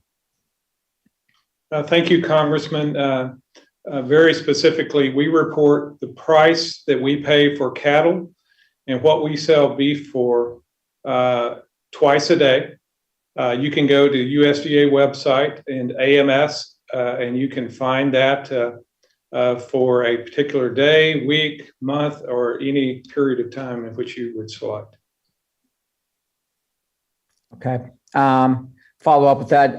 To your knowledge, are you aware of any other industries that are subject to this kind of reporting and scrutiny? Congressman, not to my knowledge. Very well could be, but not to my knowledge. All right. Thank you very much. Appreciate that. My last question is for Mr. Klein. Mr. Klein, many economists would argue that the volatility in the cattle and beef sector can be explained by supply and demand dynamics. My first question would be, do you agree with that? Yes, I agree with that. Please explain your answer. As I said earlier, this is the purest capitalism in our industry, of any industry. We negotiate prices hour by hour with the products we sell and with the cattle we buy. So whenever we have disruptions in the system, like a fire, like COVID, it's going to result in a pretty dramatic adjustment and volatility in the price of the products that we buy and sell. And that has been the single biggest factor. But this is a very dynamic industry operating in a free market system, and volatility is part of the business, always has been. Mr. Klein, thank you very much for your answer. Mr. Chairman, I yield back my remaining time. Thank you very much, everyone. Thank you. And now the gentleman from Iowa, Mr. Fenstra, is recognized for 5 minutes. Thank you, Chairman Scott. And I want to thank the Packers for participating today. And I always want to remind everyone that putting protein on the table starts with a family producer, and it's the process, where it all starts is on the family farm. So I've got a question for each one of you, hopefully. I'll start with Mr. King. Mr. King, I've been told that the 4 largest meat packers agreed to provide information to the Cattlemen's Organization for a producer-led initiative to achieve 75% of negotiated trade needed for robust price discovery in each reporting region. The feeders made the effort to meet this voluntary threshold, but the initiative failed due to the lack of packer participation. Could you explain why this failed? Congressman, I'm not familiar with that. I would be happy to get the necessary information and get it to you and to this committee. Okay, thank you. If some packers are allowed to not participate in the cash markets, would they not be able to manipulate the regional supply of cattle by simply shifting their captive supply from one region to the next? And the reason I bring this up is there was a study done by my university, Iowa State University, that notes this practice. Are you aware of this practice, Mr. King? Congressman, I am not aware of it. I'm certainly willing to go explore it and understand and try to understand what you're speaking of. Okay. Mr. McLennan, in my eyes, here is this fundamental problem. You have the big 4 packers that control a large packers capacity, up to maybe 80, 85%. You're able to determine how many animals are harvested and how much meat is offered. The market share lets you control the price through contracts, manage the amount of being slaughtered through line speeds, and control the supply of livestock. So my question is, how do we get to transparency when some of these things are happening? And this is, I'd like you to look, what's your thoughts on this? Well, Representative Feenstra, I think number one is, as I've stated, Cargill purchases between 30 and 35% of our cattle in the cash markets. Number two is our job is to provide a market for the ranchers who are bringing their cattle to market. So to the extent that we have constrained capacity because of labor issues or because of, whether we close down because of COVID, then there would be a backlog in the supply chain. But our job is to be there every day for the ranchers, for a place for them to bring their cattle. Well, thank you. I fully understand what you're saying. I will contest that there is control in the markets through line speeds and the amount being slaughtered that can manipulate the markets. Mr. Schellenpepper, Iowa and Minnesota region have the highest quality of grade cattle in the U.S. I'm not sure if you knew that, but since we're told the AMAs drive quality, can you explain how cattle producers in Iowa and Minnesota are able to raise some of the best cattle in the nation without AMAs? Thank you, Congressman. And I would agree. There's some very good quality cattle in Iowa, and we buy them.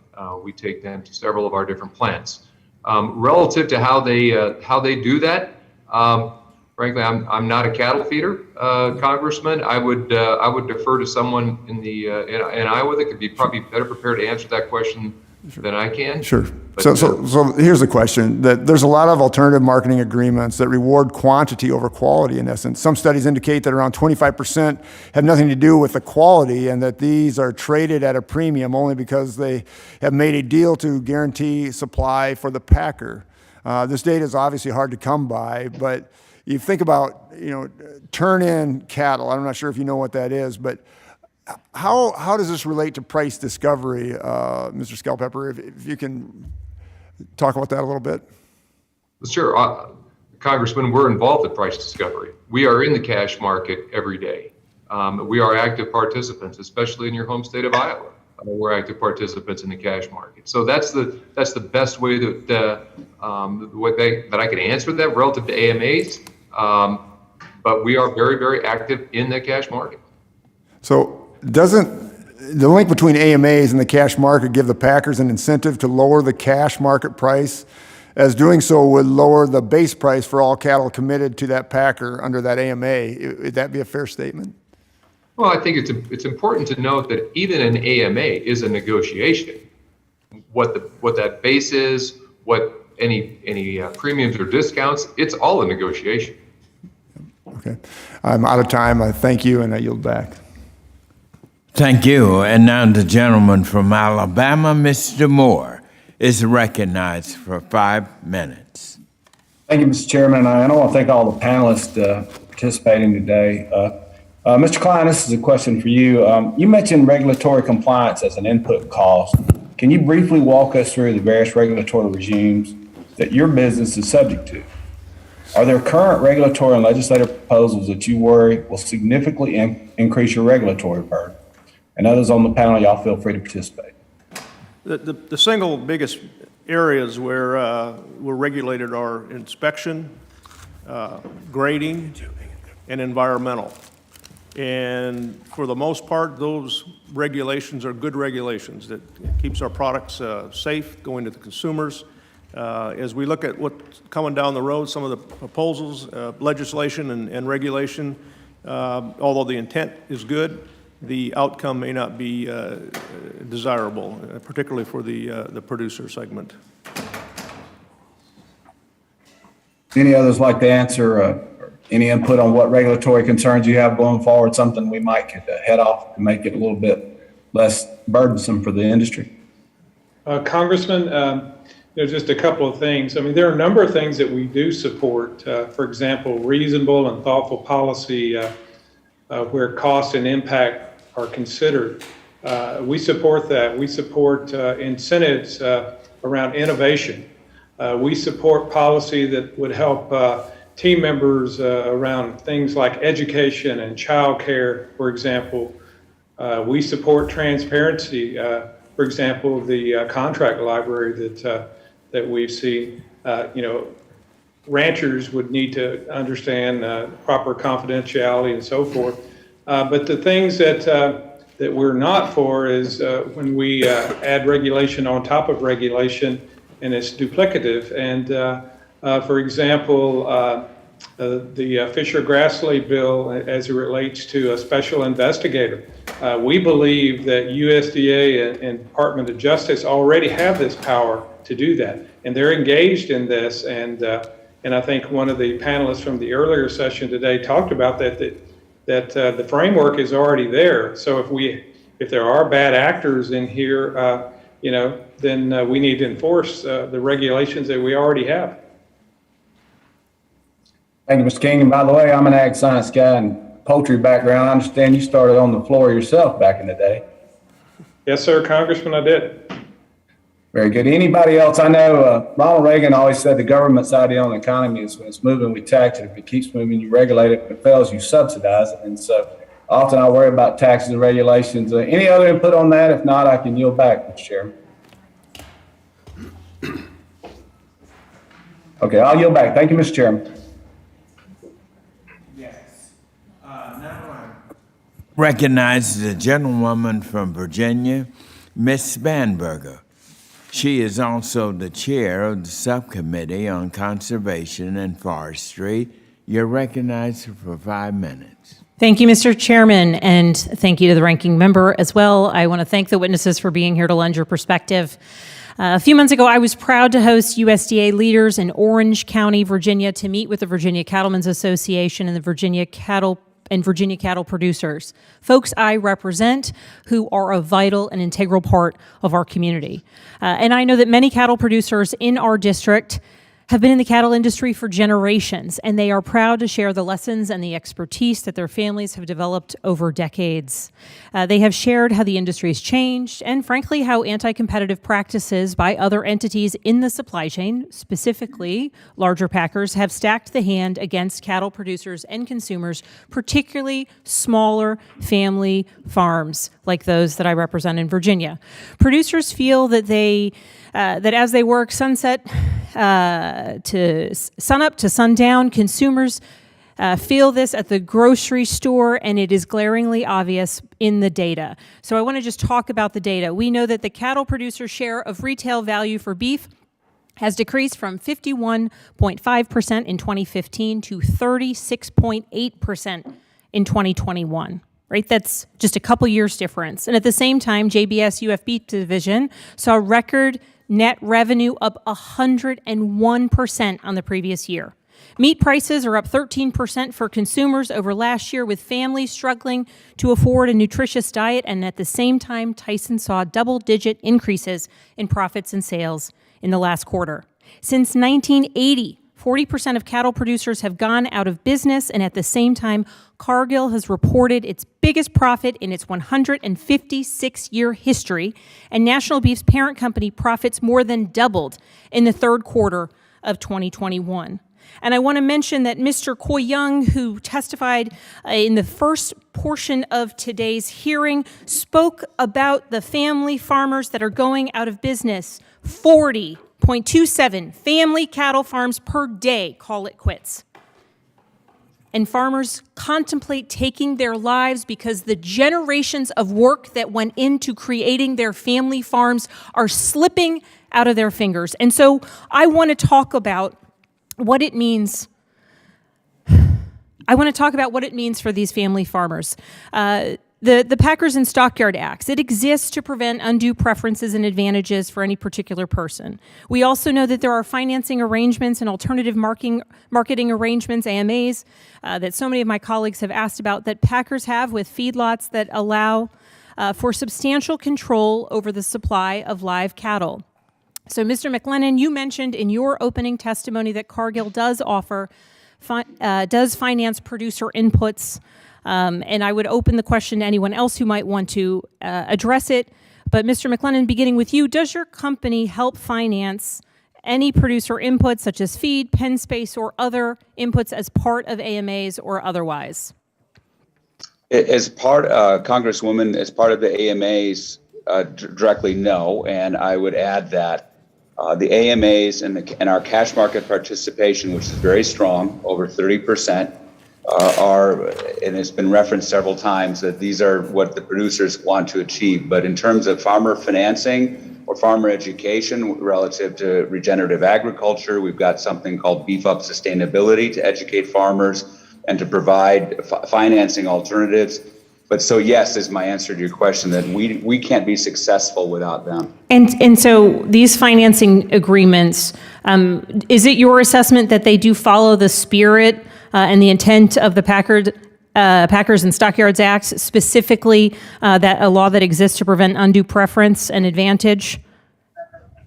We abide by the law. So if it's embedded in the Packers and Stockyard Act, then we will follow that law. Whether they're embedded in the specific AMAs, I don't have access to that information right now, but we certainly can follow up. And certainly when it comes to acknowledging, understanding, and abiding the law, I think it's certainly past time for the federal government to look carefully at the anti-competitive behaviors that really are driving the stunning statistics that I mentioned. That's why I introduced the Meat and Poultry Special Investigators Act that was referenced earlier alongside Congresswoman Miller Meeks with our Senate companion, sponsored by Senators Tester and Rounds. This legislation would create an office at USDA titled the Office of Special Investigator for Competition Matters. And to just counter the point that one of our witnesses made earlier, the purpose here is to ensure that the folks who know this industry, USDA, that they are the ones leading the investigations into what's happening. I appreciate the comments related to it's taken care of, it's within Department of Justice, but indeed that is just not good enough to look out for the needs of the farmers and producers back home in Virginia. Thank you very much, Mr. Chairman. I yield back. The gentleman from Kansas, Mr. Mann, is recognized for 5 minutes. Well, thank you, Mr. Chairman, and similar comments and remarks as we get started here and questions to what I asked our previous panel. First off, on behalf of the farmers, ranchers, and agriculture producers in the 1st District of Kansas, thank you for participating in today's full committee hearing regarding beef markets. This issue is especially near and dear to me since both sides of my family have farmed and fed cattle in western Kansas for more than 120 years. I cut my teeth growing up on a preconditioning feed yard, a couple thousand head in Gove County. Spent thousands of hours riding pins and doctoring sick calves. The Big First ranks #1 in the country for the value of sales of cattle and calves at more than $9 billion every year. There are more than 4.4 million cattle and calves raised in my district and significant packing capacity with more than 20% of the nation's beef slaughter capacity. We see the entire supply chain in the Big First, from cow-calf producers to cattle feeders to packers. More broadly, the beef sector supports grain producers, manufacturers, veterinarians, and many other small businesses that populate rural towns across Kansas and the country. In a competitive cattle market, it is vital for producers to be able to differentiate their product to eventually suit the taste of the consumer. As seen by the growing demand for beef, both here in the U.S. and around the world, selective breeding and nutrition that have increased quality bring opportunities for producers to negotiate a premium price for their cattle. These contracts allow feeders to benefit from making a value-added investment and provide some certainty in a volatile market. Across the country, cattle producers continue to face challenging market dynamics, including historically wide gaps between wholesale beef prices and fed cattle prices, packing capacity and regulation, and more. I've talked to hundreds of cattle producers in Kansas, ranging from small cow-calf operations to some of the country's largest feed yards. Overwhelmingly, I've heard that we need to increase price discovery in the cash market, make sure that producers benefit when they provide a superior product, refuse to let the government interfere in the free market, and acknowledge regional differences. There's currently discussion in Washington around the federal government mandating a certain percentage of cash or spot transactions between feeder and the packer, limiting the number of allowable alternative marketing agreements.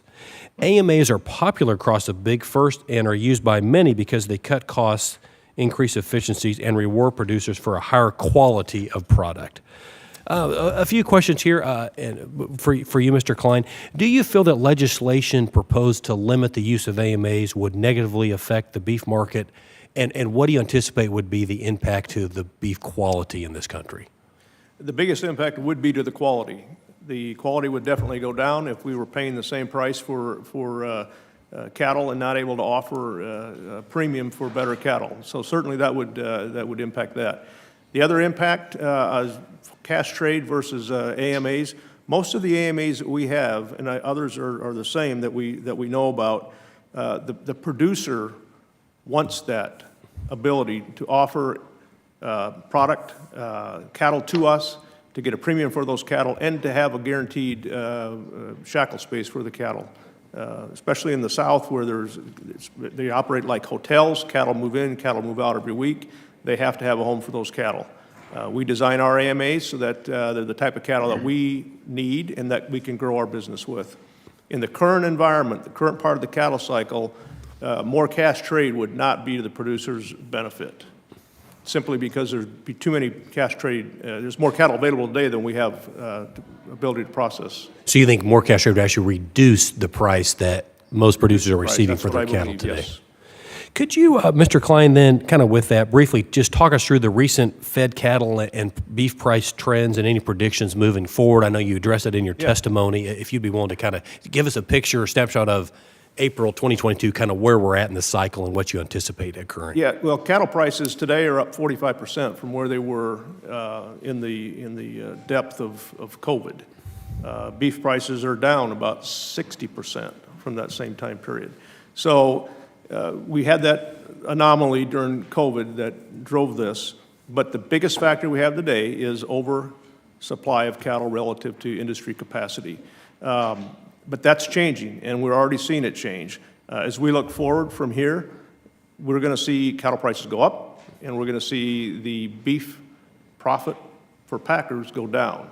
The profit's going to shift back to the cattle production segments. And as you see the market, when do you anticipate that begins to occur?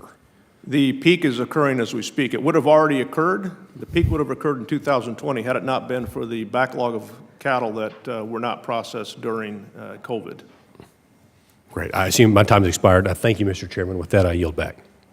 The gentlelady from Florida, Ms. Carmack, is recognized for 5 minutes. Well, thank you, Mr. Chairman, Ranking Member Thompson. I have been waiting for 16 months for a real hearing on production agriculture, so please forgive the fact that I have a lot to say. Now, we spoke to this on the previous panel, and I would just like to reiterate, I echo the views of my district's livestock producers as well as the views of those on this committee that believe in equal opportunity, not equal outcome. This administration has dismissed the most basic principles of economics and instead has chosen to demonize our nation's packers, which in my opinion is a low, lazy, and simple narrative. I am personally appalled that in the midst of a myriad of crises, be it the skyrocketing cost of inputs, something that has continually been ignored by this administration and this committee for that matter, or the sting of historic inflation, also conveniently ignored or blamed on the previous administration, or the geopolitical uncertainty, and let us not forget the labor crisis that we are experiencing. Just take your pick. Instead, the majority here at one of the most important committees in the U.S. House of Representatives, and by extension, this administration has chosen political theater over a meaningful discussion and solutions to major issues pressing our livestock industry. I heard many years ago that anger without action is nothing more than political theater. Well, here we are, with a long list of complaints from a majority and administration about an industry that they themselves helped decimate.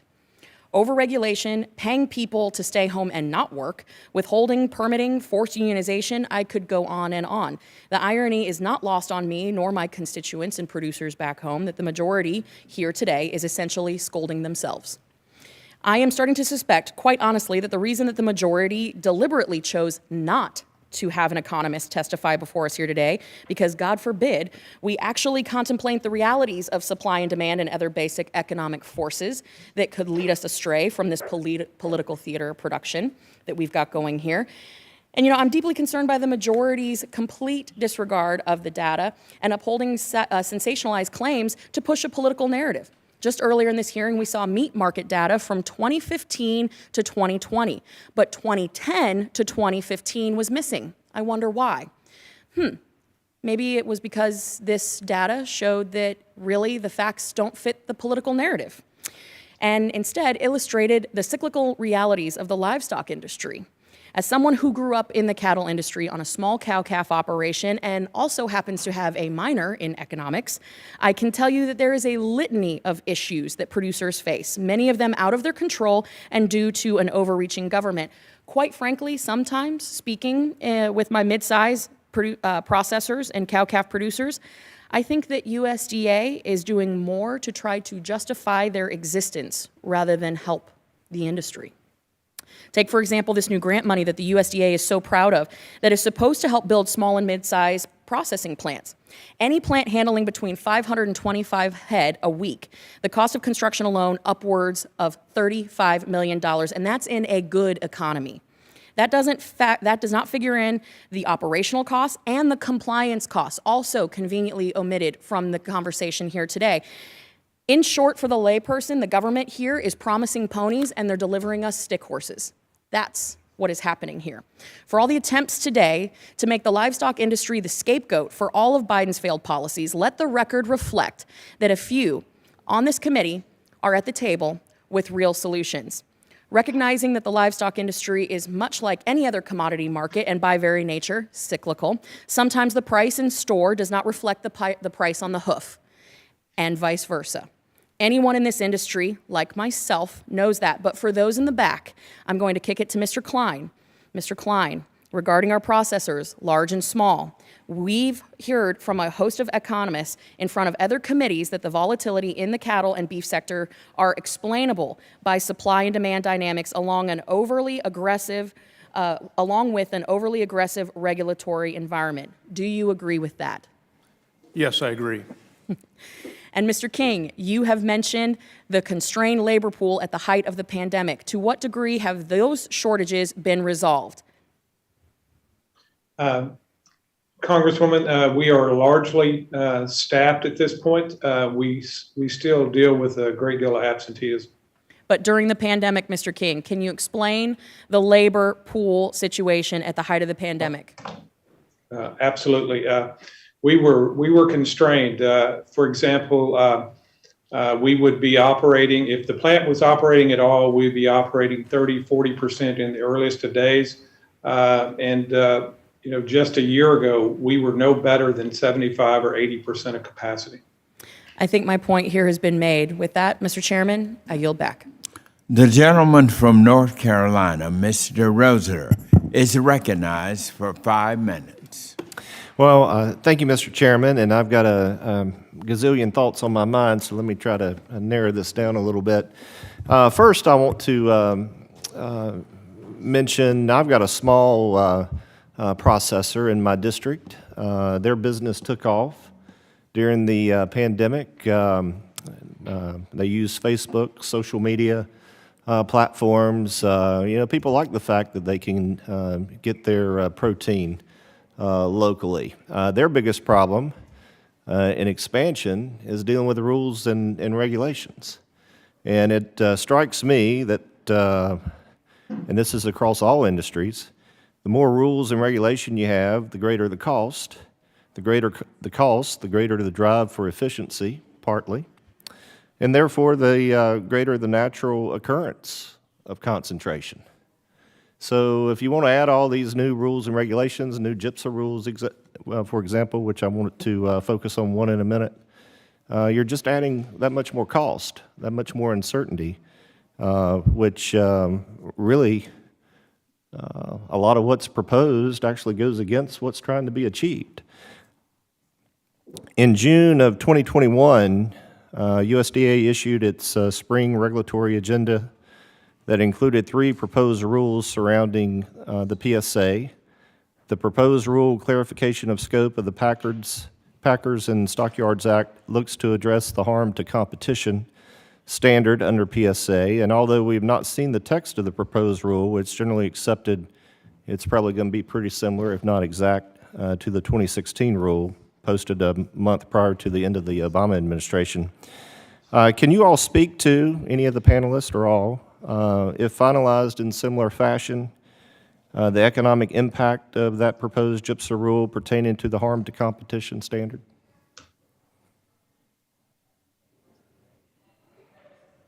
Anyone want to comment on that?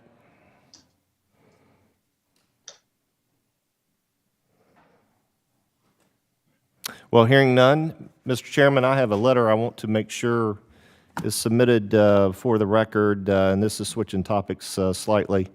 This is a letter addressed to Senator Schumer, signed by a number of organizations that I would say are pretty anti-agriculture, including one that was a witness on the previous panel, and I hate I didn't get the opportunity to bring this up then, but I had to leave to meet some other commitments.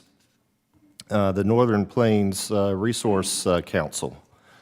And this is an organization that is listed with other groups that have specifically said, in referring to concentrated animal feeding operations, that they are a tool, quote, a tool of environmental racism and injustice. You know, I think we're at a point where we need to focus on production agriculture, what's good for the whole, what's good for the country. Mm-hmm. You know, the longer you pick at a scab, it never heals. Mm-hmm. We need to pull together and look forward and work together. You know, packers need producers. Producers need packers. Mm-hmm. Well, we need each other. And I want to highlight and submit this letter for the record, just so everybody knows who's aligned with who. Without objection. Thank you, Mr. Chairman. In my final minute here, I'd like to give the heads of these companies the opportunity to share any comments that they might have as it relates to regulation and then the evolution of things in this industry, because there are cycles, and we don't need to be antagonizing each other. We need to be working together, coming together with new solutions for all of agriculture. I'll turn it over to the panel. I've got 30 seconds left. Yeah, thank you for the question. What I'd like to say is that our industry has been vilified for many years. As long as I've been in this business, the packer's always been the bad guy. Yet, if you look at the history, our profit margins have been razor thin. And up until the last few years, that was the case. You put more cost on the system through regulation at any level, it just means our costs go up, cost to the consumer goes up, or the price we pay for cattle goes down. Thank you, Mr. Chairman. I yield back. The gentleman from South Dakota, Mr. Johnson, is recognized for 5 minutes.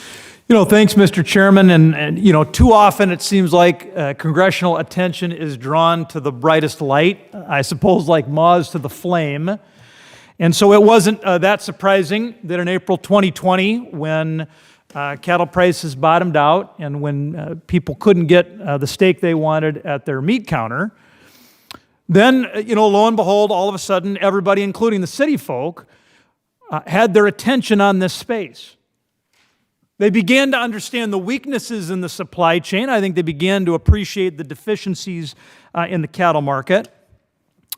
At that time, members across this body understood that this stuff matters. And in that environment, we were able to get real progress done on my cattle contract library and on the Spanberger-Johnson Butcher Block Act. But this stuff matters, Mr. Chairman, all the time. As you so often say, we cannot do without food. And that means we can't let attention just drift away because we've had a bit of a rally on the fed cattle prices. We can't afford to let our attention drift away just because we are between black swan events. In our earlier panel today, we talked a lot about marketplace concentration. We talked about efficiency, and we talked about a choke point at a particular part of the supply chain. That is the meat processing part of the supply chain, the part that our witnesses today in this panel can speak to. And as I think about that, we talk a lot about the Big Four, and that's appropriate.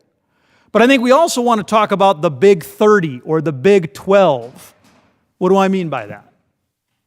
Well, between 85 and 90% of the beef processing in this country is done at just 30 plants, just 30 physical locations. And in fact, 12 plants do more than half of all the beef processing. To me, that seems like a lot of vulnerability. That seems like a lot of eggs in a very small number of baskets. Because when black swan events happen, whether they're cybersecurity or they are the Holcomb fire or they are COVID, we know that when those black swan events attack that choke point, that hurts producers, that hurts consumers. We know another black swan event is coming. Whatever it is. I don't know what it is and I don't know when it's going to be, but we know it's coming. And so here's what I'm going to tell you what I think, gentlemen, and you can tell me what you think. I think that this drive for efficiency has left our country with too little slack, with too little cushion. I think this tightness leaves us exposed to unforeseen disruptions, and that creates a lot of risk, a lot of vulnerability to the American cattle producers. So my questions, and we can start with Mr. Shellpepper from JBS. Number one, am I wrong about that vulnerability, about that risk? And number two, if unfortunately I'm right, what do we do about it? Well, thank you, Congressman. I'll speak to JBS. So we operate 9 plants across the United States. We operate some very large plants. We operate some very large plants. We operate plants in very different parts of the country, with a network of buyers to buy those cattle and a distribution network that frankly is very robust. So from my perspective, and I can only speak for the JBS business, I think our model offers a degree of resiliency already. And I don't know, and I'm not insinuating that all of the cost of additional cushion within the system should be borne by any particular set of shareholders. But it seems to me that when we say that, one company or the marketplace has enough cushion, that you think you're diverse enough, we just don't see that. Right, sir? When we have one issue attack one plant, don't we see massive price swings to both the producers and the consumers? What am I getting wrong here? Well, from a market standpoint, what's happened over the last couple of years is well documented. And again, I go back to, as we went through COVID, we had a number of goals in our company, and one of them was recognizing and taking on the responsibility of our role in the food supply. And that doesn't end with COVID. That we carry that forward with us every single day. So whether that's things that we should be doing inside of our facilities, whether that's other risk mitigation strategies that we should have, we continually work on those, even today. Well, thank you, sir. Mr. Chairman, I would just close by noting this. I don't think everything's okay. I do think we have a vulnerability in the American food supply system that I know we can work in a bipartisan way to address. But the Big 12, the Big 30, the Big 4, this is a problem for the availability and security of American food. Thank you. Point well spoken, Mr. Johnson. And now the gentleman from Georgia, Mr. Austin Scott, is recognized for 5 minutes. Thank you, Chairman Scott. And Mr. McLennan, I know my colleague Rick Crawford spoke with you a little bit about this, but I've got a couple of questions I'd like to follow up with. Do you pay a different price in cattle markets based on the race of the farmer? No. Mr. McLennan? Did you hear? I'm sorry, can you hear me, Representative Scott? Yes, sir. Do you pay a different price in the cattle markets based on the race of the farmer? I'm sorry, I answered, but you must not have my microphone. Anyway, no. Okay. Do you pay a different price in cotton markets based on the race of the farmer? Yes. Do you pay a different price in corn markets based on the race of the farmer? No. Wheat markets? No. Any market other than cotton, do you pay a different price based on the race of the farmer for the commodity?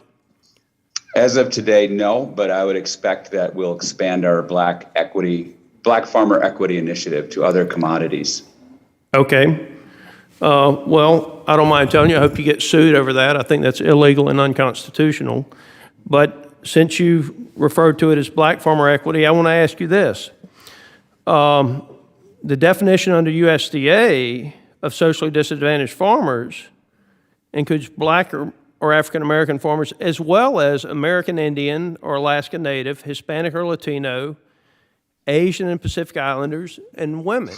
Now, one of the definitions excludes women, but how did you determine to discriminate against the other classes who are defined as socially disadvantaged farmers by the USDA? As I mentioned, this is a new program for us, and we have several DEI programs and initiatives. We're also members Sir, how did you determine to discriminate against Hispanic farmers and pay African American farmers more than you pay Hispanic farmers, or your discrimination against Asian farmers and pay them less than you pay African American farmers for the same product? How did you determine which races to discriminate against? We've chosen to begin our program with black farmers who are significantly underrepresented. And I believe that we will expand our program to include other ethnic groups. Do you intend to include women in that? Yes. Women of all races? Yes. So you will include white women in it then? Yes. What about white men? I don't think white men are underrepresented in the farming industry today. So you're going to pay, by definition, you're engaging in racism and discrimination. You're going to pay white men less than you're going to pay everybody else. I believe we're engaging in. I believe we're engaging in support of a historically underrepresented component of our farm community. Less than 1%, roughly 0.5% of the farming community in the United States are Black Americans. And so for us, I'm sorry. Mr. McClendon, if you were doing something for beginning young and small, where it did not discriminate against race, you would see me going thumbs up and absolutely, and we need to help the beginning young and small farmers. But to differentiate based on the color of the farmer's skin, so you're going to give a multimillionaire who's not white more than you'll pay a 21-year-old who's just getting started farmer that is white. I mean, if you want to go for beginning young and small and how we help beginning young and small farmers, I'm all for you. But discriminating and paying somebody more because of the color of their skin or paying somebody less because of the color of their skin, that's inherently un-American. And so I'm disappointed in you. I'm disappointed in your company. I'm disappointed in Target specifically because I believe that they're the ones that have driven this initiative.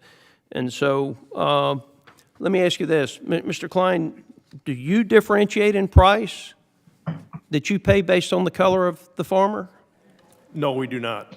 Does anybody else that's testifying differentiate in price based on the color of the farmer? No, we do not. Well, I appreciate you not discriminating for or against people based on the color of their skin with regard to the products that you purchase from them.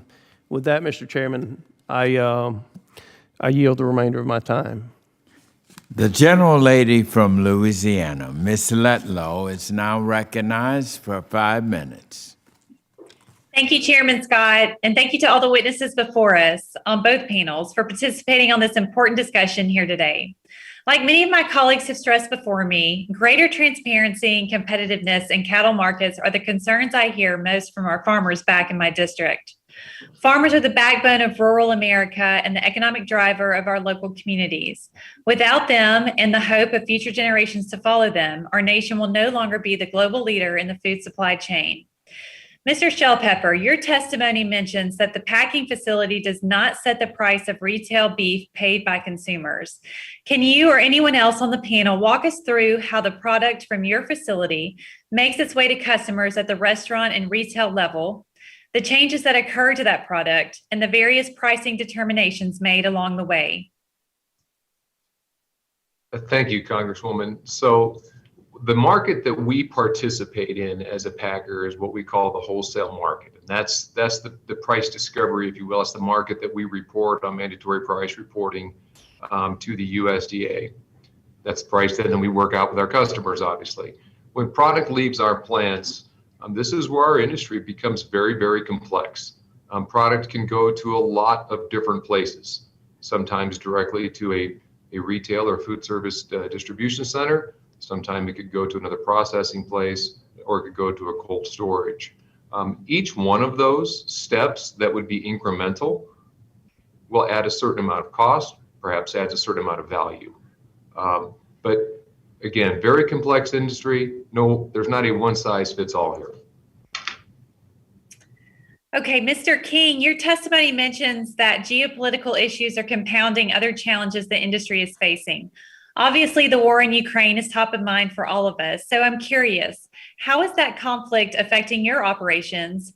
And are there other geopolitical issues this committee should be mindful of? And anyone on the panel is welcome to answer.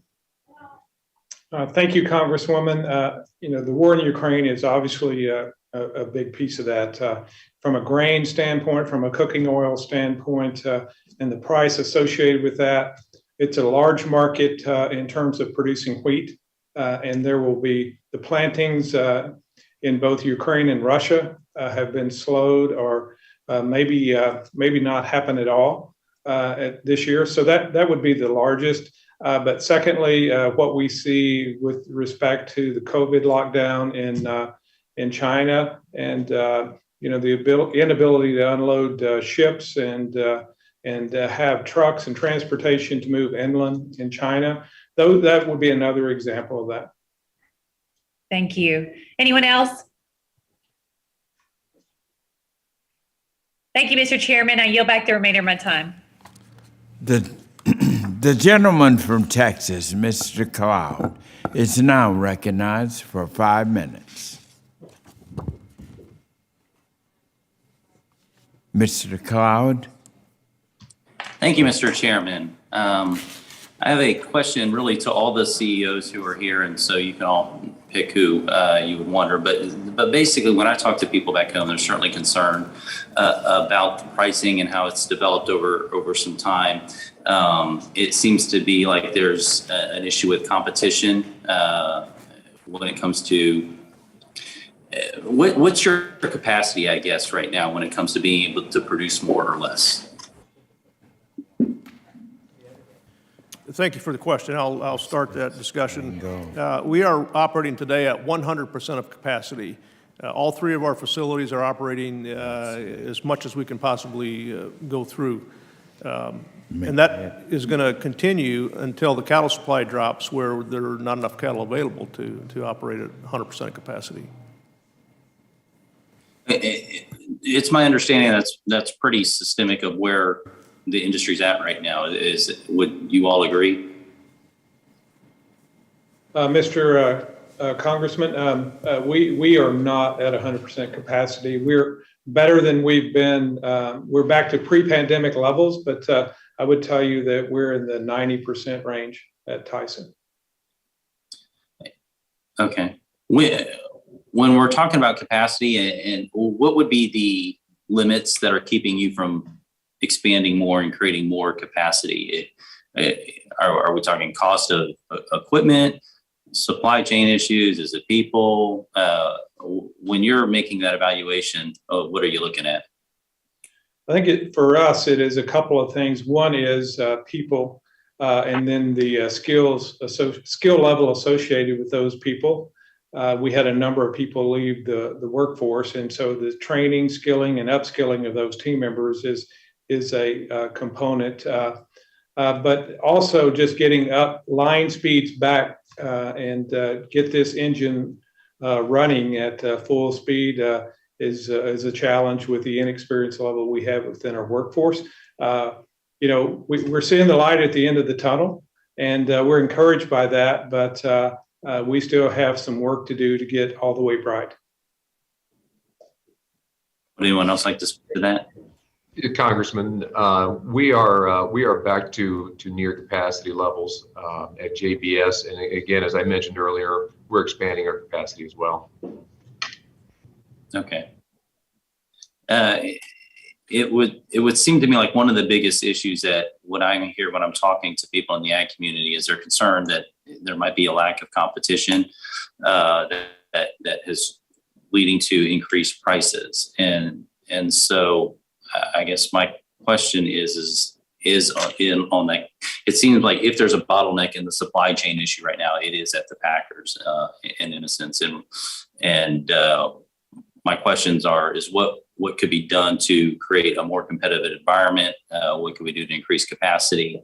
What can we do to where feedlots and such have more of a bargaining for price and those kind of things? Of course, anytime we're looking at these sort of issues, the preference should be to find ways to let the market work and to incentivize the market to work, as opposed to coming in with a price fixing scheme or those kind of things. And so my question is really, what would be your suggestions along those lines? Congressman, I would suggest that, if you think about the food supply and protein in particular, I would tell you it's the most affordable, most resilient, and accessible in the world. And so I would tell you it's good. In our particular case, just getting all the way back to full speed will be helpful. But because of some of the things, whether it be with AMAs or just a better grading piece of meat, U.S. grain-fed beef is the most desired in the world. And so the demand for that is incredibly strong. I see that doing nothing but getting stronger. So competition is great. Being able and finding ways to service the existing customers and those who will be new into the marketplace is going to be a challenge for us at Tyson. And it's one that we're embracing. But good news is the demand for beef, high quality U.S. grain-fed beef has never been stronger and has never been a greater opportunity. Okay. Well, thank you. Thank you, Chairman. I yield back. And thank you. And now we are at the part of this hearing where the ranking member and I would like to give some closing remarks. And then I'd like to thank you and each of our CEOs. So we'll start with you, ranking member, and then myself, and then the thank yous. Well, thank you, Chairman. And thank you, witnesses, for bearing with us as we talk about these complex issues today. The last thing we need as we sort through these complexities and related proposals are baseless and sensationalized claims. So I hope that the facts, the science, and the level heads will prevail as we move forward. Excuse me. So thank you all for helping to bring that to the table today. And with Mr. Chairman, I yield back. Thank you so much. Well, I can't thank you enough for this hearing. It's very important. And it was very important to have the CEOs here because we need your help. We're faced with a very serious problem and a very serious threat to our food security. And this is why I wanted to make sure that we had the CEOs here. We cannot go and solve this problem without it. We have an equation here where we're having the meat packers who are making soaring profits in the middle of this supply chain. But we're having at the beginning of it our farmers and ranchers, and you heard the statistics, 17,000 cattle ranchers getting out of the business every year, as Ms. Spanberger pointed out. Our committee is having to deal with this, and we need your help. And this has been a plaintiff plea because of the role and the decision-making capacity. As I outlined earlier in my remarks, the solution to this problem rests with three components that we have to solve. First of all, the high prices that our consumers are now paying for the beef. and then the decreasing share of profit that our ranchers are having. And as you noted from just the agonizing testimony, several have raised the issue of committing suicide. So we've got to solve this problem. And the hearing also had to have, and this is the reason I wanted the CEOs to make sure they were here, these accusations of antitrust behavior, of overcompetition, you know what they are. It was very important to have the CEOs here to go on the record that they have not had the agreements. However, we put the chart up to show that this escalation of your huge profits started well before COVID-19 in 2015. This is why it was important for you all to be here. Now the question is, going forward, what is the solution that will lower prices for the consumers and once again allow our cattle ranchers to earn a fair return? We've got to do that. The CEOs I'm asking is to be partners with our committee as we put together this bipartisan piece of legislation to address this issue. And I also am very appreciative of President Biden and our American Rescue Plan. They've started some of the progress. They included $1 billion in funding to support new independent meat processors. That's an important step. But we've got to do more. And as I said, as chairman of the House Agriculture Committee, I'm working now on bipartisan legislation to correct these market imbalances, reduce the overconcentration of consolidation and anti-competitive market behavior, and determine where there is any antitrust behavior. It's very important to help you all erase this blot off your record. You said it's not true.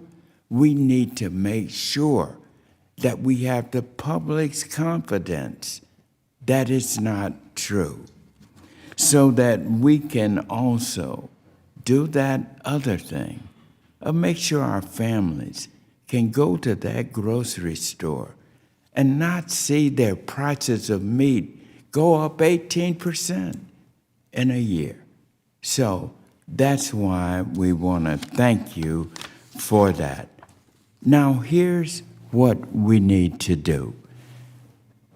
I believe first we need to go through a thorough investigation of the meatpacking industry's practice with your cooperation.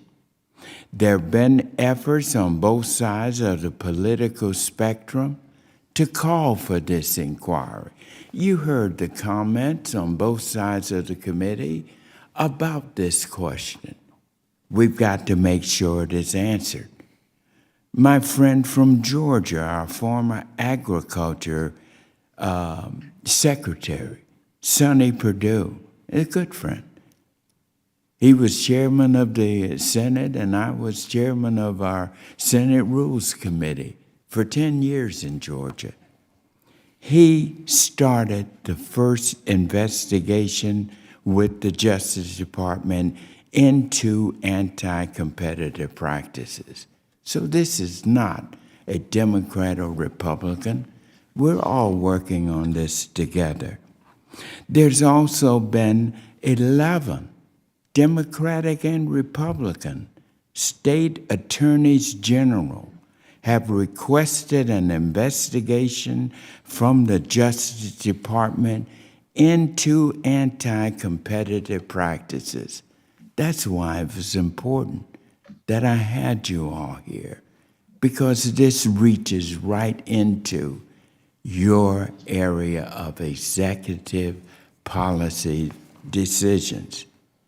We had Republican senators who have also written letters asking the Justice Department to investigate allegations of price fixing with our meat packers. This is what is on the table before us, not just you. We have to respond to it in Congress. But I wanted to make sure that before we move with legislation, that we had the ranchers and the CEOs in, because you all, the two of you, have got to be partners in helping us find the right legislative solution. I'm very pleased also that President Biden's administration agrees, and he has announced that his administration will be coordinating the investigations in our U.S. Department of Agriculture and our U.S. Justice Department. But also, there is a very important role for us in Congress to do. And that is, as you all may remember, we passed the rescue plan, and we were able to put that money in, but we want to do quite a bit more. And so I just wanted to share with you all, we're in this together. We got a huge problem. 17,000 cattle ranchers getting out of the business, and it's structured in a family basis, and their next generation of family, their sons, their daughters, are saying they're not going to do it. This is a direct threat on the security of the food supply of the greatest nation on earth. We cannot and we must not let that happen. We've got to do it together. You, the meat packers, the ranchers, and us here in Congress, so that our American people will be able to afford and enjoy this bountiful agriculture gift that God Almighty has blessed us with. And so I thank you from the bottom of my heart for you all coming and helping, and I look forward to working with you as we develop the legislative fix to this great challenge. Thank you all very much for being here. God bless you. And Mr. David McClendon with Cargo, thank you. And again, I want to compliment you on helping and addressing the issues facing our African American farmers. And to you, Mr. Tim Shell Pepper of JBS, your comments and your insight was very helpful. And Mr. Tim Klein of the National Beef Association, thank you. And I thank you for coming in person. Thank you. And to Mr. Donnie King with Tyson, thank you also. Thank all of you. And I also want to thank my great staff under the direction of Miss Ann Simmons and Miss Ashley Smith. They have really put together a tremendous hearing here.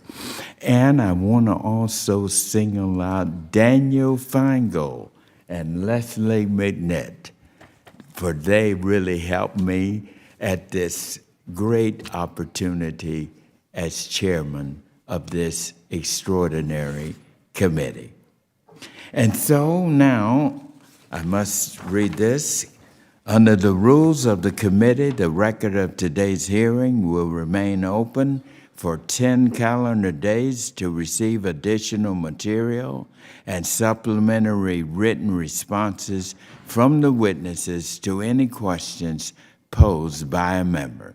And with that, this hearing of the committee is now adjourned. Thank you.